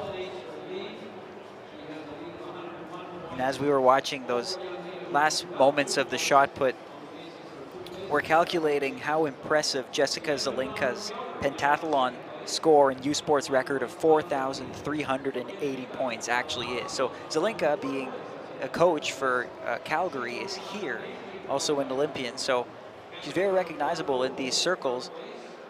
4,380, Astrid, that's amazing. But we also had a little celebration on your end. We were trying to figure out what were Zelinka's results, individual results. And we were wondering if her 60-meter time was faster than yours. So 60 hurdles. Astrid had the record, right? The U Sports record, 8 seconds, 0.45. But we didn't know if that factored in Zelinka's because we thought it only factored recent ones. We just saw what her result was. Despite her monstrous total of 4,380, her result, 8.46. Astrid, you're still it. You know what? I've questioned that record for a number of years now, and so that's very interesting because she is an incredible hurdler. But yeah, very, very, very cool.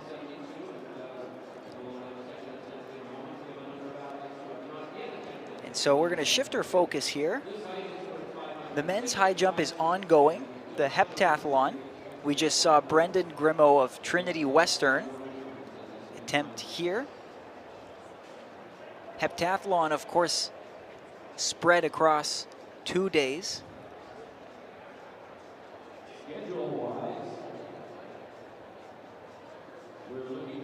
So far we've had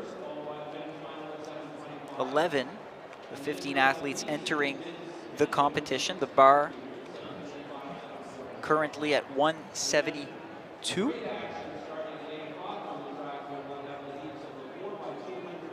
That was Emmanuel Desilets of Western, cleared 169.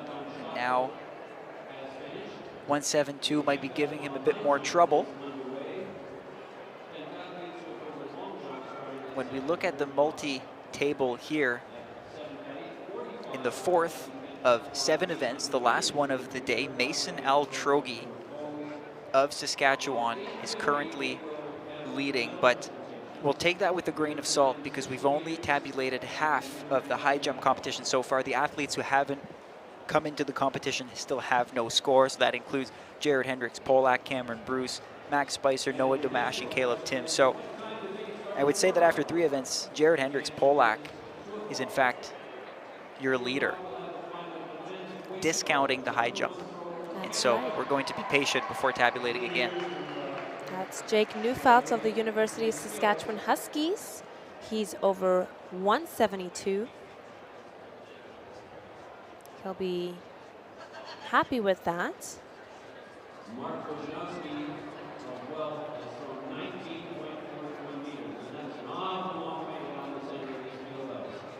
So Mark Wojnowski is the leader over Andreas Troshky of the University of Lethbridge, Anthony Atkinson, Matthew Mastelke. All 4 of them have thrown more than 18 meters this year, so we'll have a spectacle in tomorrow's weight throw. That's at 2 o'clock. Track events will start at 2:45 with the heptathlon hurdles. The main program of track gets underway at 4 o'clock. And we'll have medal presentation at 4, and then at 4:30, hurdle heats for men and women, Alors voici 1,000 meter Max final for men Mazerolle and women. de l'Université de Moncton, le champion atlantique. Il s'amène. Franchit presque la barre.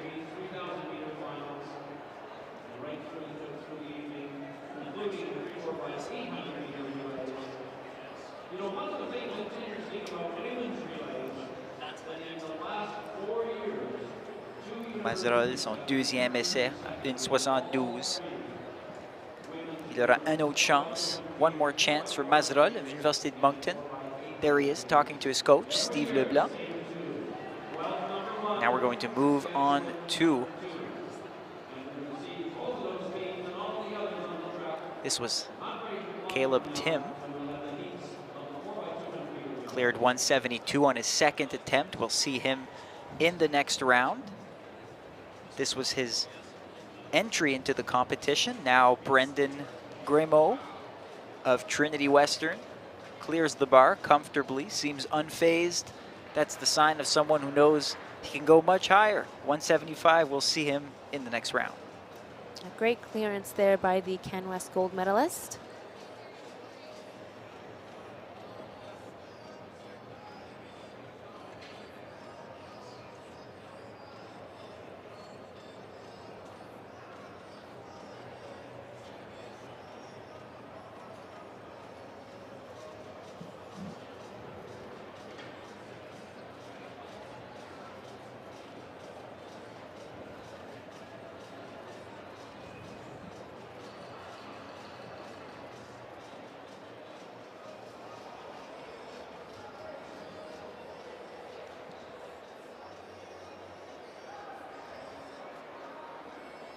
Up now, Mason Eltrogi of the University of Saskatchewan Huskies.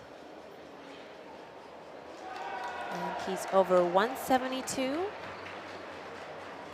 Earns him 560 points towards his final score. You notice Eltrogi just darting off the mat. And I think the rule is if the bar is shaking, it's fine if it falls after you're off the mat. Is that correct?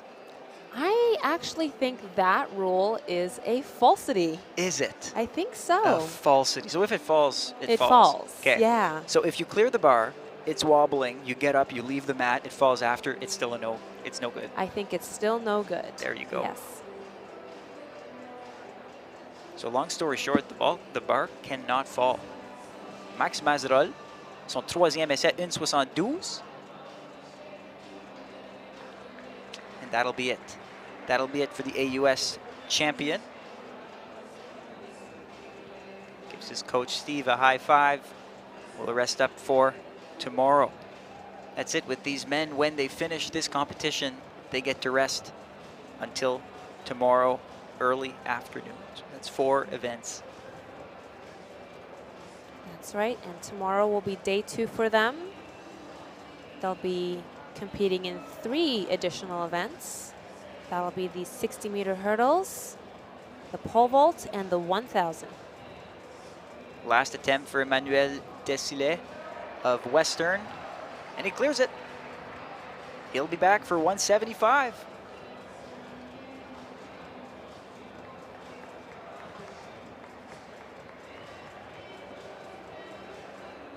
Now this has to be one of the longest competitions of this entire weekend because we had an athlete from Moncton, Max Mazerolle, who entered the competition 154, and then we have athletes who aren't even going to attempt a jump until 9 rounds later at 181. And it is that thing, again, where there is a delicate balance between starting at a point so that you're not using too much energy, but you also don't want to be sitting around too long.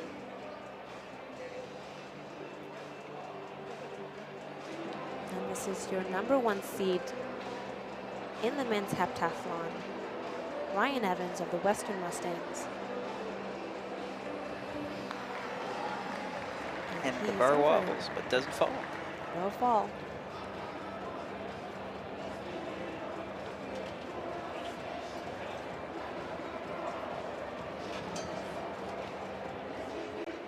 And Evans is still perfect.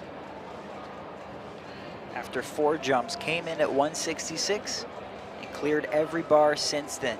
Caleb Tim of the Guelph Griffins. A lot of height, but clipped it with his legs.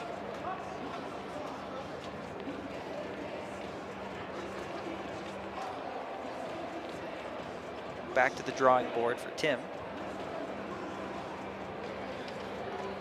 And if you're a track fan, stick around because we are soon going to shift to the women's 60-meter final and then the men's 60-meter final, scheduled for 7:15 and then 7:25. We'll see. Jacqueline Madogo, first of all, trying to defend her title after looking very sharp in those preliminary rounds an hour ago.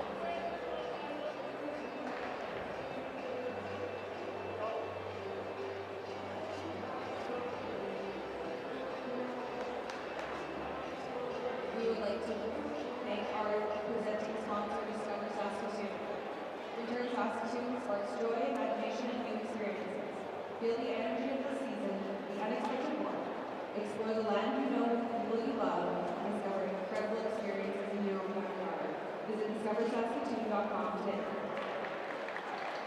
And that's Quinn Cameron of the Western Mustangs. He is over 175.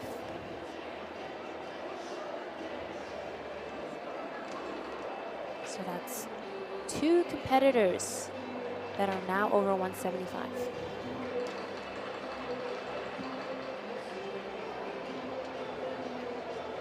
Logan Fettis of the Regina Cougars, also over 175.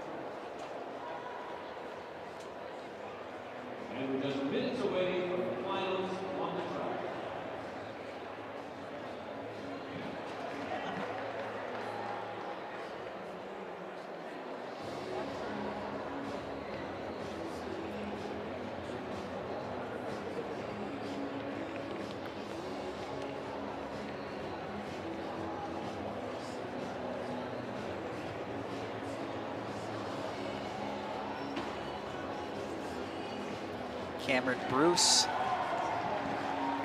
easy clearance. He's emerging as one of the favorites of the competition.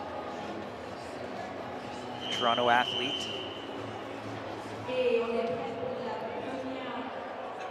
And we do hear a whistle out on the track. It looks like we are just about ready for our women's 60-meter final. We have a star-studded final here, Astrid. One of the most anticipated events of the weekend happens on the Thursday, just as people are getting warmed up to this track and field meet. We have the pleasure of seeing 8 of the fastest women in the country squaring off. Keep an eye on our track broadcast. In the next couple seconds, we have conference champions. We have a defending U Sports champion. We have several athletes capable of challenging Kamika Bingham's U Sports record of 7:19. Here they are. Let's introduce them quickly. In lane number 1, the Guelph Griffins, Gabrielle Cote. In lane number 2, the RSEQ champion, la championne de la Conférence Québécoise, Donna Ntambue. Lane number 3 of the Toronto Varsity Blues looked great in the preliminary rounds, and OUA silver medalist, Onome Gabinje. Lane number 4, the bobsledder turned sprinter from Calgary, Dawn Richardson-Wilson. Lane 5, defending champion, Jacqueline Madogo. Lane 6, Université Laval, Audrey Leduc. Lane 7 of Toronto Varsity Blues, Jasmine Liu. And Vivian Agor, the Western Mustangs, in lane 8. An amazing 60-meter that's about to happen, all running under U Sport standard.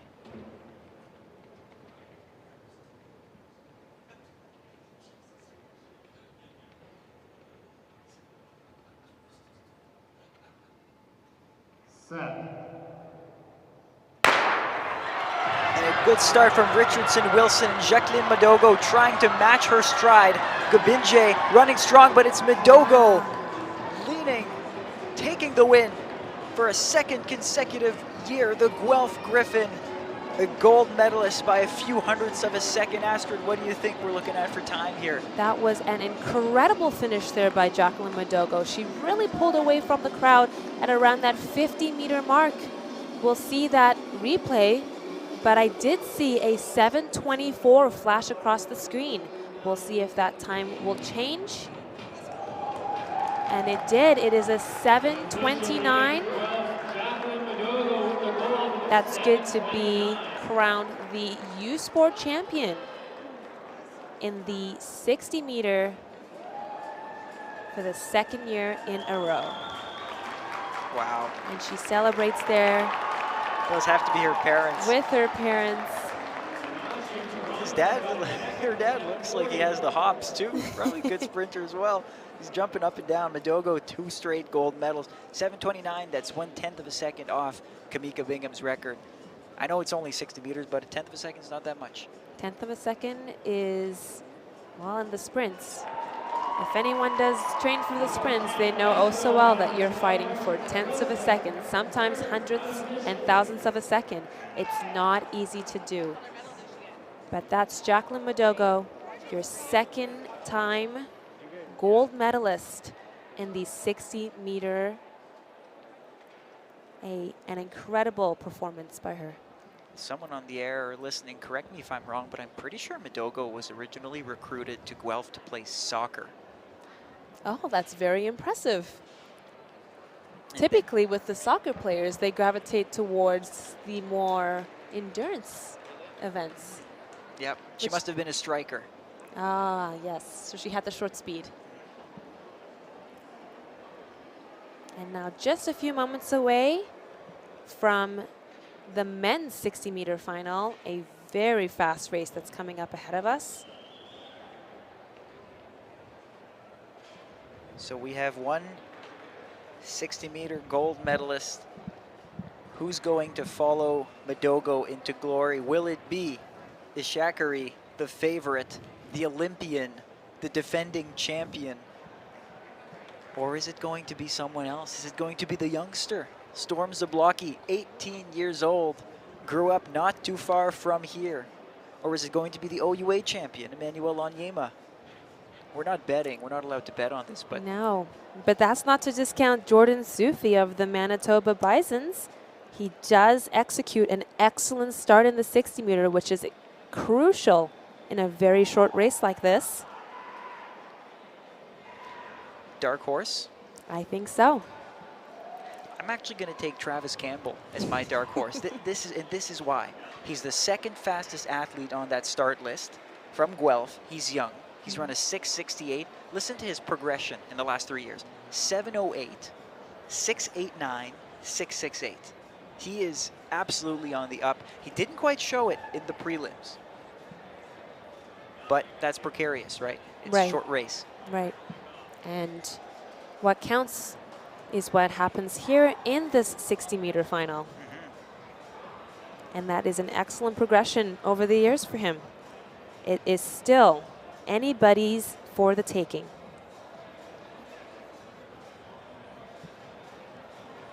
And it looks like at our men's Heptathlon high jump.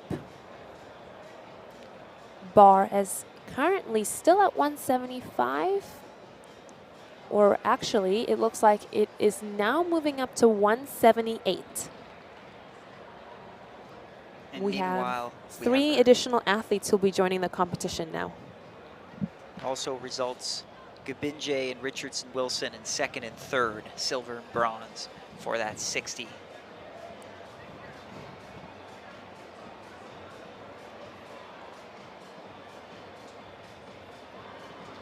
That's a good clearance there by Ryan Evans of the Western Mustangs. Evans, 178. the king of making the bar wobble. How many times? It's like he can speak to the bar.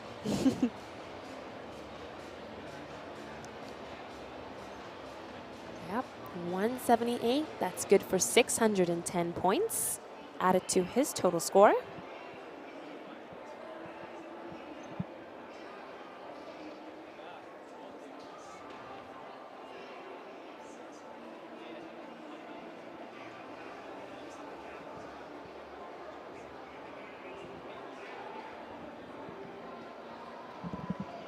Was Caleb Tim from the Guelph Griffins. Misses his first jump, but he will have 2 more attempts at this height.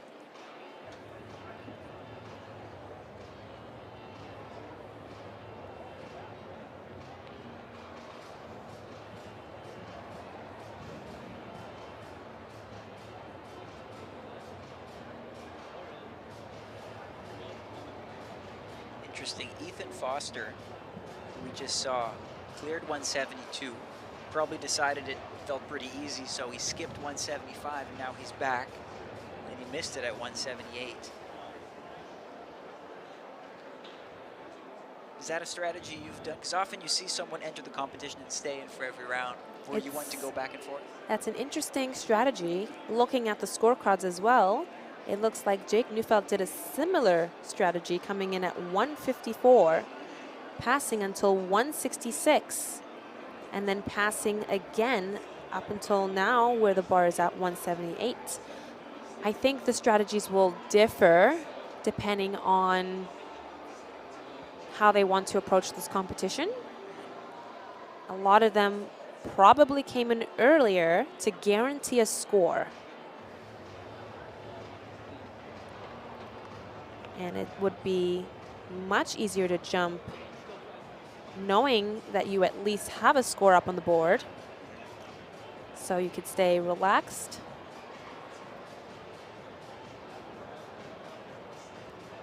Quinn Cameron. First attempt at 178, missed it. So far was perfect over 172 and 175. Now Logan Fettis jumps, clears easily. We'll see him again at 181, and if you're listening closely, you might have heard a whistle. That indicates the start of the men's 60-meter final. We see our 8 finalists getting into the blocks right now, and again, just like with the women, we have a star-studded lineup here.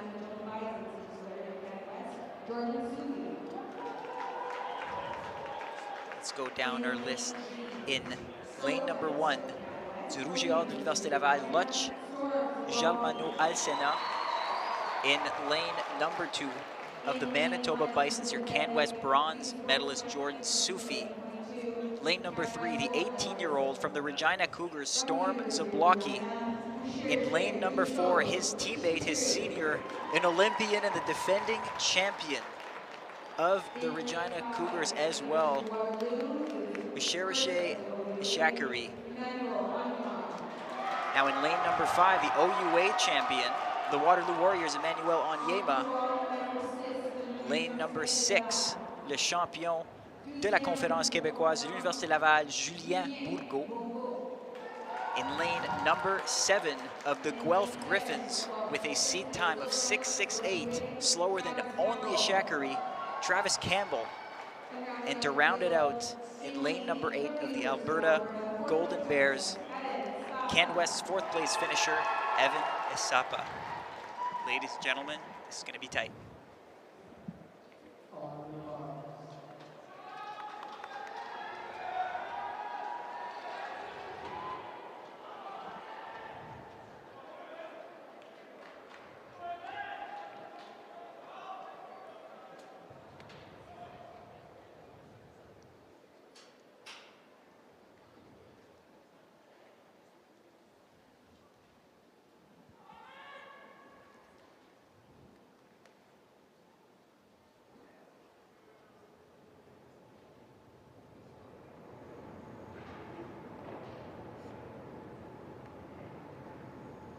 Is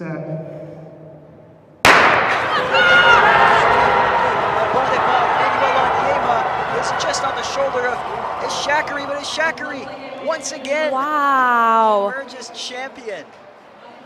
And a time flashing across the screen of 6:55. We'll have to wait to see what the official time is because the U Sport record that's held by Sam Effa is 6:57. That would be a big dragon to take down. Sam Effa, one of the top sprinters in Canadian history. What do we have here, Astrid? And it did round up. It is a 6:61, still a very good time, and a slight improvement from his time last year, and I believe another Regina Cougar record for Ushira Shea Ishikiri. And I think that's a personal best for him, and that's tough to hit personal best when you've already made the Olympics. Wow. Ishakari turning 25 this year. 6:62 was his personal best. So 6:61. And in those sprints, you are fighting for those tenths, hundredths, and sometimes thousandths of a second. And second and third was hard to call, but we should look out for, oh, there it is. Emmanuel Onyema, the OUA champion, claims silver here for the Waterloo Warriors. And with a good time of 6:67 to claim that silver medal. And it looks like our rookie from Regina, Storm Zablocki, is going to claim the third place finish. With a name like Storm Zablocki, you need to be fast. And he delivered third and first for the Regina Cougars by two athletes ranging in the spectrum of age. Ishakari already having represented his country at the Olympics, and Storm Zablocki barely out of high school, two medalists. An incredible showing by the Regina Cougar sprinters, and that too will be another personal best for Storm Zablocki, 6:71 at a young age of 18. Julien Bourgault de l'Université Laval, le champion québécois, 6,76 en 4e position. So 4 athletes under, well under 680, maybe a few more. Those 60s did not disappoint. No, they did not. And with all those times being run under the U Sport standard, we can likely expect that the U Sport standard for the men's 60 meter will be a little bit more difficult next year. Now, we've seen the two 60-meter races. What's your favorite highlight of it? Wow, that's a tough one. Can I combine them? No. I can't. Because for me, it's being able to watch Ushira Shea Ishikiri claim his second title, but Jacqueline did the same thing. It's not often that you come to a championship and you see the defending champions come in and claim the gold medal again. I think that their competitors gave them a good run for their money, and a lot of those athletes running well under U Sport standard. We have some really good talent in the sprints here in Canada. I totally agree. Everyone loves an underdog, but really there's something special about someone coming into the competition with tons of pressure and delivering. And maybe it's because I also have a soft spot for Ushira Shea Ishikiri. We did train together in Arizona, so I do know him well. He trains very hard, well-deserved, a new personal best for him, 6:61, and claims the gold medal in the men's 60 meter. That's excellent. I think my soft spot, or perhaps my highlight, I got to give it to Storm Zablocki. These 60-meter races tend to favor the older athletes inside of U Sports, usually 22, 23, 24-year-olds who've had years of competition doing it. You know, completely, fully developed men. Zablocki's 18. He's young. He's got so much room to improve, and already he's hitting 6.74. Terrific. I can't wait to see what's next for this young man. An incredibly talented young man. So much potential for him. We're excited to see what he can produce in the next few years. And those were your 60s. So if you're looking for more track action, hang tight, because the 600s are starting soon. In 5 minutes, we'll see 2 heats of the women's 600, and then at 7:45, 3 heats of the men's 600. Now, we'll have to wait until Sunday for those finals. Today's only the heats, but they'll give us a good overview of the favorites of these races. And right now, at our men's high jump for the heptathlon, that's Caleb Tim of the Guelph Griffins, who is over the bar. That would be 178. So he earns 610 points towards his final score.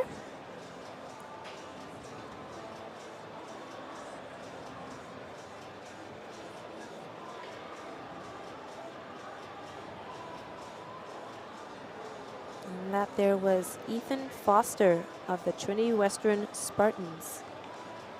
His 3rd miss at 178, so he will bow out of this competition at that height. He passed at 175, and so he will have 560 points that will be added to his final score for his clearance at 172. Brandon Gameau, Trinity Western, and he's over.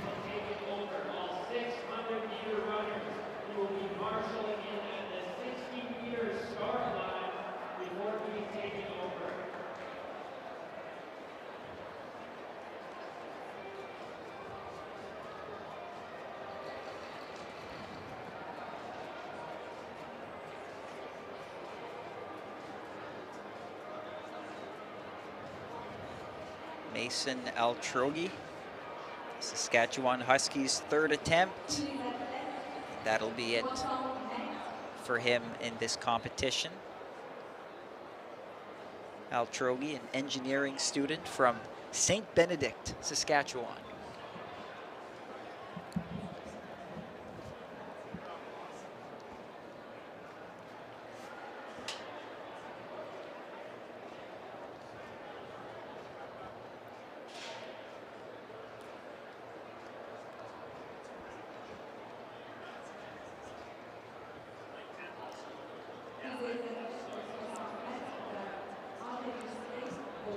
The bar is now moving up to 181 in the men's heptathlon high jump.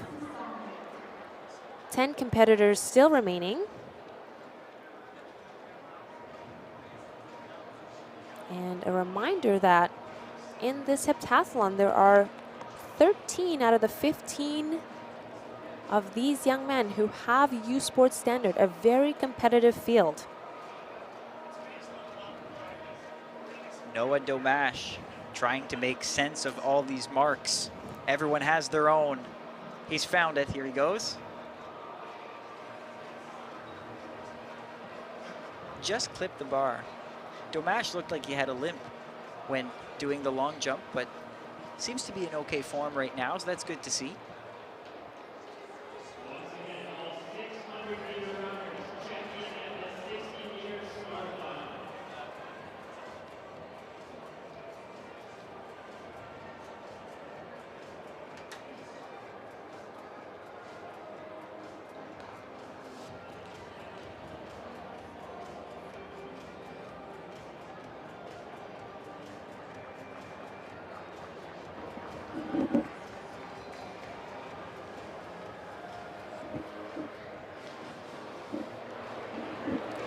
Was Ryan Evans from Western.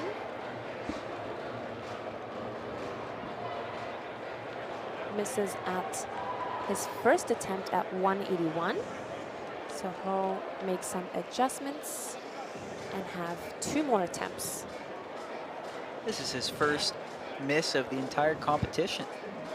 Came in at 166 and was perfect up until now.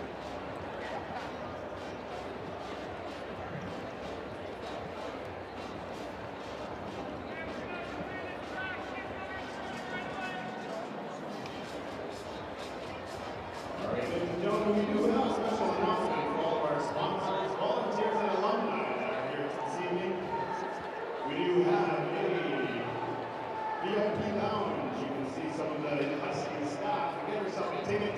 Quinn Cameron from Western. He misses at 181 for his first attempt.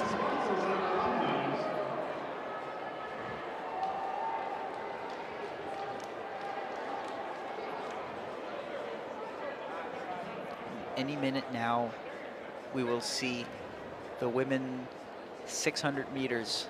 Is just about to start. 2 heats of 6 athletes.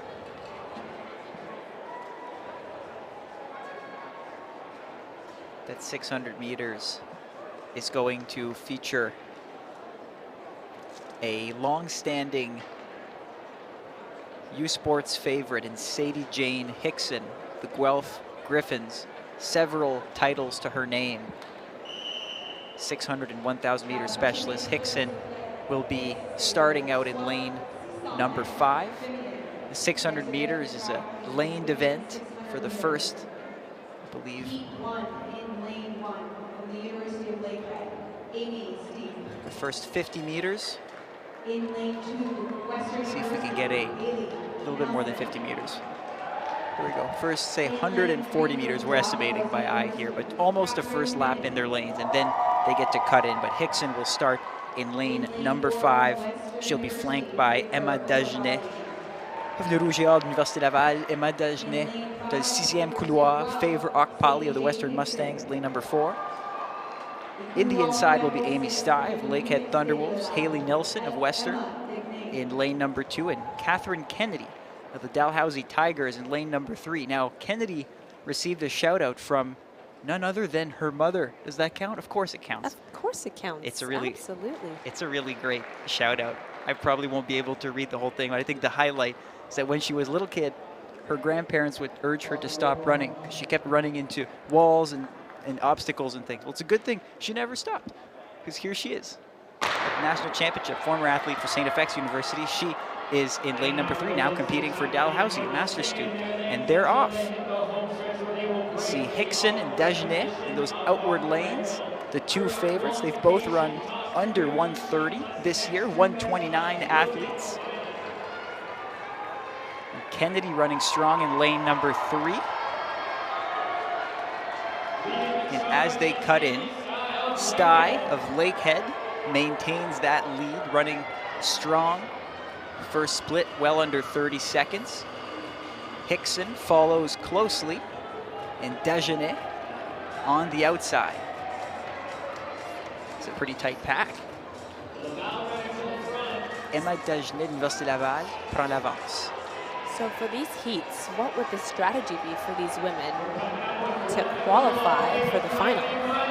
The 600, I think, is a bit too short to do the whole hang back and kick at the end. You need to have space, and so I think running near the front, maybe not at the front, but near the front, kind of like Hickson is doing right now, I think is a good strategy. You want to keep contact with the outside so that you can run around people if they're clogging up that first lane.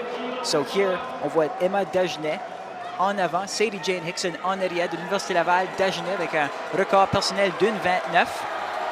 S'approche de la ligne d'arrivée. It's going to be Dagenet and Sadie Jane Hickson, 1-2, running comfortably here. And I think that's very well executed by the Guelph Griffin, Sadie Jane Hickson. I don't think she strained herself that much for that second place finish. Top 2 get the automatic qualifier, so she did what she had to do.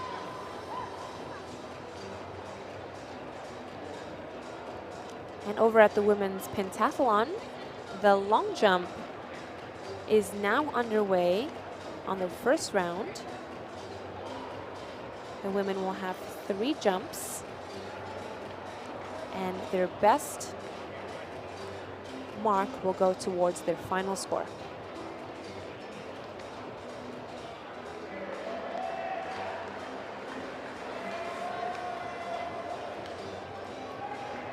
And there it was. What a strong race by Emma Dagenet and Sadie Jane Hickson. 1:31 pour Emma Dagenet. Le chrono le plus rapide de la première vague. Elle va avancer en finale. La finale qui va se contester samedi. Dagenet, la championne québécoise. Hickson, the OUA champion. So we have The RSEQ, the Quebec Conference champion, taking the win, and the OUA champion finishing second. They both qualify. Amy Sty of Lakehead and Favor Okpali of Western are right now on the chopping block, hoping that Heat 2 is not as fast as Heat 1 so that they can have a spot in the final here.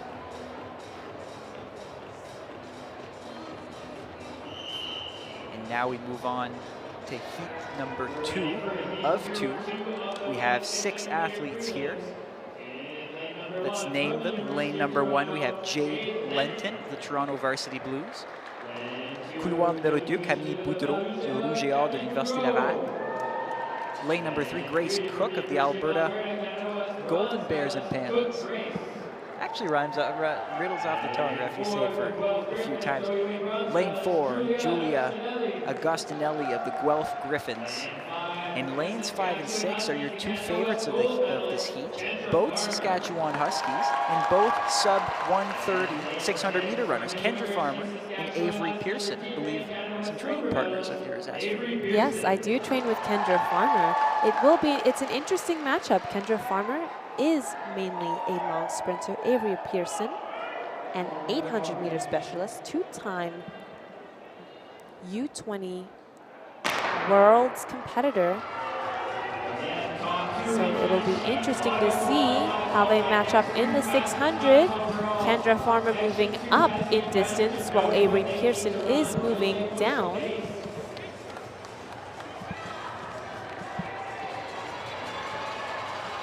And they'll be coming around the bend here where they'll be cutting in.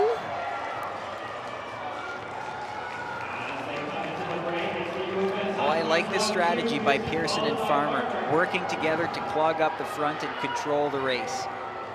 This is what 2 teammates should be doing, and I thought if I'm in this heat and I'm one of the favorites and I have a teammate with me, just take control of the race, finish 1-2, and that's what they're doing. That 1-2 spot gives you that auto-qualifying place in the final. So a good strategy here by Avery Pearson and Kendra Farmer. Now 132 high is that, 133 low is that wild card spot. And so these athletes running in 3rd and 4th are racing more so against the clock than against Pearson and Farmer here.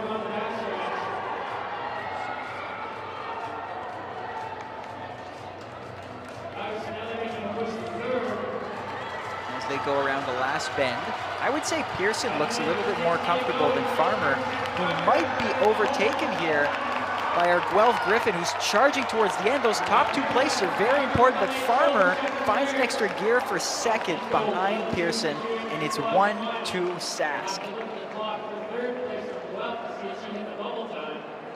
For a minute there, I thought Farmer was getting caught. She did look like in that last 100 to 150 meter mark, she might have been a little bit more fatigued, but she was able to hold off that 3rd place finisher in that heat. So 1:33.10 for the winner, Avery Pearson. So that means the 2nd heat was considerably slower than the 1st. So I think that means 3rd and 4th from that 1st heat will be those wildcard qualifiers. So only Farmer and Pearson from heat number 2 will advance. And we're well into the first round. So Amy Sty of Lakehead and Favor Okpali of Western will be your other finalists here. So let's read them again. Nos 6 finalistes: Emma Dagenet de l'Université de Laval, Sadie Jane Hickson, the Guelph Griffins, Amy Sty of the Lakehead Thunderwolves, Avery Pearson of Saskatchewan, Favor Okpali of Western, and Kendra Farmer of Saskatchewan as well will be your 6 finalists. We'll see them back on Saturday. And meanwhile, here we have the women's long jump for the pentathlon that's underway. They are still in the first round. 3 more jumpers. And Lorena Hubach of Dalhousie Tigers jumping 562. And now on the runway, Rebecca Parker of the Guelph Griffins. She'll have her first attempt here, or rather her first jump.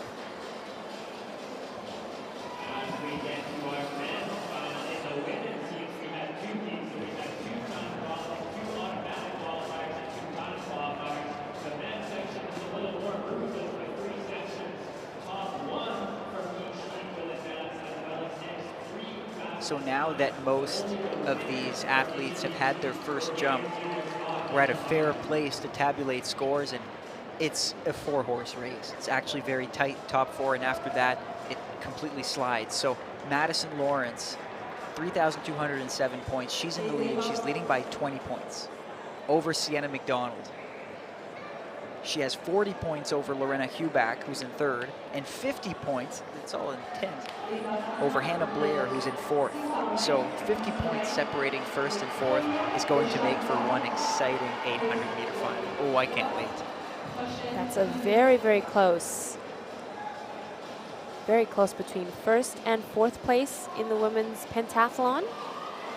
And with still so much long jump competition to go, we'll see how that changes.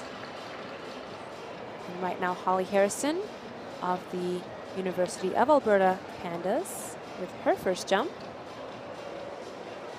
Have you been involved in such close competitions in the U Sports level? I believe I have, but while I was in competition, I never ever knew where I was points-wise. It was only ever really told to me when we were about to do the 800, so that I had an idea of where I was. Is that common? I'm not sure. I think maybe it was just me, but I was very focused on a lot of other things, and so it never occurred to me where I was until I was lined up for the 800. Interesting. I feel like I would be all up in the points all the time. So do you think these athletes are like refreshing their phone all the time to just see where they are? I'm sure they could do that now with how great our live results are. But not even like 5 years ago would have been harder. No. That Yeah. changes the competition a lot. This is Jolie Welburn. She's an excellent long jumper. I suspect that the record for the long jump, the U Sport long jump for the pentathlon, could potentially fall.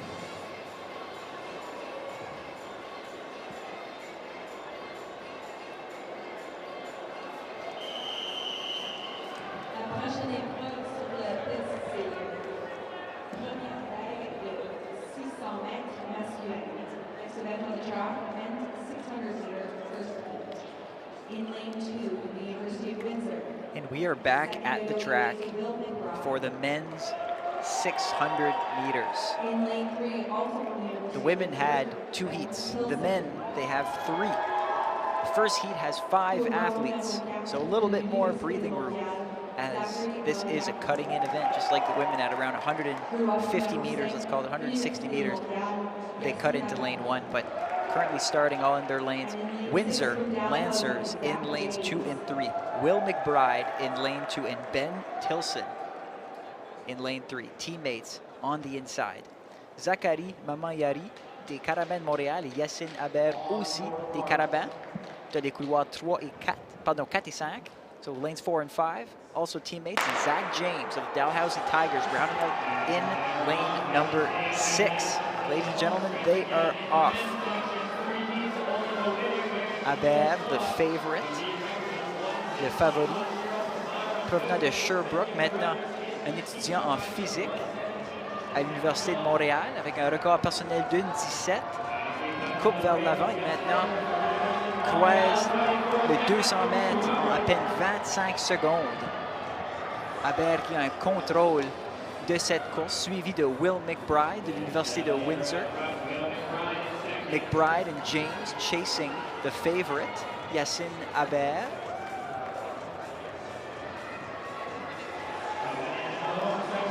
And as he gets near 400, let's look at this split here. This is no joke, ladies and gentlemen. Just over 51 secondes pour Habert. Continue d'accélérer. Alors qu'il attend la marque des 500 mètres, nous avons maintenant son coéquipier Zachary Mamayari de l'Université de Montréal qui le suit. Rapide à ses trousses, Will McBride en 3e position. Mais nous allons avoir les deux athlètes des Carabins en 1e et 2e position. Yacine Aber avec un record personnel cette année d'une 17. Oh, they are related. I was wondering whether there was a relation there. So, Canadian 800-meter record holder Brandon McBride. I had to stop and think about that because he and Marco Arop are so close in time. I was thinking, who still has that record? And it is Brandon McBride. But one of Canada's top 2 800-meter runners, the fastest in history. His younger brother, Will McBride, competing for Windsor. They are from the Windsor area, the McBride, so he's competing locally.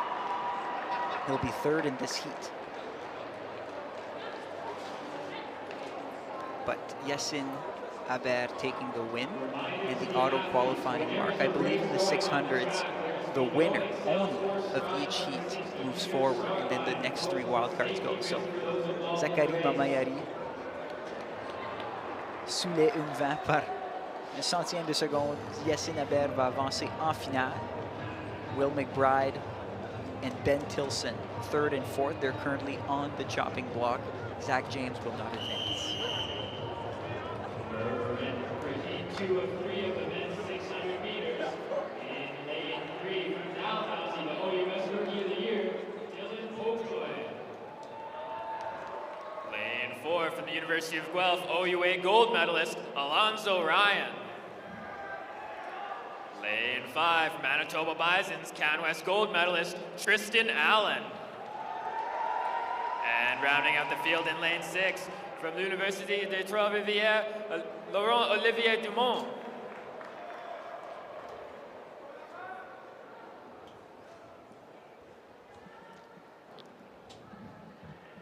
On your marks. Now heat 2 of the men's 600 meters. Stand up. No charge. And now Sure your one toes are small behind the break line. as we're waiting for our start list to load, but I think I spot Alonzo Ryan of Guelph.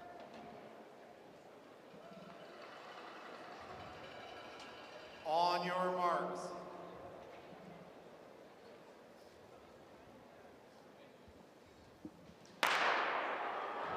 And they're off heat number 2 of 3, men's 600 meters. We have our athlete from Guelph here. That is Alonzo Ryan, moving very well in lane number 4. Now here's a fun fact about Ryan.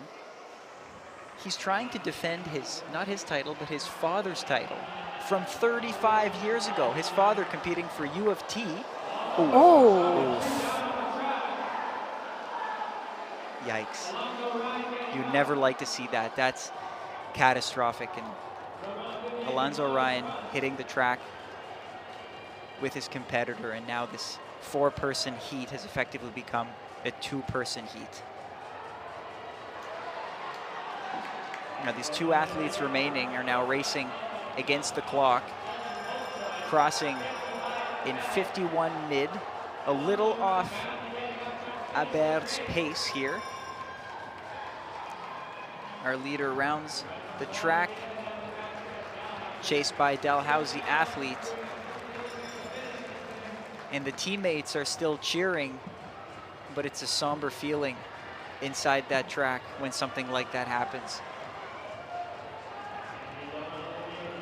And this is our winner, who will automatically qualify to the final. And good race on their part, you know. Sometimes you need to run and you can't look back, and Alonzo Ryan still makes the effort to finish the race, but obviously frustrated. Finally, our 4th athlete here. Now, not sure if we're going to see a replay.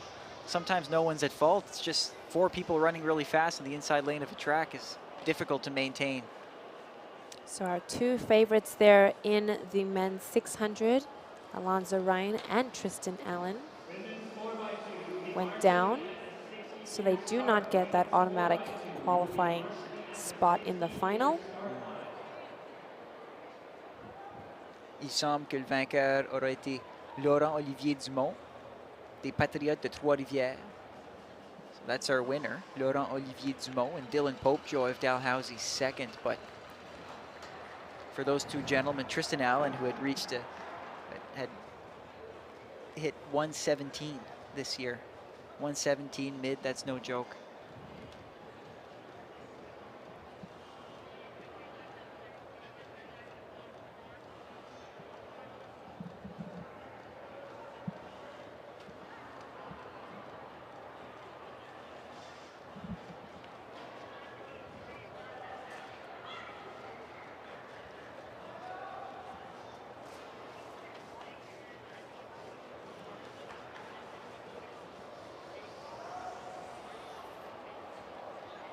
Women's 4x2 marshalling at the 60-meter start.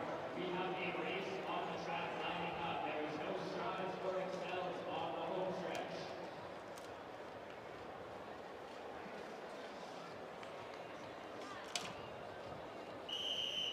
So as it stands, we don't have results yet from the second heat. Sometimes it happens if they're investigating a disqualification. I'm not saying that's happened, we don't know, but because of the fall, that is possible. So for now, we'll focus on that third heat.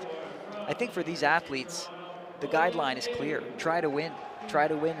If you're first, you qualify. Simple as that.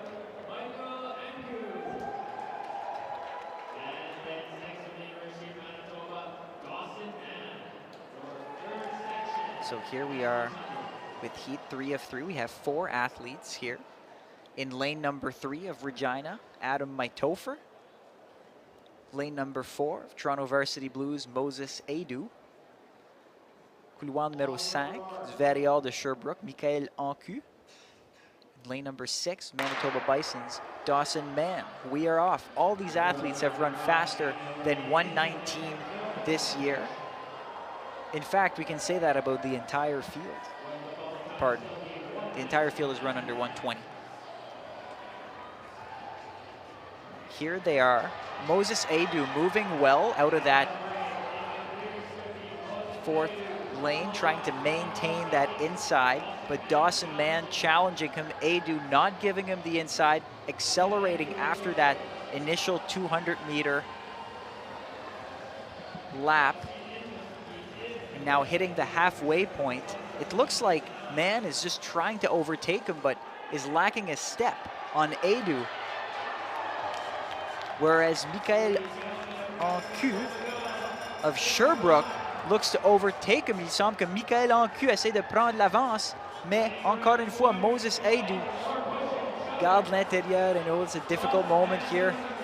Athletes have to be careful to stay on their feet, but Ancu is now taking that lead, and Dawson Mann for the entire race running on the shoulder of the leader. It's just the leader's been changing, and Ancu maintaining that lead. L'athlète du Varial de Sherbrooke prend la victoire en 1:20. Donc il va se qualifier pour la finale, while Dawson Mann of the Manitoba Bisons will wait to see if his time was good enough. Oof, rough heats. That is a disappointing result in the second heat for the men's 600. For 2 of our runners.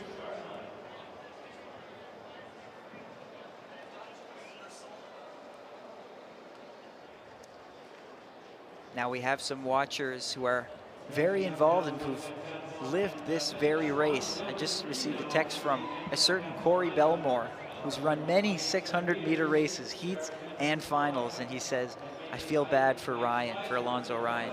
Yeah. Wants to see a replay of the race, and so do I. I'd love to see what happened there. You know, 4 bodies moving fast in lane number 1.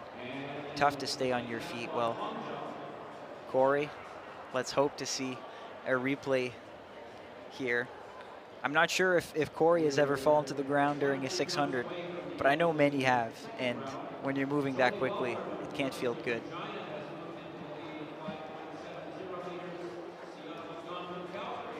And currently right now at the women's pentathlon, at their 4th event, a long jump. Your leader is Jolie Welburn of the Regina Cougars. Her best is 570. followed closely by Sienna McDonald, 565. And 1 centimeter behind her, Hannah Blair of the Waterloo Warriors, 564 is her mark. On the runway right now, Rebecca Parker of the Guelph Griffins.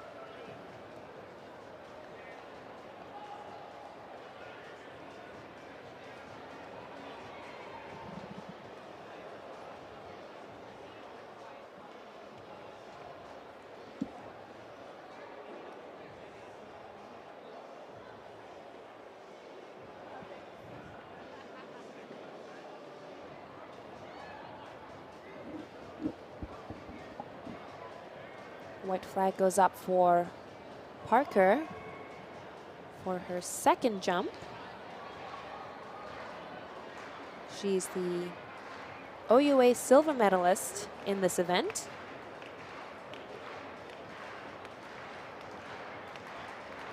And her first jump was a foul, so their measurement for this second jump, 528, will go towards her final score. That's good for 637 points. And on the runway right now, this is Holly Harrison of the Alberta Pandas.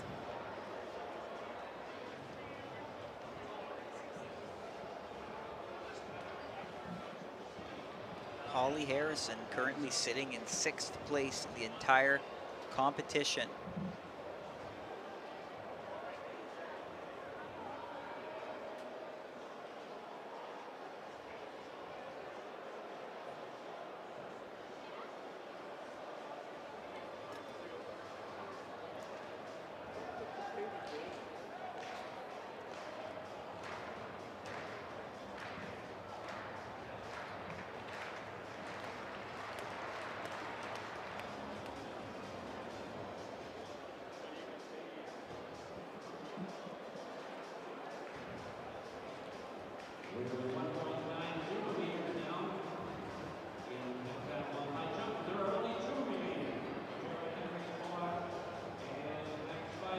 This is Jolie Welburn of the Regina Cougars on the runway right now. Second ranked long jumper with a mark of 616. And that's second ranked in the individual long jump. So we will be seeing her later this weekend in that event.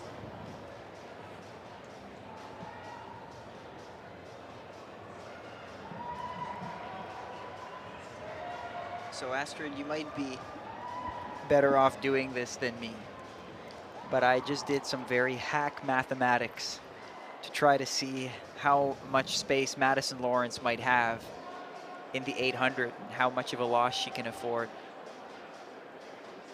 I think right now they just replayed the 600 fall. It happened so fast. It did happen very fast. Even on the replay. And Tristan Ouch. Disappointed in the result.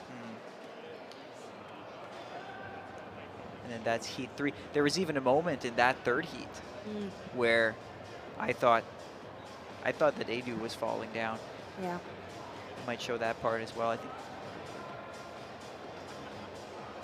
Anyway, your mathematician skills. Yes, Let's hear my mathematician skills. So as the 800 starts in the pentathlon, Lawrence will have an 83-point lead on Sienna McDonald if nothing changes here in the long jump. And I've calculated that that translates to roughly 5 or 6 second difference. So it's almost like Lawrence could afford to lose by, call it 4 or 5 seconds. Again, it's very approximate, but that's a pretty good, that's a pretty good cushion, but also the field does expand in the 800 meters, and 4 or 5 second differences are not that uncommon. You see them quite a bit. So it will come down to who's more comfortable in the 800, really. That's correct. That 800 is going to be crucial for the final scores, especially with how close these scores are. That 800 may be the deciding factor on who will be our podium finishers. And right now on the runway, this is Madison Lawrence. She is a 6-meter jumper as well.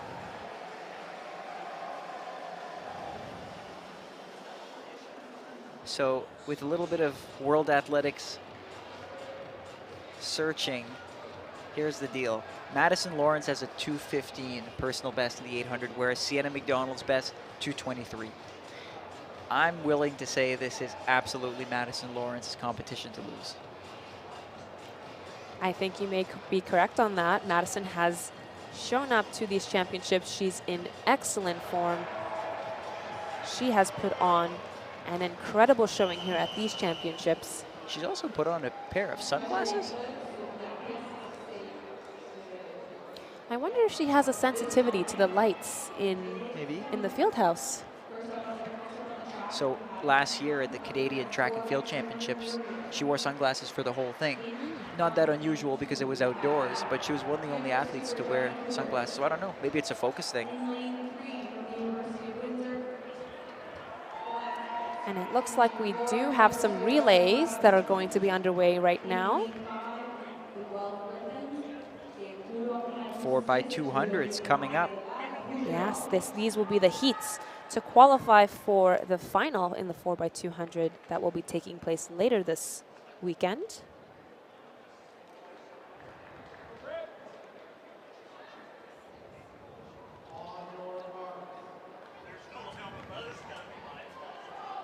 Have you done a 4x2?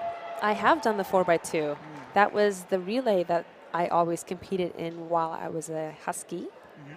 I did really like the 4x2. It's a fast race. And the thing about the 4x2 is it is unpredictable. When you have athletes moving that fast, anything can happen. So what's the secret? Get out ahead. That's the best way to do it.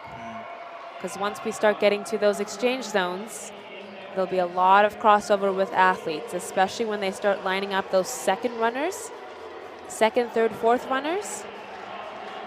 So that's why some of the teams put their first athletes not last, but first. Or their fastest athletes, I should say. Zoe Sherrar, we see here from Guelph, is going to be eyeing that 300-meter U Sports record later on this weekend. And she passes the baton to her teammate ahead of everybody else.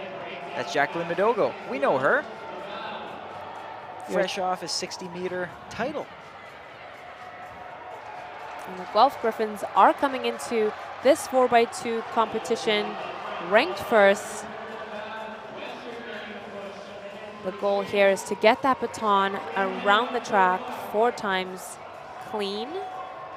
And if they can do that, they will qualify for the final this weekend. And the Griffins 2 full seconds faster than the second seed in this entire competition. 1:35.54 is what they've achieved so far this year. If we look at the records, we'll retrieve them in a sec. I don't think that's very far.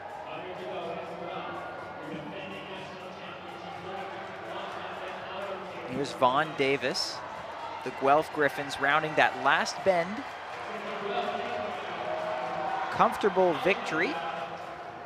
Second, en deuxième position, l'Université Laval.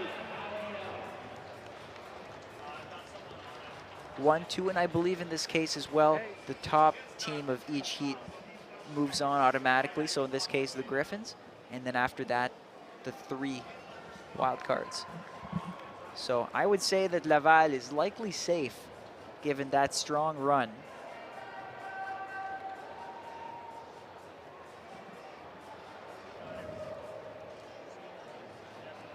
Currently on the runway for the pentathlon long jump is Nikita Bradshaw from the Trinity Western Spartans.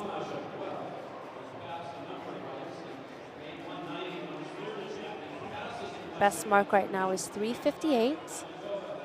And she just did her final jump of this competition.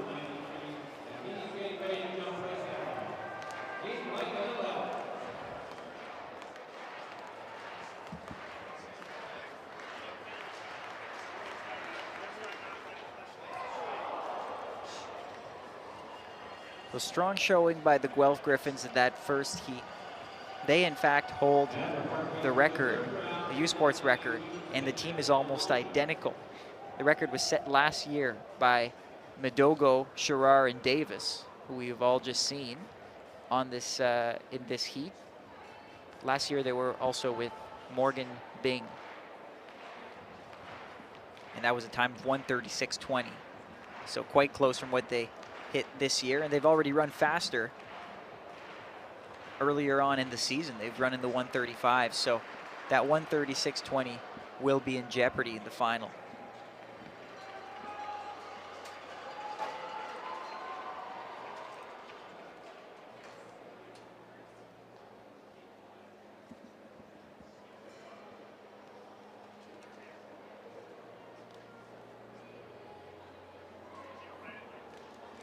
Next up, we'll have heat number 2. Again, 5 teams. In this case, Saskatchewan, the favorites, 137.21 is their seed time. Look at lane number 2, we'll have the New Brunswick Reds. Lane 3, the Manitoba Bisons. Lane 4, the McGill Martlets. So that's another school, the Redbirds and the Martlets. Okay, they have 2 different names, McGill. There's another one, just like Alberta. Saskatchewan Huskies, lane number 5, and the Golden Bears and Pandas, lane 6.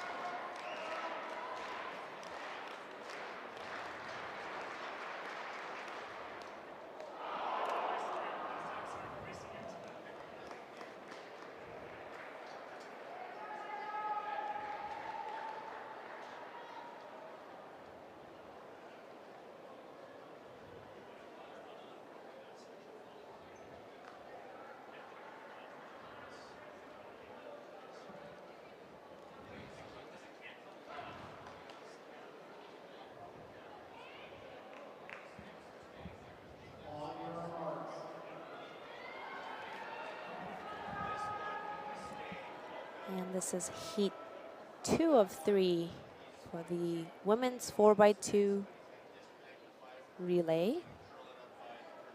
The favorites being your University of Saskatchewan Huskies.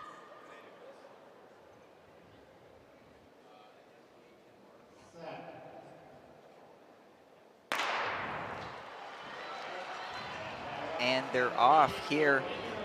Alberta moving well in that outside lane, so is Saskatchewan, trailing from close. I think that's Katarina Kleitz of the University of Alberta, originally from South Africa, one of the top sprinters in the league. They passed the baton at roughly the same time. Alberta, Saskatchewan, oof. Rough fall here.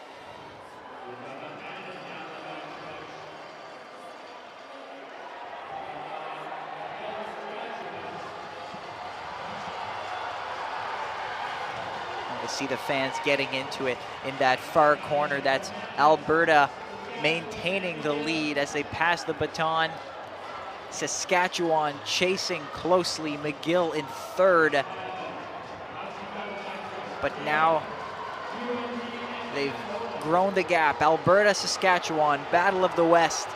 That 3rd leg is hotly contested. One last stretch, passing it to their anchors respectively. Saskatchewan trying to overtake, but Alberta slides just wide.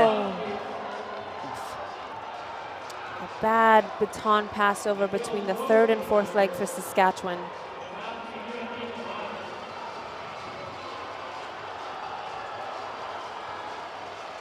Saskatchewan But not giving up. a very good run here by Grace Igbiki of the Saskatchewan Huskies.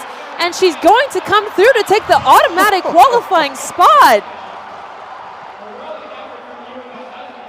A phenomenal final leg by Grace Igbiki from the Saskatchewan Huskies, coming through for that automatic qualifying spot. Wow. The time unofficially is a 1:42.14.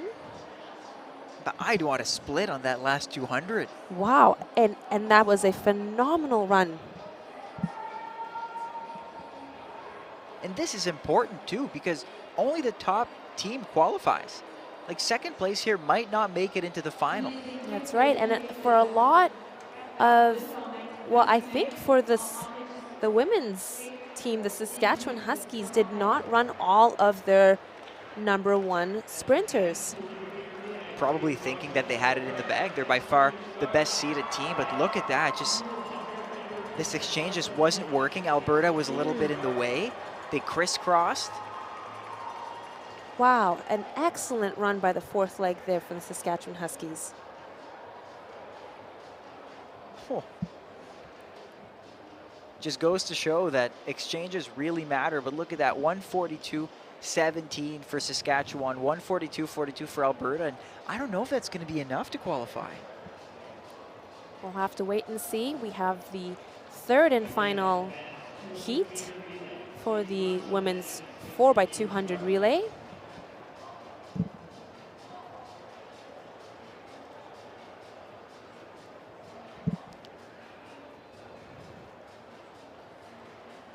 Like, here's the thing right now, the two wild cards are, the three wild cards are Laval, Western, and Alberta. And so if the second place team finishes in a faster time than 142.42, Alberta's out. Saskatchewan will have stolen it. That's right. Laval's 139.47 most likely guarantees them a spot in that final. So we'll have to wait and see what happens in this third and final heat for the women's 4x200 relay. In the meantime, over at your men's heptathlon, we're down to one high jumper, Max Spicer. Looks like he's going to be making an attempt at 199.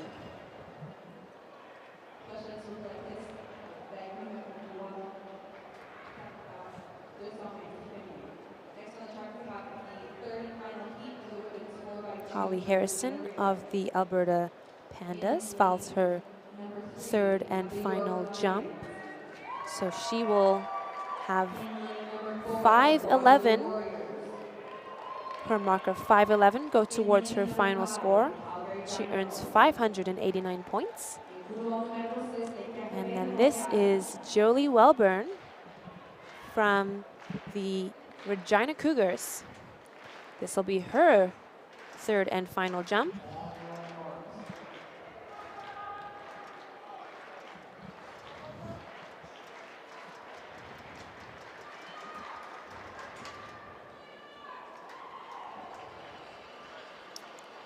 And that's a good jump there by Jolie Welburn.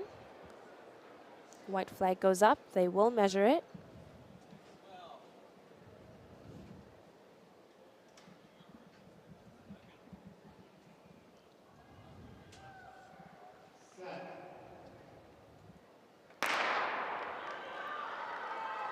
Heat number 3 of 3.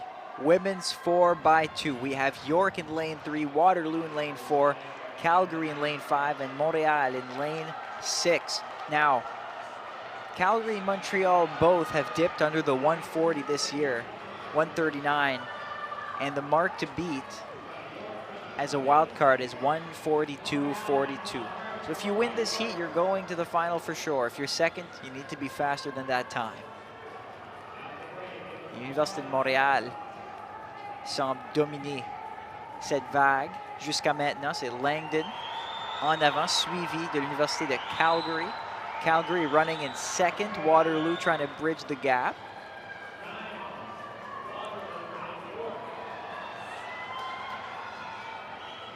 Was that Hannah Blair of Waterloo? It was. Taking a break from the pentathlon to just... They don't do it for the likes or for the shares. They do it for the fun of it, for the thrill, for the camaraderie, for the memories. CBC Sports, just because they love it.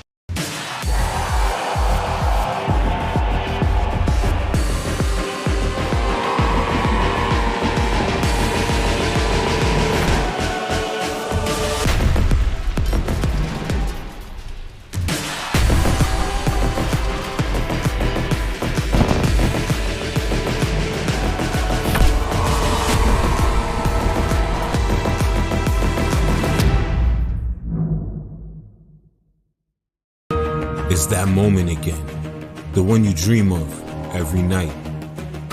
La seule chose qui te préoccupe, c'est la gloire. Le cheminement de la réussite, of pushing yourself further than ever before. But the true glory is in the shadows. Les sacrifices que tu fais, quand toutes les chances sont contre toi, when you can't push one more second, chase the glory. Visez haut.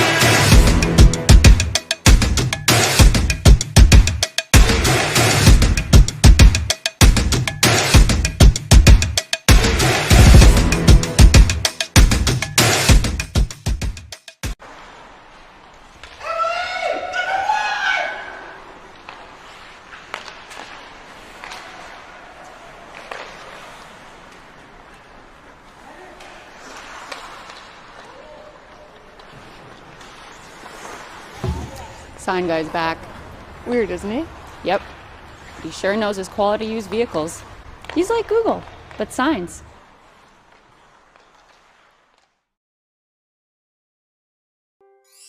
When you buy a lottery ticket in Saskatchewan, your money really goes a long way.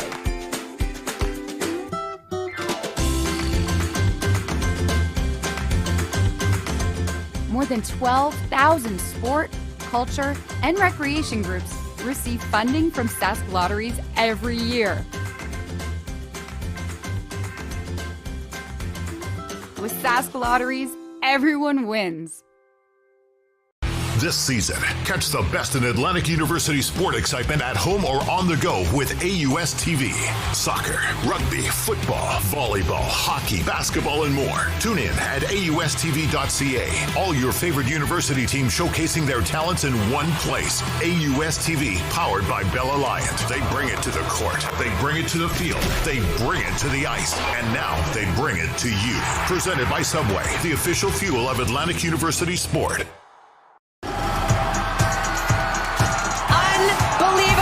History has repeated itself. Get the stories behind the glory. Watch, listen, stream, read CBC Sports. From each heat moves on. Wow, the next best three also qualify. So 4x2s and then an 800 and then that'll be day one. That's right. I always think of these meets as 2.5 days. Thursday and Friday are long, action-packed, and Saturday is very intense, but half the time. 12 to 4, 12 to 5. Mm-hmm. So this was our first full day here at the track. And it looks like the men's heptathlon has concluded for the day after 4 events.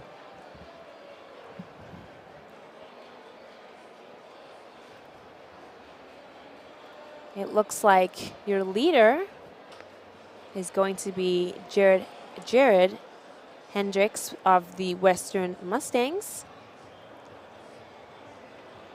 He has a score right now, 3,015. Followed closely by Cameron Bruce from Toronto, 2,825 points. Third place, Max Spicer of the Manitoba Bisons, 2,796 points. And then the CanWest gold medalist, Brandon Grameau from Trinity, 2,756 points.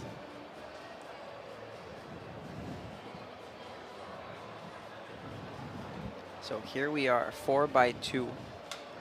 Every team faster than a minute 30.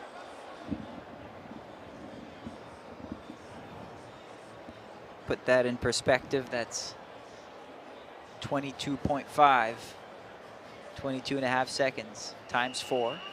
We have some fast athletes around. The top seeded team actually is going to be in this first heat. Who else but the Guelph Griffins? 1:27.11 is their best time of this year.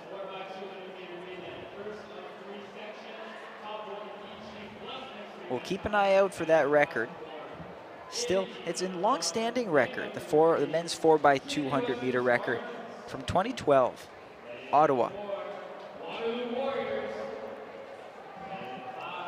The McKinday brothers, Devin Biaggi and Robertson, closing it off 1:25.65. That's a very strong record. Many of those athletes ended up making waves on the senior fronts as well. So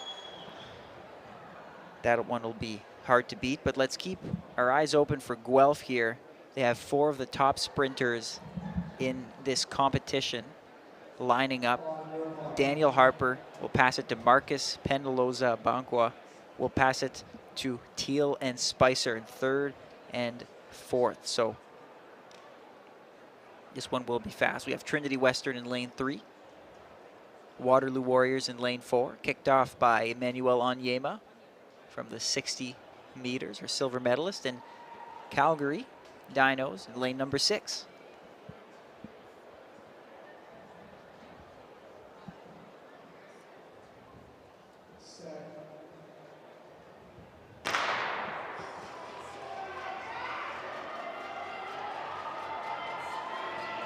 This is your men's 4x200 relay. Top qualifier will move to the final. And then your next 3 fastest times. Daniel Harper of Guelph moved very well there. Oh. And a drop baton there. Disaster. Now, because he didn't leave his lane, because the feet didn't move, he can still run, but now they're assuming a major deficit. You look at Penaloza-Abanqua here, you may wonder, why is he running in the 2nd lane? It's because it's so hard to make those turns when you're moving that quickly. So anybody who's ran here at the Saskatoon Fieldhouse, the corners are a little bit tighter, so that some of those runners will have to go out into lane 2, sometimes even lane 3, to be able to run a clean bend.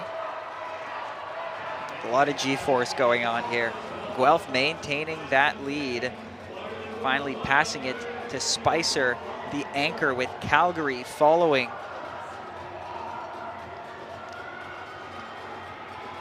There's a good 10 meters, 15 meters between each team. But Guelph is struggling to even place 1 foot in that first lane. They're covering more than 800 meters total, but they preserve the win. Calgary, a good finish there by Kali of Calgary. Doesn't look too pleased with his anchoring leg, however. We're hovering around 128.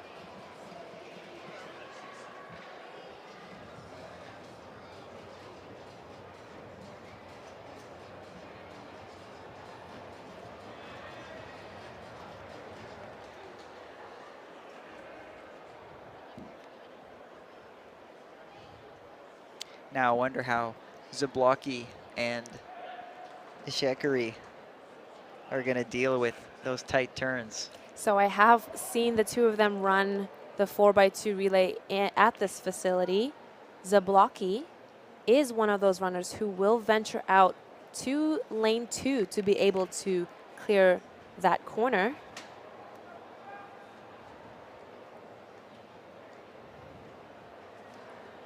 But the track here at the Saskatoon Fieldhouse, long straight, very tight corner.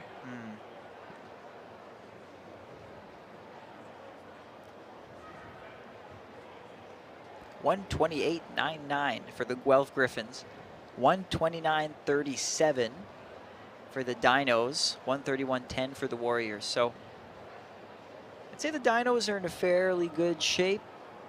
I would agree with that. I think that's a good, solid time, potentially in the running to make it through to the final. So we'll have to see how the second and third heat play out. This second heat, arguably the most exciting of them all, with Ishekari and Zablocki together. What are we seeing on the field stream here? What's happening? Looks like some of your University of Saskatchewan Huskies all lined up around the track to cheer on their teammates that are running this 4x200 relay. Is that the mascot? The Husky, Little Husky? mascot? Yeah. Oh, I guess the little Husky is the mascot. We do have a mascot. He's just not at the track today. Another commitment. Will he make an appearance on Friday or Saturday? I sure hope so. That would be great.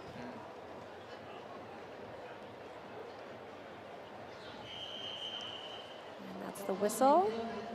This will be heat 2 of the men's 4x200 relay. In heat 2 of the men's 4x200 relay, in lane 3, your Saskatchewan Huskies. And a cheer and even a dance up here in the booth for the Huskies in lane number 3. There's a lot of pride in this field house. There are a lot of fans who've come. The track and field pride is strong in Saskatoon. Love to see it. They have their full corner. See, in Windsor, we call that corner Lancer Corner. I guess we're biased. Here, it's Husky Corner. This is the home of the University of Saskatchewan Huskies. They'll be running out of lane 3. Huskies will have a tough heat, however. Rougeard de Laval au couloir numéro 4. Débuté par Bourgault, le champion du Québec. Regina Cougars in lane number 5.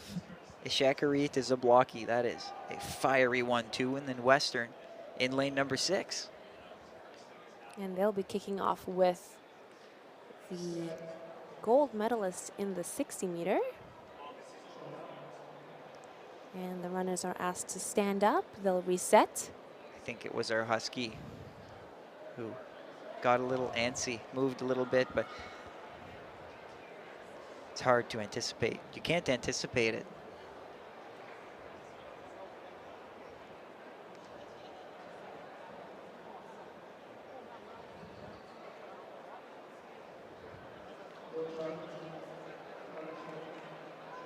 Green card goes up, no charge to the field.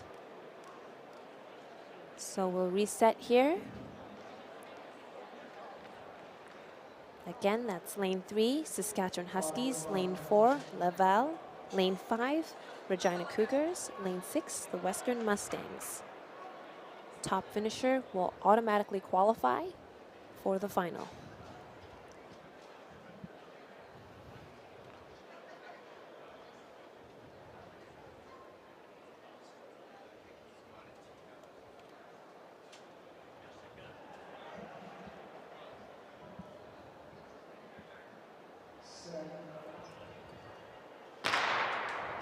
Clean start here. Out there on the outside, Ushirashe Ishikiri, your gold medalist in the 60-meter, out in the front. And he'll be passing off here to the bronze medalist, Storm Zablocki. It's a good 1-2 for Regina. Let's see, Zablocki cutting in. It's also good to have your two fastest runners 1-2 because they don't have to deal with those tight turns. Look, Zablocki. Zablocki out in lane 2 to round that corner. Good exchange. Regina keeps going. Ooh, some fumbling behind. But they all manage to stay in the race, just lose precious hundredths of a second while Heidel carries on forward. And he is the silver medalist in the 60 hurdles from the Can West Conference Championships. And a fall out there.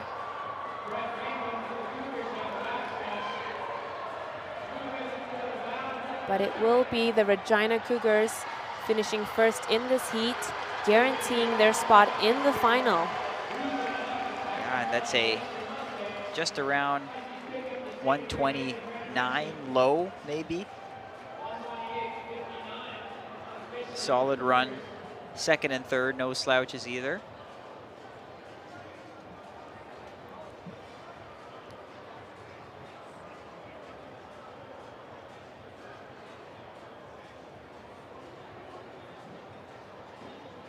Shaqiri really made his move on that last turn. First to pass Zablocki, and then the rest is history. A very strong first and second leg there by the Regina Cougars.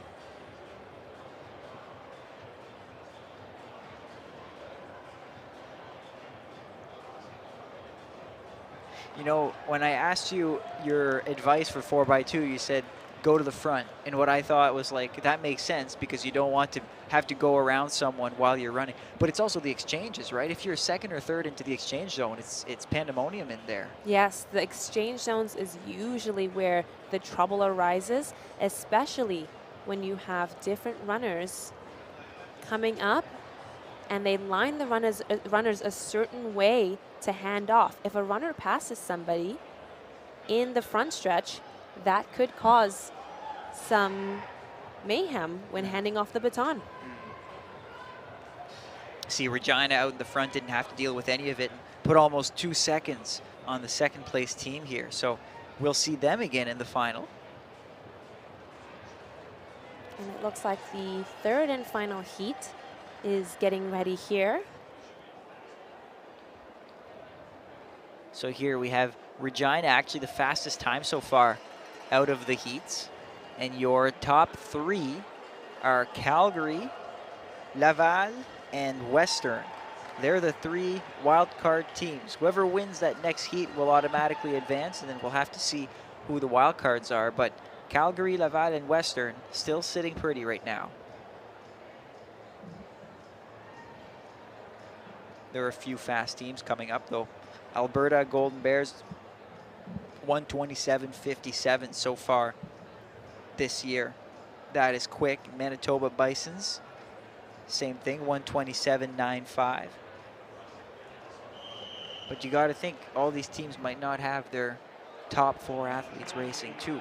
That's right. We have to consider a lot of these athletes are going to be competing in many other events. So a lot of these relay teams are actually comprised of another 5 to 6 athletes, even though only 4 of them run.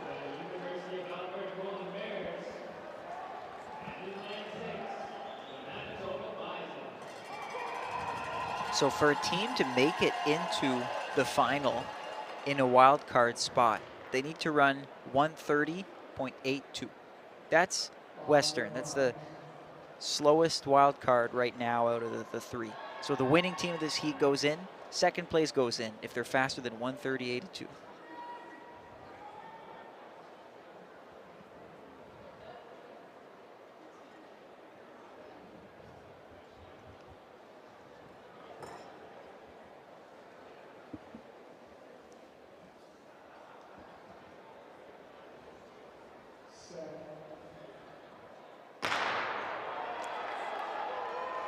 And they're off. Heat 3 of 3, men's 4x2.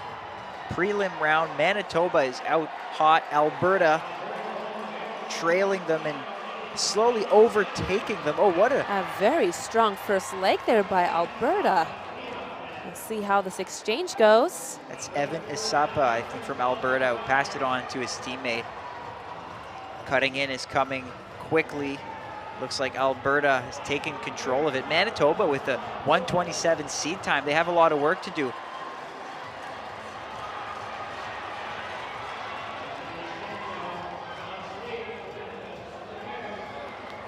Clean exchange over there again by the Alberta Golden Bears.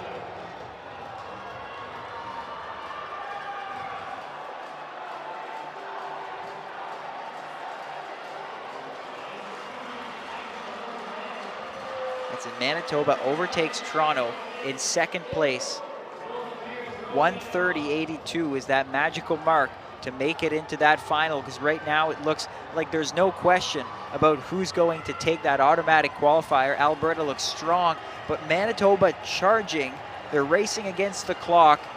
That anchor runner rounding that last bend. Alberta charging towards the finish. That'll be auto qualifying for them. And I think Manitoba's, they ran fast enough to make it, and I think Toronto as well. Unofficially right now, time is coming up as 1:25.56. We'll see how that changes. That's a very fast qualifying time. Yeah.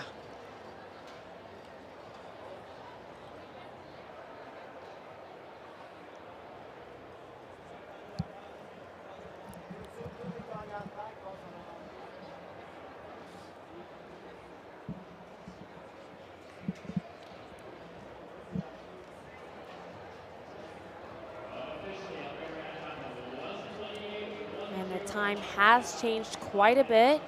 The Alberta Golden Bears qualifying in a time of 1:28.10. We'll have to see the time for the remaining 3 teams. Manitoba running a 1:29.37. That's good. They made it. And so does Toronto. 1:30.28, and so they're displacing, this heat displaced 2 teams. So Laval is out, and so is Western. So Alberta, Regina, Guelph, Calgary, Manitoba, and Toronto. Those will be your 6 finalists. Wow. 4 Western teams, 2 Ontario teams. That'll make for a good final. That'll be this weekend. And are we 2:15 on Saturday? 2:15 on Saturday. For the women, then the men 2:25. So this Saturday in the afternoon, both the women and men's 4x200 final. And we'll be breaking now for a short break. Stay tuned. Men's and women's succeeding medals report to the medal podium down by the 60-meter start line.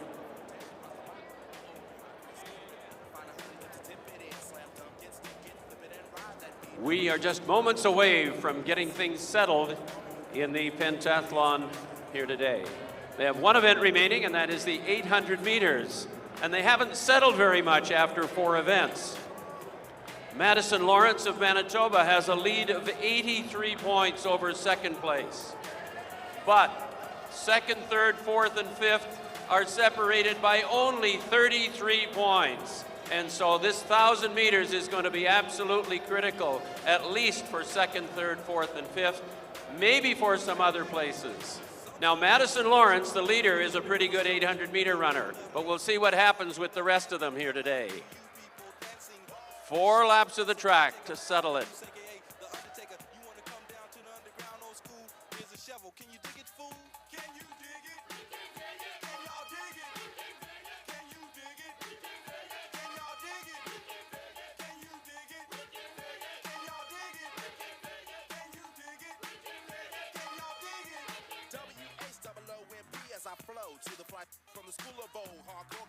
Heptathlon competitors to the start, please.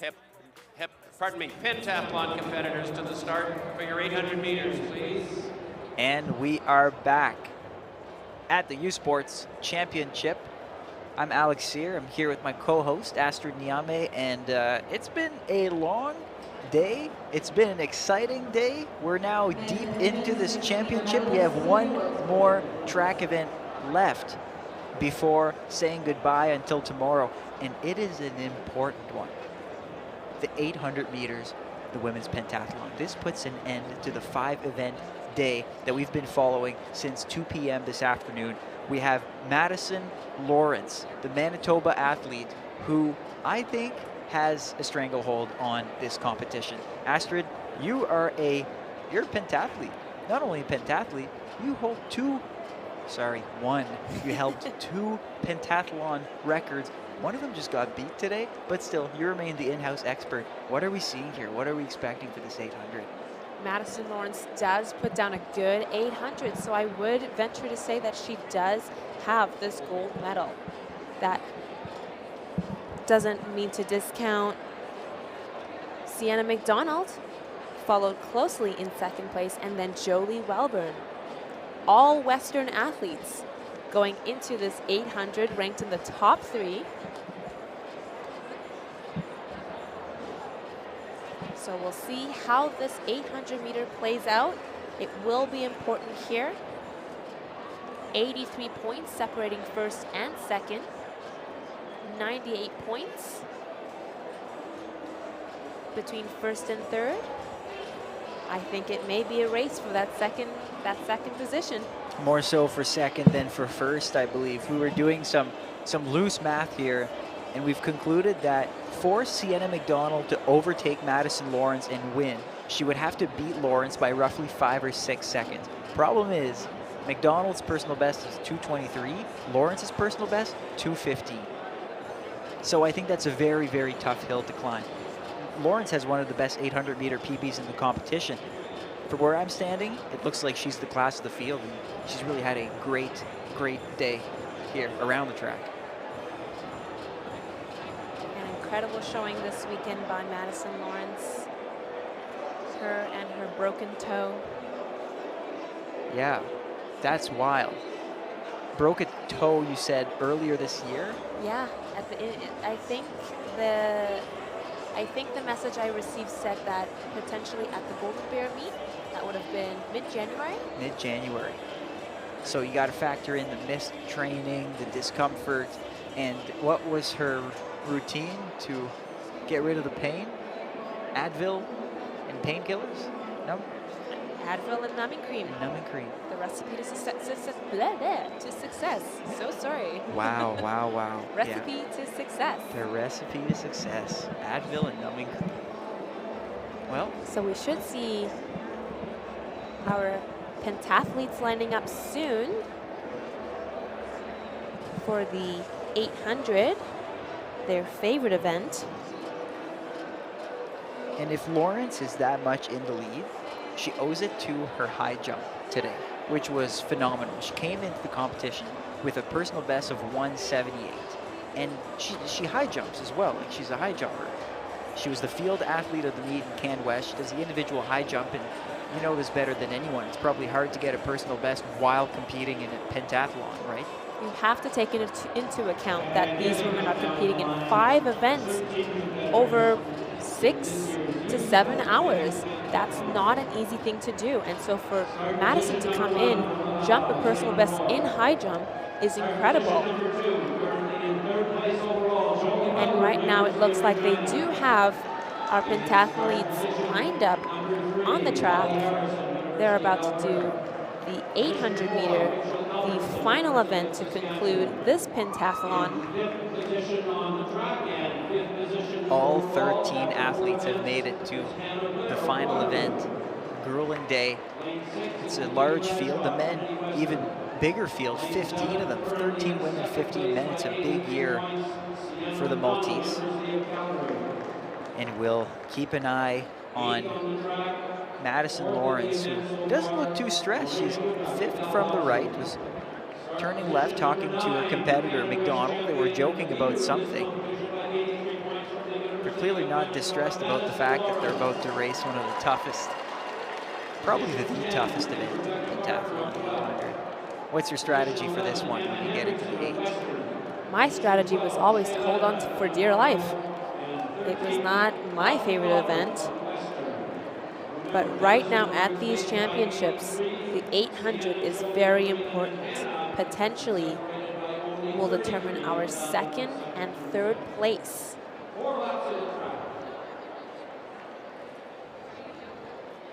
And also third and fourth, Lorena Huback is only 26 points behind McDonald in second place right now. I'm sure she's eyeing the medals too. It's going to be tight. Hannah Blair, last year's runner-up, the OUA champion, is in fifth. She'll need a big run to overtake any of these women. So between second and even fifth, I say it's going to be tight. Whereas Lawrence, all she has to do is stay on her feet, run a solid race, and gold medal is hers.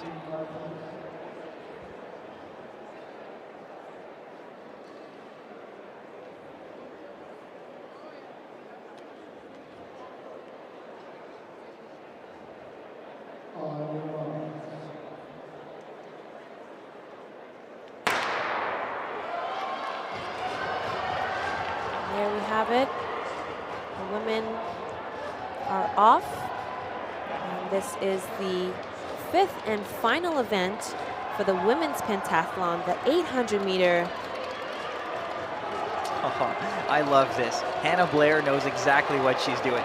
She is the OUA champion, second place last year. She sits in fifth, which to her is likely underwhelming. So she says, I don't care if this hurts, I'm gonna go for it. She splits the first 230 seconds. And who follows her? Madison Lawrence. Love that too, because Lawrence, she doesn't have to run any faster than a 220 likely to take the win.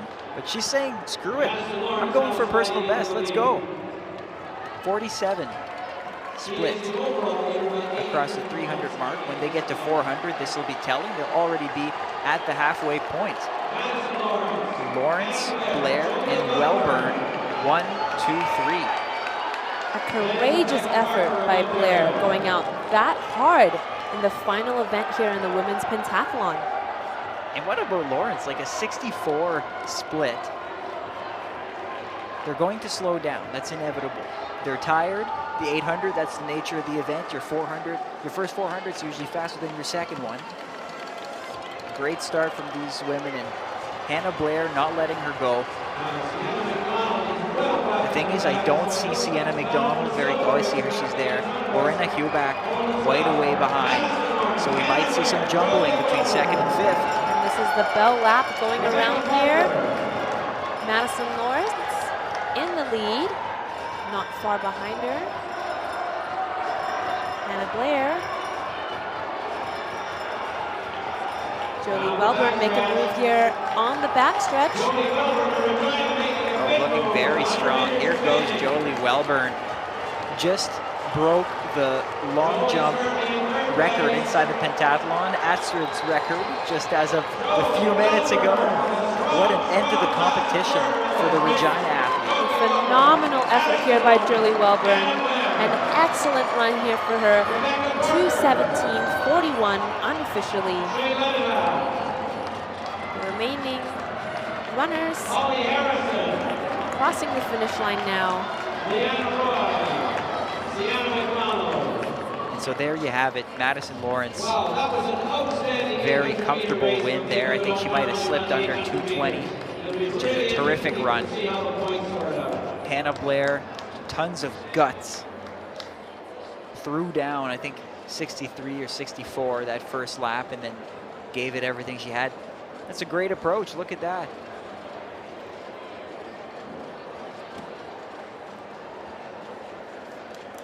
Now we'll refresh our page.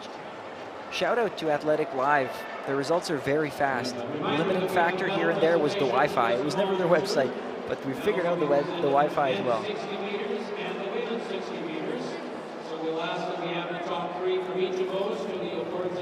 And the final time there for Jolie At 2:17.44. Madison Lawrence close behind there with a 2:18.96. That should be good enough to secure that gold medal position for the pentathlon at these championships.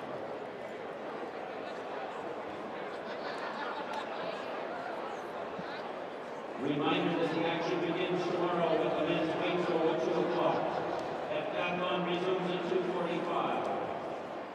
Wow, and with that, Astrid, our first day is concluded. Put the camera right on Madison Lawrence, your pentathlon champion. Next to her, Nicole Ostertag, also a multi-event athlete. Currently working through an injury, but likely to make a comeback next year. Very, very fine pentathlon performance of 2:17.04 unofficially. Madison Lawrence 2:18.96. Hannah Blair 2:22.22. Really good running, really good 800-meter running. So we're going to take a little break on the mics. We may be coming back for the medals.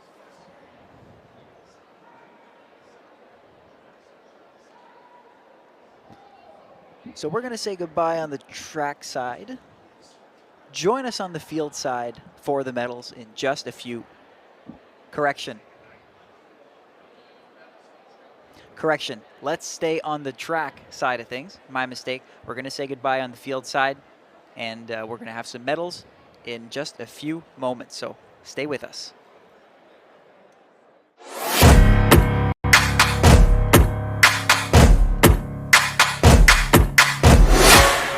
U Sports on CBC, les championnats U Sport, brought to you in part by, vous êtes présenté par Nike Team, Just Do It, faites-le.